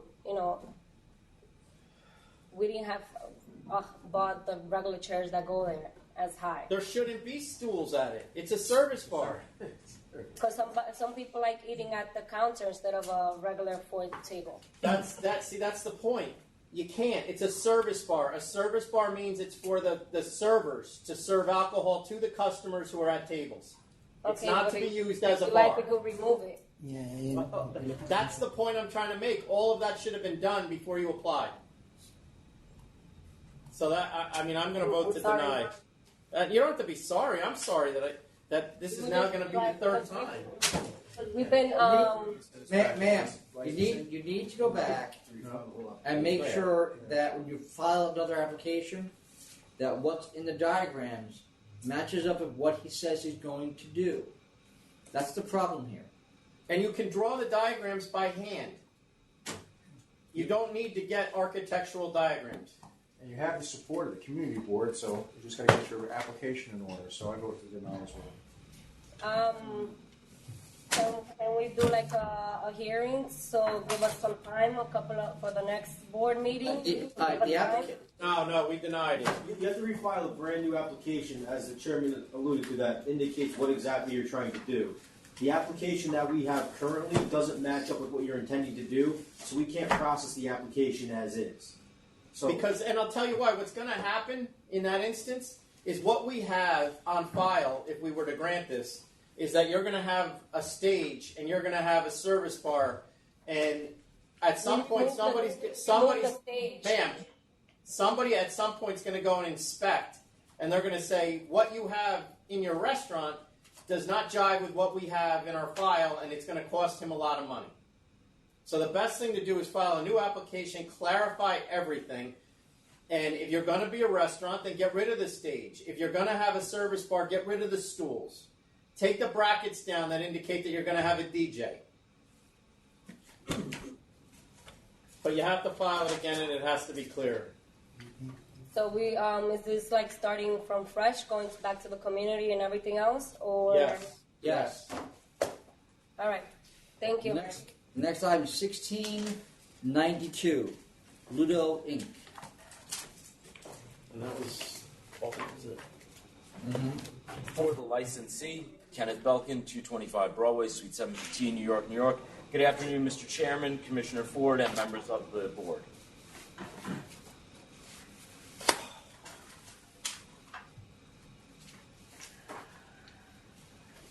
So, the community board is not aware of any of this? The community board is aware. There was some back and forth. There was some spotty violation history with my client. They had originally applied and were granted their license in, I believe it was July 10th of 2018. The community board took some umbrage with my clients from the beginning when they applied. Let me stop you there. I don't care about any of that. Yes. What I'm pointing out is that you're about to significantly increase the outdoor area, meaning you're going to add an outdoor area in adding 5 tables and 21 seats, and I'm assuming you're going to have music back there as well. No music back there. They don't have any speakers back there. And you're going to close at 9 p.m. during the week and 10 o'clock on the weekends. I'm not approving this unless you meet with the community board. Well, we actually, Mr. Chairman, we have met with the community board. Following our serving the 30-day notice on them, I had numerous phone calls and emails with them. We went to a full board meeting on September 12th. We had subsequent communications after that. Hold on. Okay. You're talking about September 12th? Okay. Yes. This application was filed in July. July this year. You didn't notify the community board until, well, did you? Did you ever file that? Did you notify the community board of this alteration application? Yes. They were notified on August 9th of 2018, and we applied in July. We didn't apply earlier because there were some violations that needed to be cleared up with the SLA, and I was advised that I should not submit the application until those violations were cleared up. Related to this. It's related to use of the backyard. Yes. And I'm assuming the community board is, even though that they're against this. They are against it. We've had meetings with them. We even had a meeting with the district manager and the I believe the chair of the community board on October 2nd of 2018 at the premises. We have offered, to close the backyard early. We've offered basically anything that they could think of that they would accept, but they just refuse to agree. The backyard would be open primarily just for dinner service, and it's only seated. It's just basically so people can come in and get dinner. Yeah, but this is a primarily residential area that you're dropping an outdoor restaurant right in the middle of their neighborhood, which they didn't sign on for. I understand that, but it is only 21 seats, and they are willing to close early. They are willing to work with the community. I did also prepare a memo on this matter that I submitted at 2:06 p.m. on Friday. I'd been running around from court to court and had some issues getting my Wi-Fi and my laptop to send it.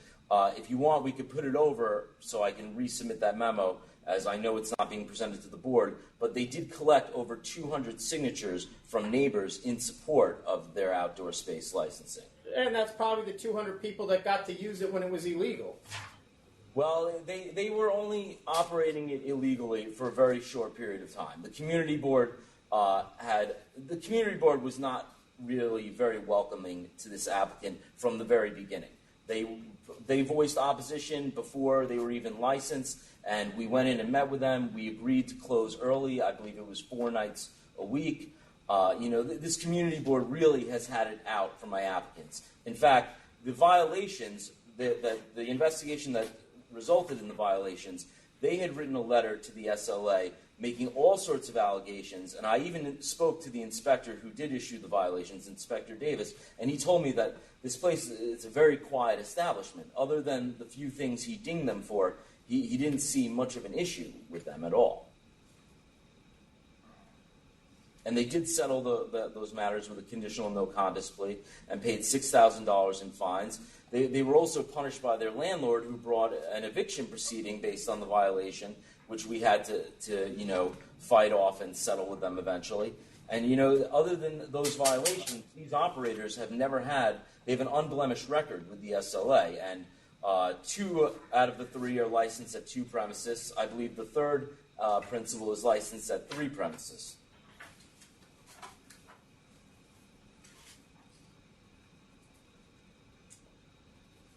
And we would still, we're willing to close early the backyard. I took a look at this. You're surrounded by. That's what I was going to ask. What are they surrounded by? Houses? You're surrounded by back windows of other places where people live. Oh, I'm not. Well, that's a lot. Are we ready to vote then? Let me just double check that. And I just would point out that as far as the outdoor area, the back of it, there's a large wall where there don't appear to be any windows, and to the right, there is a yard. So they're not really adjacent to any residences per se, or any windows or doors to any residences, besides for the tenants living above the premises. And it would be just for dinner service. They're not going to have, outdoor drinking late into the evening there.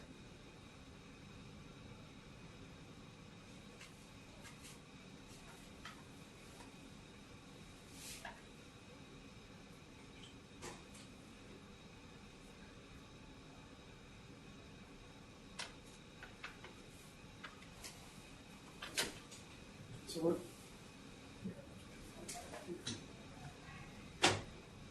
Yeah, but that's all residences right Here, yeah, that's what I'm saying. So it's right there. It's in the back of there. So really, that's a solid wall like that right there. But this whole row. Yeah, but it's all. And they got a park. There's a park right next door to them? Or just back. Or are they backyard? That's a backyard. That's another backyard. Yeah. I mean, I'm sorry. Unless the community board signs off on this, I'm not signing off on it. Would you consider putting it over to give me one last opportunity to meet with the community board? Sure. Yeah, we'll give you to 9:02, or you want to go to later than that? I prefer later, just because I know scheduling with them can be a little bit difficult. 9:18 is that Yes. 9:18.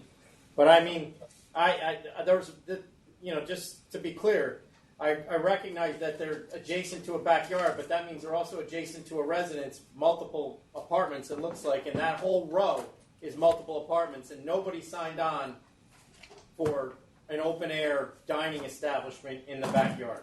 So unless they sign on to it, I'm not going to be granting it. Understood, Mr. Chairman. Thank you. Thank you. Next item, 1642 Jade Farm LLC. I've been advised that Mr. Bookman is no longer representing the licensee. Really? Elke Hoffman, I was brought in representing the licensee in this matter. I did speak to Max, and he did explain to me that you'd held this over and asked the principals to appear. With me is Robert Collins, who's one of the principals, and Naomi Ron, who's accounting and does the back end.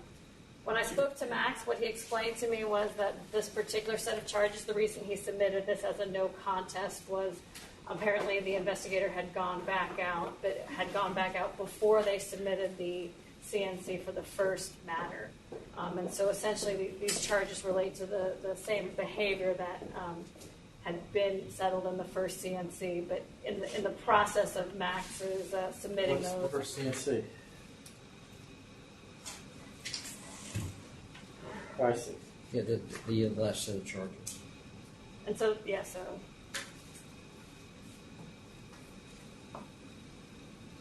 But I don't, I don't see how that matters. Well, it matters because they after they submitted, when they submitted the CNC and those charges, they stopped having a DJ, and these charges relate to the same activity, the same DJ at the premises, which they haven't done since they agreed not to in that CNC. I get that, but either way, I was not aware of the 12/30/18 charges when I find them on 2/7 for the 2/7 for the February 7th 18 charges. Even though the counsel's office was aware of it, I was not. So, I mean, that you can assume that fine that was given out in March would have been significantly higher had I been aware of the pending charges.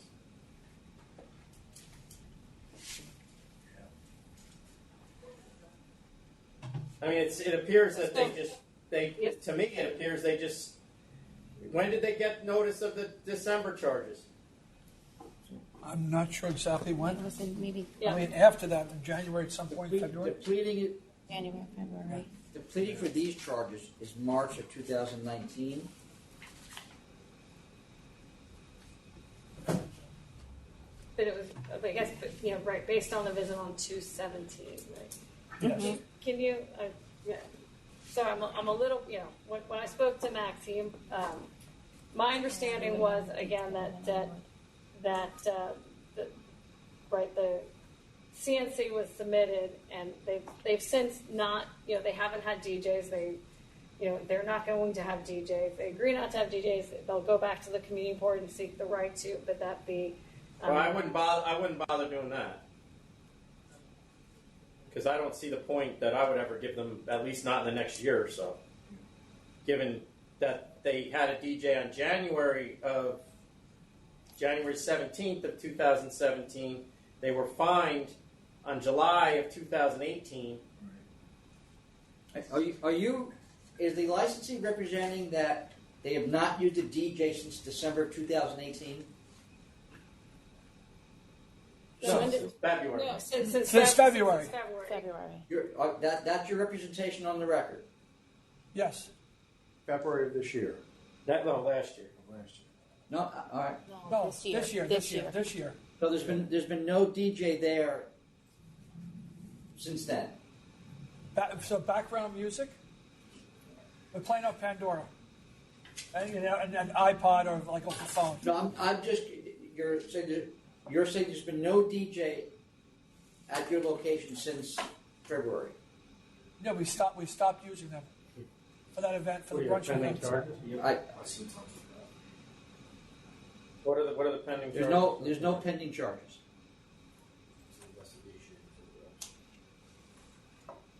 So it's okay. I mean, you want to keep paying? Is that what this is going to do? Because now there's something else that's going to be pending shortly. I had cancel and bond. If you want to pay, it's going to be more. It's going to be significantly more than $7,500 that the last one was. This relates to the same activity which they haven't engaged in. Yeah, but the same activity that they engaged in January of 17, that they then engaged in February of 18, that they then engaged in December of 18. What, because they weren't told about it, we're supposed to forgive them? Again, I'm not familiar with the entire disciplinary history, and whether you're familiar with it or not, but they basically are operating a club. They had a DJ for the third time. They had dancing. They had too many service bars, meaning to me that they're fitting as many people drinking in there as they possibly can. They're not what they said they were going to be. Hold on. No, I'll be honest, Commissioner, that is not true. We're first and foremost a restaurant, 100%. I mean, sometimes it's so busy I can't even leave the kitchen, and I'm the owner. That's then why do you have DJs?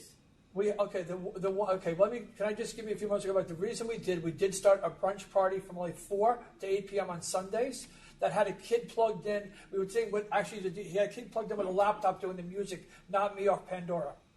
It wasn't any extra amplified sound. He didn't have a microphone. He's not yelling everything like that, which goes on next door at Boxers to 4 a.m. But what legitimate restaurant uses a promoter? I'm sorry, Commissioner. He is not a promoter. There are a marketing team that actually do our marketing for us. So Band in Town. Band in Town. I'm sorry, I'm not sure what that is. It promoted Rick Wonderstick's Daydream Brunch. Yes, the Daydream Brunch is actually just what we call the brunch. It's what the nickname of the brunch is. That's a promoter.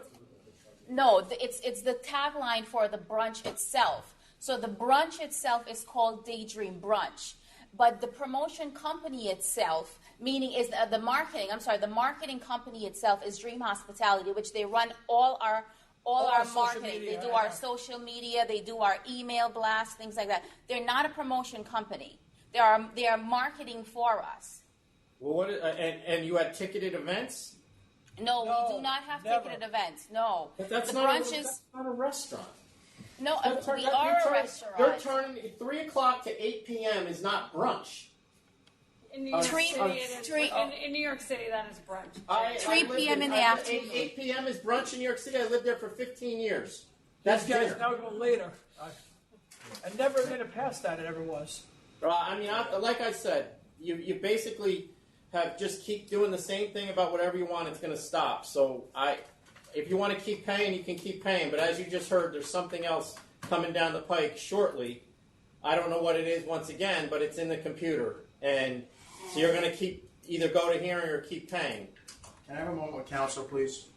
Yes. But we're sitting here. We can All right, we're going to go off the record for a brief conference with counsel.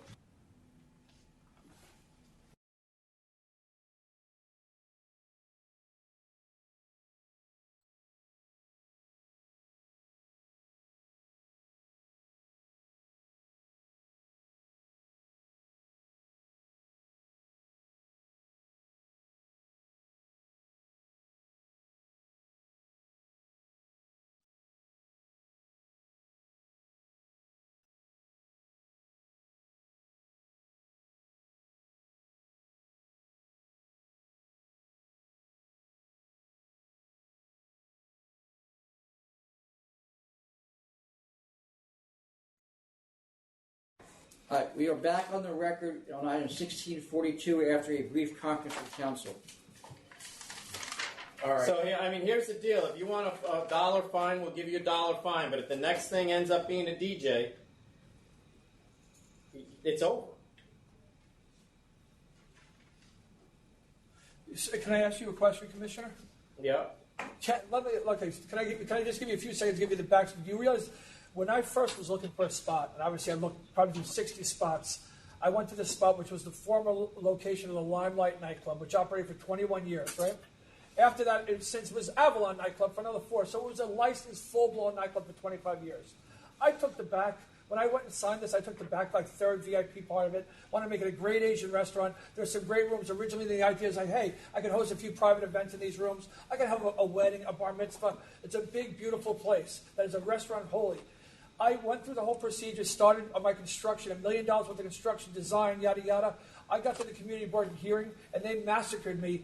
And not from my particular record. I have an impeccable record. They massacred me for I don't know what reason, gave me stipulations beyond reason. That at that point, Truth Commissioner, I had no choice. I was going to walk away and lose $1 million, or I had to sign and get handcuffed with things where I was just like, are you kidding me? And that's what really happened. Welcome to New York. Welcome to life in New York as a restaurant owner. I don't deny that's what goes on. I get it. But I lived in this neighborhood when the Limelight was there. And I know why they're upset. As great as the papers used to write about that place, it was a scourge on the community. And that's why they're upset and they didn't want anything else in there. And the same thing with the Avalon. But Commissioner, if that was the case with the Limelight, which I worked at, by the way, as a bartender, I understand what went on there. But they gave it again to the Avalon after that. If it was such a scourge, how did Avalon get approved? I mean, I don't know. I wasn't here then. All I can tell you is that you were not approved for the stuff you were doing. I 100% was not. But also, can I say another thing, too? And I know it sounds insane. When they get me on a lot of these DJ things, there's a kid with a laptop which is plugging in. It's not amplified extra sound. There's no DJ. There's no microphone. It's a kid like choosing the music instead of me, which I'm good, but I'm not the best. These kids know way better what to play. If I was doing a holiday party for you and you had a kid piping in Mac the Knife and stuff, am I going to get shut down for that? You know what I'm saying? I get it. I don't know. I don't know why anybody goes in this business in New York City. I don't understand it myself. But the bottom line is that the stuff that was going on in your place consistently is not allowed. And that's where we're at. So I'm going to assess a fine of $12,000. I'll take 12. Oh, okay. I'll take 12 as well. And hopefully there's no more. Commissioner, I'm sorry, Commissioner. Would it be? I'm actually the CFO of the company, and just because, listen, our rent is $70,000 a month. I mean, I don't know if you guys know how hard it is actually to make that kind of money and to make that kind of rent every month, but it really is excessive. Would you guys please maybe lower it to about 8? That would be. Listen, I promise you, we actually. How do we lower it? The last one we gave you $7,500 for the same behavior. How do I lower this? This behavior is. It's the same stuff. I realize it happened before, but I was not aware of it. It's the same stuff plus dancing, plus. I do understand that. And I don't know how much this is probably going to mean to you, but we had actually canceled the brunch for the entire summer because we wanted to at least give ourselves the opportunity to come back and work on the stipulations. So I actually made a decision to take less revenue from the brunch that actually brought in from the brunch, just because I wanted to do it pretty much again with a community board and at least ask for, either maybe a little bit of extended hours, something, see if they were willing to work with us, whatever we were willing to get from them. Listen, we've been penalized so much monetarily when it comes to going back and forth with all of us, and all we are really trying to do is survive in New York City as a restaurant. Would you please lower it to 8? I beg you guys. Can I just interject for a second? You said that you're the CFO of the Limited Liability Company? Yes, I handle all the accounting. Okay, well, hold on. Have you submitted this information to the authority so that you're on the license as an officer of the LLC? Well, I'm sorry. Sure. Maybe. Just make sure in the future. Just do that. Make sure that gets done, please. Yes, I will. You do it. I'm not. I mean, they got $7,500 last time. I don't know where to go with it. I'll split the difference with you. I'll do 10. I'm not going down to 8. That's just right about where you were before. Thank you very much. Okay, thank you very much. I'll take the 10. Thank Yes, you. I did. Yes, I did. Thank you, Commissioner. Thank you, everybody. Next item, 1695, Morelia Mexican Restaurant, Inc.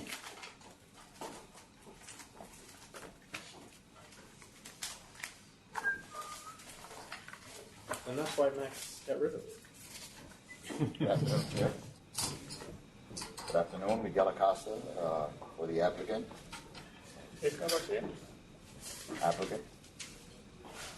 Still no community board opinion on this one. Did you meet with the community board on this? We submitted, we met with them in 2017. The applicant did the application. No, but did you meet with them about this? Yes, we did. The application actually was withdrawn, and then when we submitted a new one, they were on vacation, so they're going to be meeting now in September 11th. So that's why we requested, in order for us to comply with the deficiency letter, to put us on the full board agenda. Well, you're on the full board agenda for us to rule on this, and I'm not ruling on it. And I mean, I'll if you want me to rule on it, I'll deny it. But unless the community board weighs in here, I'm not granting it. All right. So when can you move us to next month's agenda? Yeah. You want 918? 10. Oh, I'm sorry, 918. Yeah. They meet on the 11th, so I probably won't have. So 10-2. October 2nd. That'll work. And we need a letter from them either saying yes or no. Perfect. Thank you. Next item, 1631, Healy Restaurant and Bar, Inc.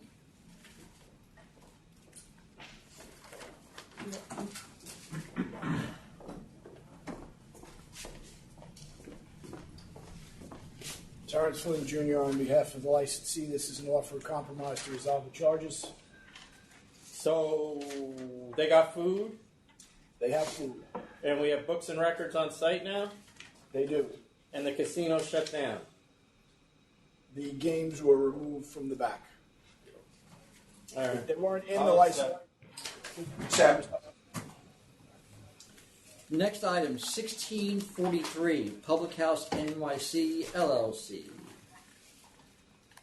This matter was put over from the last meeting so I could find out what happened. There was a default in the matter.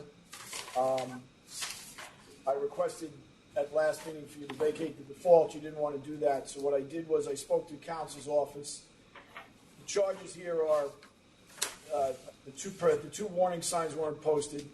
They've added a security person, which we're now in the process of amending the method of operation. And the manager that evening had not submitted a personal questionnaire previously. When I spoke to counsel's office, they were toying with a number, but they said that in order to really accept an offer, that this had to be reopened. So what's the number you're toying with?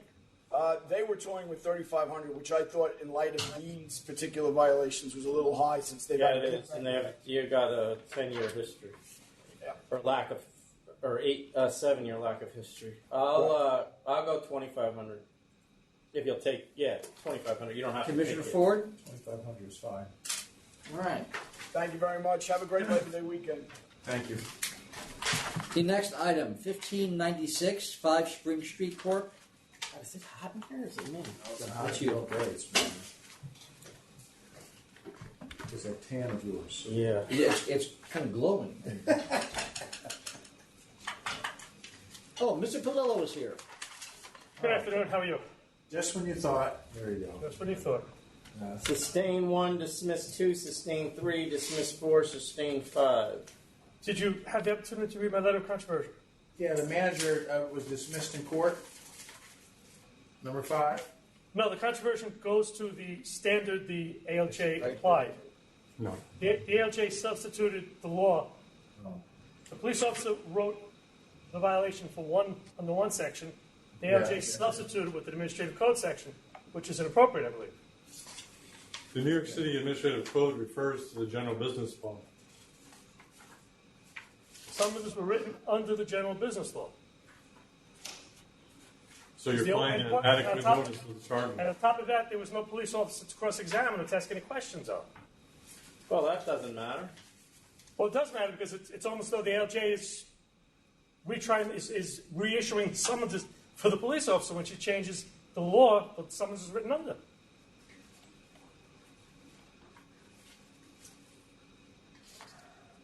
But has no recollection of violating conditions. Lead investigator at the lead assistant was Mike Banks. How does he not have recollections of the violating conditions? No, I don't agree with you. I mean, I think that was within the bounds, assuming that the business law is referred to in the administrative code.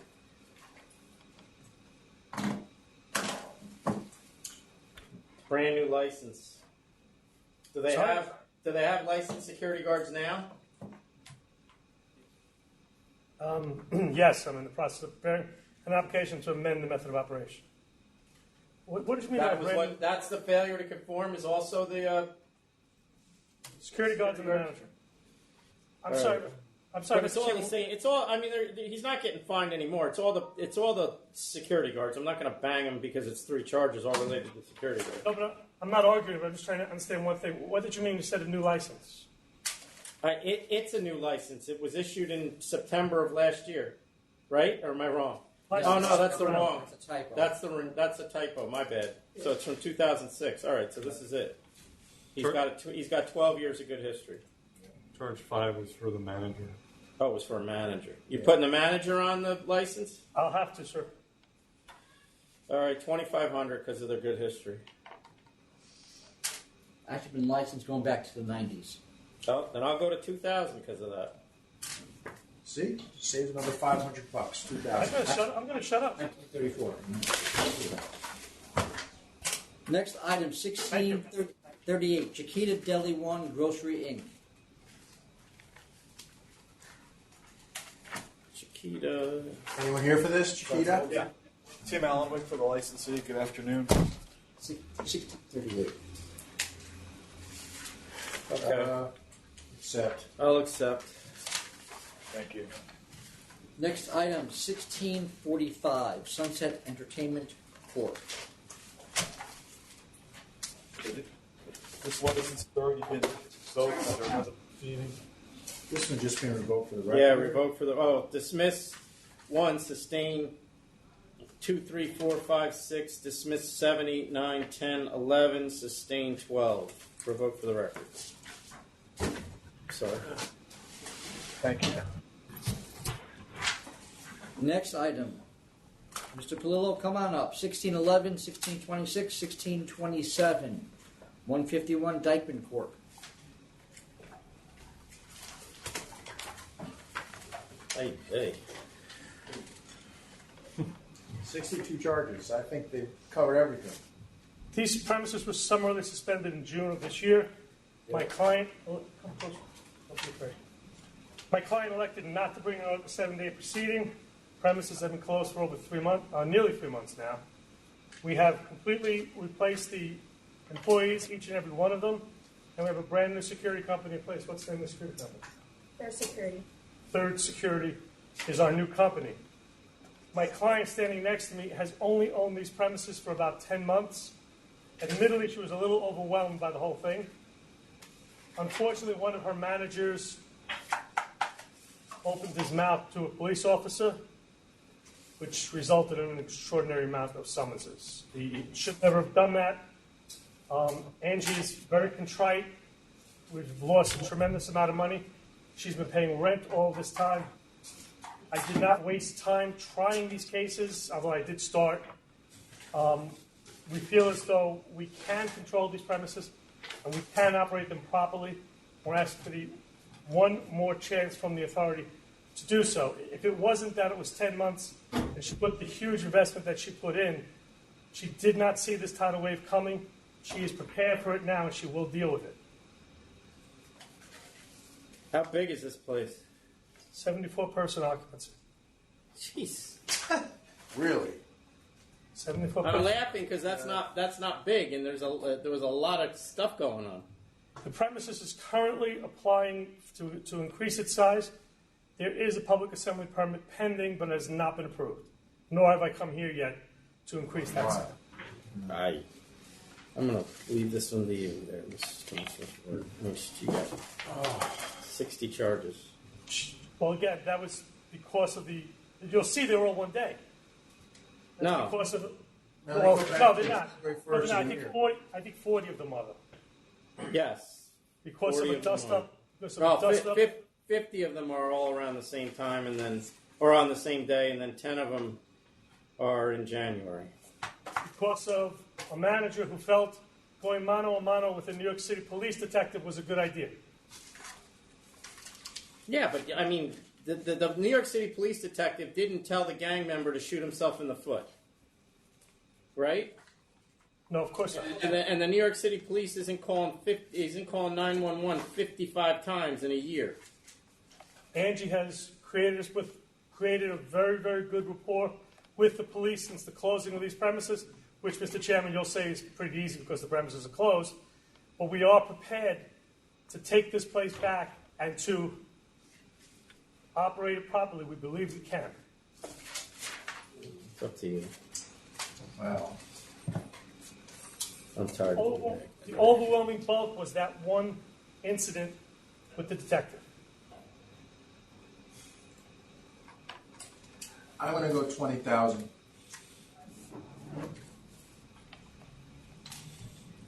And you gotta change security guard companies. No, you already did, You right? that, All right? right. Well, we did after the closure. Yeah. Commissioner Ford, do you want the summary suspension to stay in effect until that's paid, or is it? No, I'd be willing to give her a chance to open up and start making some of that to pay, so I'd be willing to live today. So their license expires, we'll process the renewal for them, not pending the $20,000 receipt. Yes. I'll go along with that. I don't know that this is a good idea. Well, I want to first thank you, and I want to also say on the record with my client present, if this happens again, you're finished. Anything, Yeah, right. anything happens, littering happens, you're finished. Because Is he talking to the client? I hope, at least I know you recognize that Commissioner Ford's generosity would not have been mine, but I will accept his decision and go along with it. I think the members were very gracious in this regard. Yeah. Thank you. Thank you so much. The next item, nobody gets hurt. 1608, Manu Inc. Maybe she'll be the next clerk. Is there anything pending on this guy? Yes. Yes. How many? I think 2 or 3 more. Was he on a temp when this thing happened? No. Been operating for 2 years. Why do we? So we get the date again. They're coming down to the hearing bureau for the wrong date. Okay. Sustain 1, 2, 3, 4, and 5. All dumb stuff, too. Yep. 2 of them are nothing. Oh, you. So he's got DJs. What else? Manager. Well. Oh, and And that's security. on. What was this place before it was this thing? I don't. Was this Was it a a- restaurant? Restaurant. What, It's a what was it restaurant. before you had it? A restaurant. Do you know the name of it? No, that is Tortilla Flats. That's the correct date. No, no. Revel. Revel. Oh, this was Revel? This was a place called Yeah. Revel. It was a restaurant. I know it.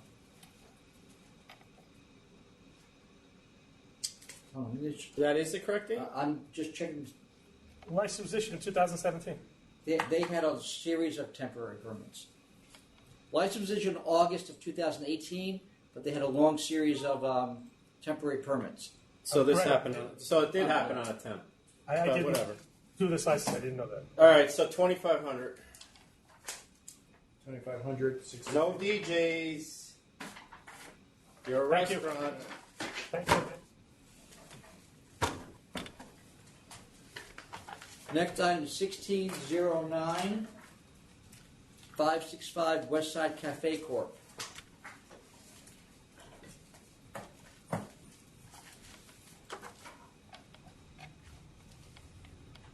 This was charges sustained after hearing. For the most part, the charges are fair display license, spawning Yep. signs. So just let me go through. So withdraw charge 1 through 7 at council's request. Dismiss 8. Sustain 9 and 10. Dismiss 11. Sustain 12, 13, 14. Dismiss 15. Sustain 16, 17, 18. Dismiss 19. Sustain 20 and 21. Almost all of those sustained charges go to light bulbs or emergency Yeah, accidents. no, that, I recognize that. There's no fights. There's no. No. Three of them are signs. Were the books and records back there now? Yes. 3,000. Commissioner Ford, you good with that? 3,000, I'm good with that. All right, the next item, 16. Thank you. Thank you. Oh no, I have one more. I'm sorry. Yep, 1640, Brown Sugar Bar and Restaurant, Inc. I forgot about this one because my client's out of the country and it's requesting that we put it off till September 4th. Okay. What number is that one again? 1640, 9-4. Thank you and enjoy the rest of the summer. 9-4? Yes. 9-4. You Thank you. too. Enjoy the rest of the summer. See ya. Jonathan, you have anything else signed in down there? No, we're empty down here. Thank you. Okay, then we're ready to get going with the rest of the Because calendar. I am sweating. Hey, we're all still in the record, folks. Okay, so, you know. All right. You all ready? Yeah. 1593. Vote for the record. Yep. 1595. And some bond. Accept. 1597. Withdraw charge 4. Cancel for the record. Ditto. 1598. Accept. 500. 125 sales. Well, so I have a problem. Did you read this, Adam? No. Somebody told them that they didn't have to register. Obviously, it was before your time. Who would have done that? The call center? Possibly, but I don't even think they would. I mean, I just want to make sure that is there doesn't written happen notice again. of that happened? No. Yeah, it's in their letter. I'll review it. All right, take a look at it because I know it wasn't when you were around. We're but- accepting that? 500. Yes. Yes. 1599. No, counter at 10 on that. Mostly safety violations. Oh, what do you want to counter it, or you like it? I'm 7,500. All right, I'll take the 75. 1603. Well, so I gotta give this to these. 1603. I have 6,000. I do too. 1604. I'll accept. And some bond. 1606. Grant recon only to accept the money, which we already got, right, Mark? Or Tom? Council got it, yep. 1607. Sustain 1, 500. 201.75 is a popular EBT amount in this batch of stuff. You'll see that again a couple times. Well, it's 200, and then they bang him $1.75. Oh, that's how it. Yeah. Okay. Go. Okay. So what did you say? 500. Yeah, 500. Okay. because I decided to roll it. 1610. I'm all right with this. Okay. 1612. Okay to dismiss. I just wonder how we lose this case.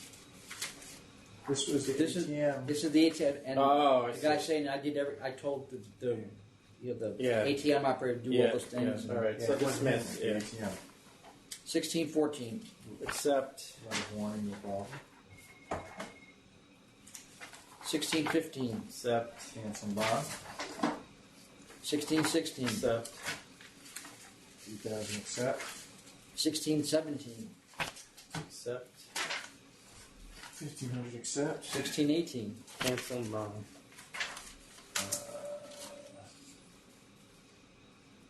Yeah, the gas for the kitchen was off, toilet paper was in the fire, garbage is inside the broiler, and the refrigerator is not working yet. Cancel bond. 1619.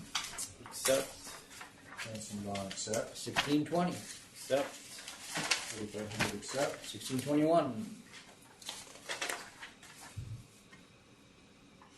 Cancel bond. Yes. 1623.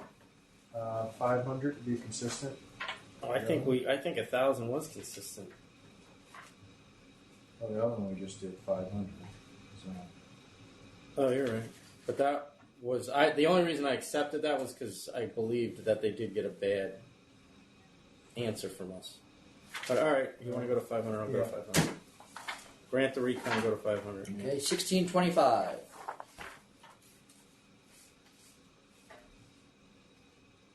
I would dismiss this. Police say premises is not a focal point. The guy was shot in the head outside the premises after 2:04. After a fight inside, though. Fight started inside. Yeah, it's true. And it sounded like he died. Did he? And they don't have access to surveillance cameras, which All right. I don't know how that's written, but I'm assuming that means that they weren't granted access to Yeah. the surveillance cameras. 1,500. Okay. 1628. 1,500, I'll take it. Except $1,000, 1,528. Yes. 1630. No food. why didn't we charge failure to conform? 1630.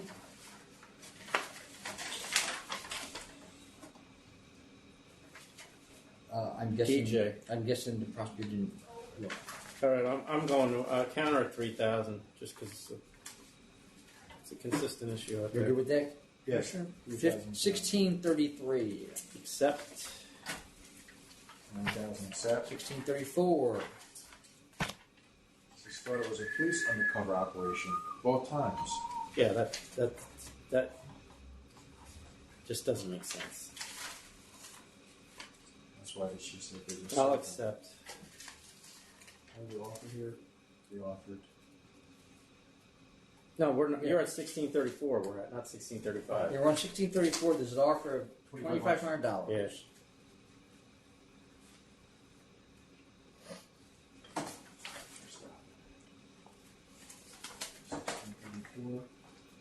Oh yeah, 2,500. Yeah. All right, now 1635. Sustain 1 and 2. And I guess what she's saying is that if you're a cop and under 21, we don't ID you. Or if we think you're a cop and you're under 21, we don't. And you got somebody with you. I'm not sure they You would notice of the first charge. Well, based on their testimony, they did because they said that she thought she is testifying that she recognized them because they were, she knew them as cops. And they wouldn't lie to her. And they thought they thought that they were in there to investigate the bar for the drug complaint she's been making. Right, but I don't think they received notice of the first sale of mine. Oh no, they probably didn't. Yeah, no, they didn't write a ticket. But I guess I was going to bang them 6,000. I guess we can give them 3,000. I find it hard to believe that you think there's 2 undercovers. They have a prior. Right. Oh, I'm sorry. Yeah, so I was going to give them 6,000. 6. Yeah, that's what I was at. So I did recognize those. And Commissioner Ford, you're good with that? Yeah. I just find it funny that you see two people sit down that you know are cops, and you're like, oh, they must be undercover. Like you're the only one who knows they're cops in the neighborhood. 1636. I'll accept.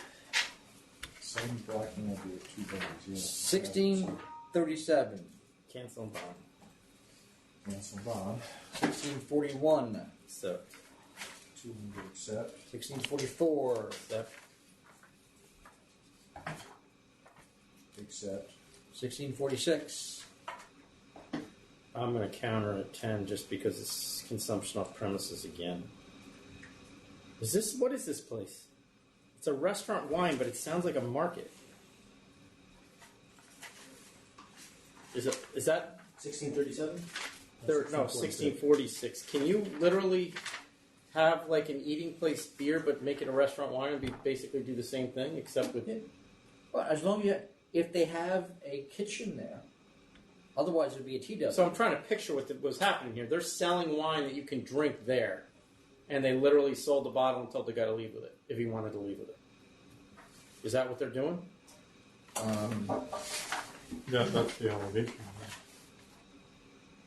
And now they've done it twice. This isn't say they even they even buy food or anything. No, They just they're treating it like a liquor store. Yes. All right, so I'm at 10,000 at counter because it's his second. You with that, Commissioner? Yes. 1647. Sustain 1, 2, and 3. Cancel and bond. This was a pretty strong case. Yeah, Councilman. All right, 1651.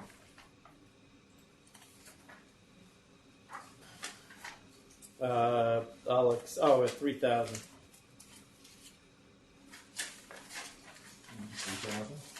1652. Accept. 1653. Cancel and bond. Accept. Cancel and bond. 1659. Vote for the record. It's closed.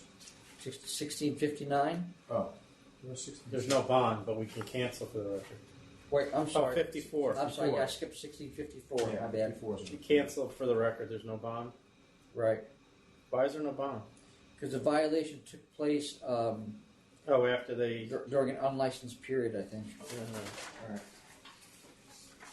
All right, so cancellation for that, 1659. Accept. 3,000. Accept. 1662.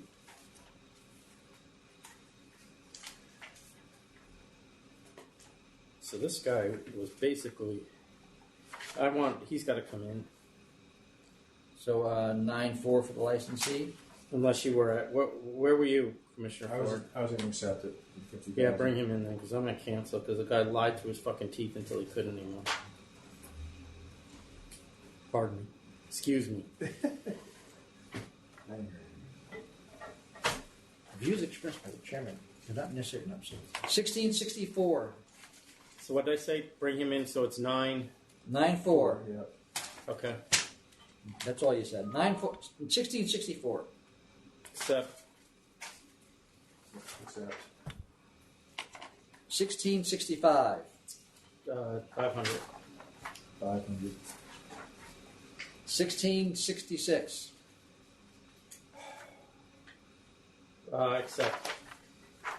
Since 1967 is this, man. You can take less if you want. Yeah, let's take 1,500. 1,500. 1667. Accept. Accept. 1668. Accept. Oh, shit. Shoot. You know what the problem is? That we're sitting in a room. Yeah. Can you bring some people in here?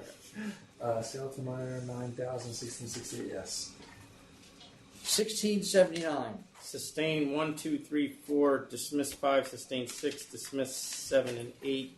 Sustain 9. Dismiss 10 and 11. And so failure to conform to application dancing.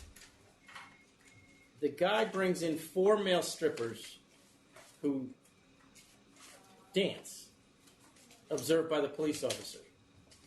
Doesn't that... DJ. No, but doesn't that mean... No, that's the next one. Charge 8 I'm talking about. Doesn't that... The ALJ dismissed it. Because the patrons weren't dancing, but the strippers who are not employees of the place, but were brought in by a promoter, were dancing. Isn't that dancing? Somebody respond to me.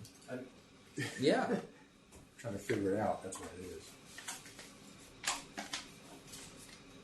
I mean, does it matter who's dancing? I think her footnote relates it back to the failure to supervise, so she felt that since she sustained the failure to supervise charge, she would let this one go. No, I disagree. Sustain 8, sustain 9, dismiss 10 and 11. So I'm sustaining 8 over the ALJ's dismissal. Okay. And this guy rented the bar out to a promoter for a striptease. I had 10,000. Where you at? Okay, 10. All right, 1680. Joe Levy contacted me at the end of last week, indicated he's going to be out of the country today. Okay. And wants it held over. 9-2? 4, I mean? 9-4, okay. 1685. Accept. 1685, accept. 1686. I'm okay with this. Bill Crowley on licensing. And you're giving Donald vast power now. Yes. All right. Power over all of New York City. I have the power. 1687. Accept. 6,000. They've been open since 1988. You can go less if you want. All right, let's do 5,000. 5,000.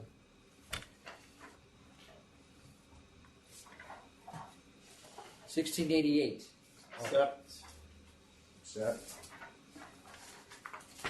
I just need to check one thing here.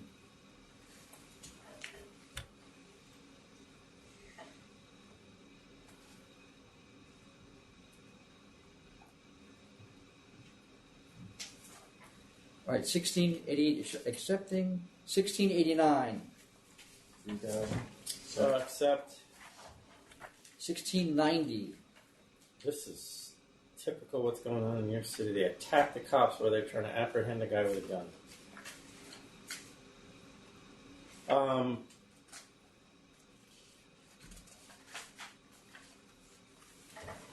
You can do this one, Commissioner Ford. Go ahead. What do you got? I think I was being overly rough on them.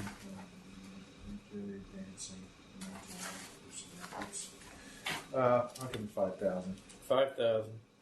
At 1691, there's another request by Joe Levy. Mr. Springer represents the opposition, and he had no objection to if you hold it over. Okay. 9-4 then? Yep. 1699. That was 1691 to 94? Yes. And then 1699, I'm all right to dismiss. How are these people going to these hearings on these EBT cases when we're only going to give you a letter of warning? Well, does anyone tell them that? If it's a second offense, it's the not, same though. thing. Yeah, but you're telling me that the hearing doesn't. No, they have a prior violation, it'll be Right. $500 for that. But they used an attorney. You're telling me the attorney didn't charge them $500? I have nothing else. Anything else? That's it. And we are And that's a adjourned. You got to